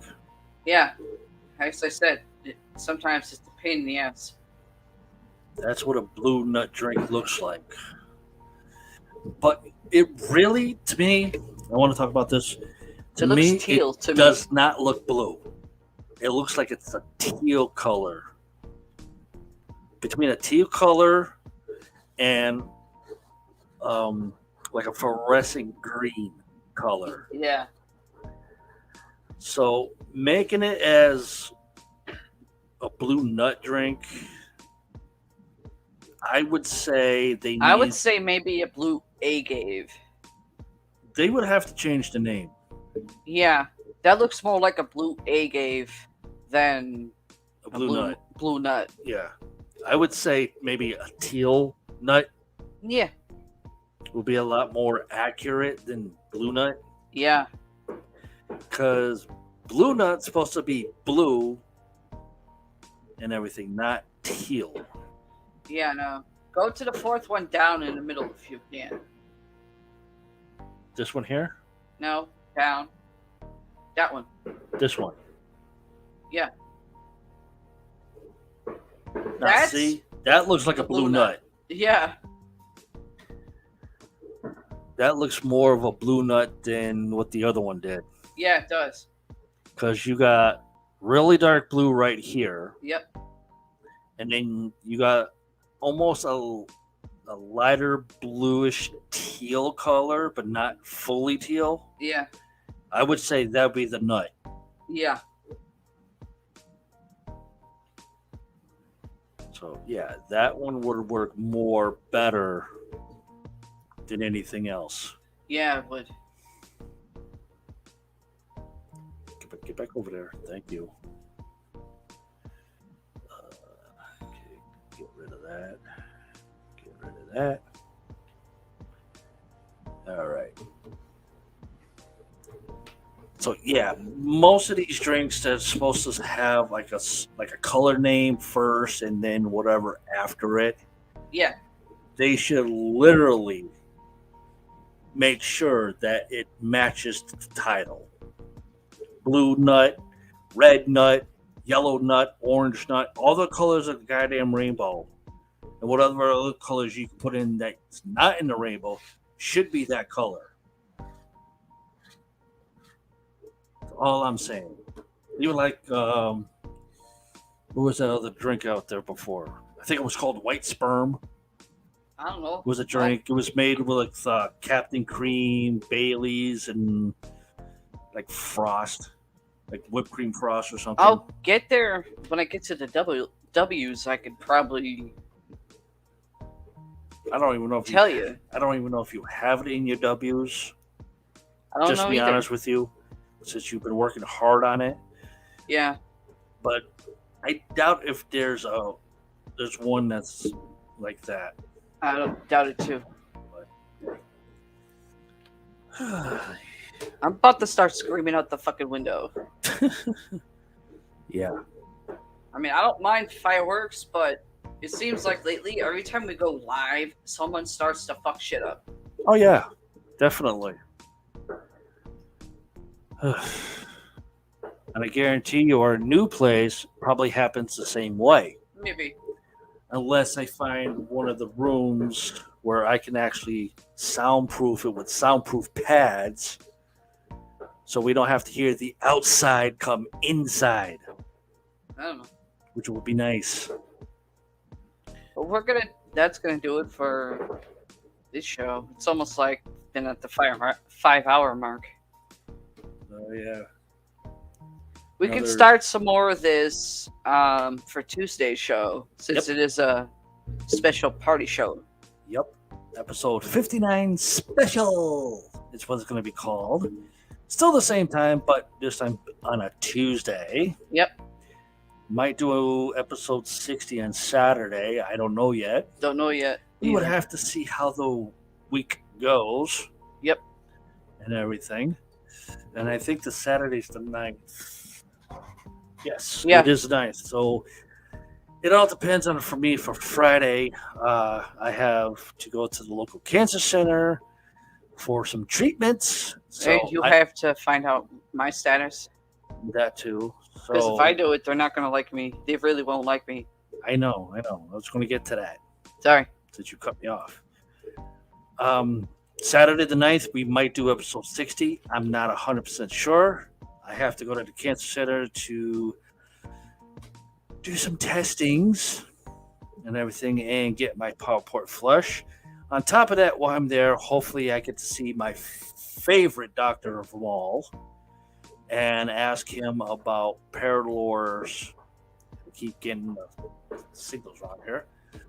About her status of maybe taking her on as a hematologist doctor and see if he can put her into the right direction like he has done me Get me.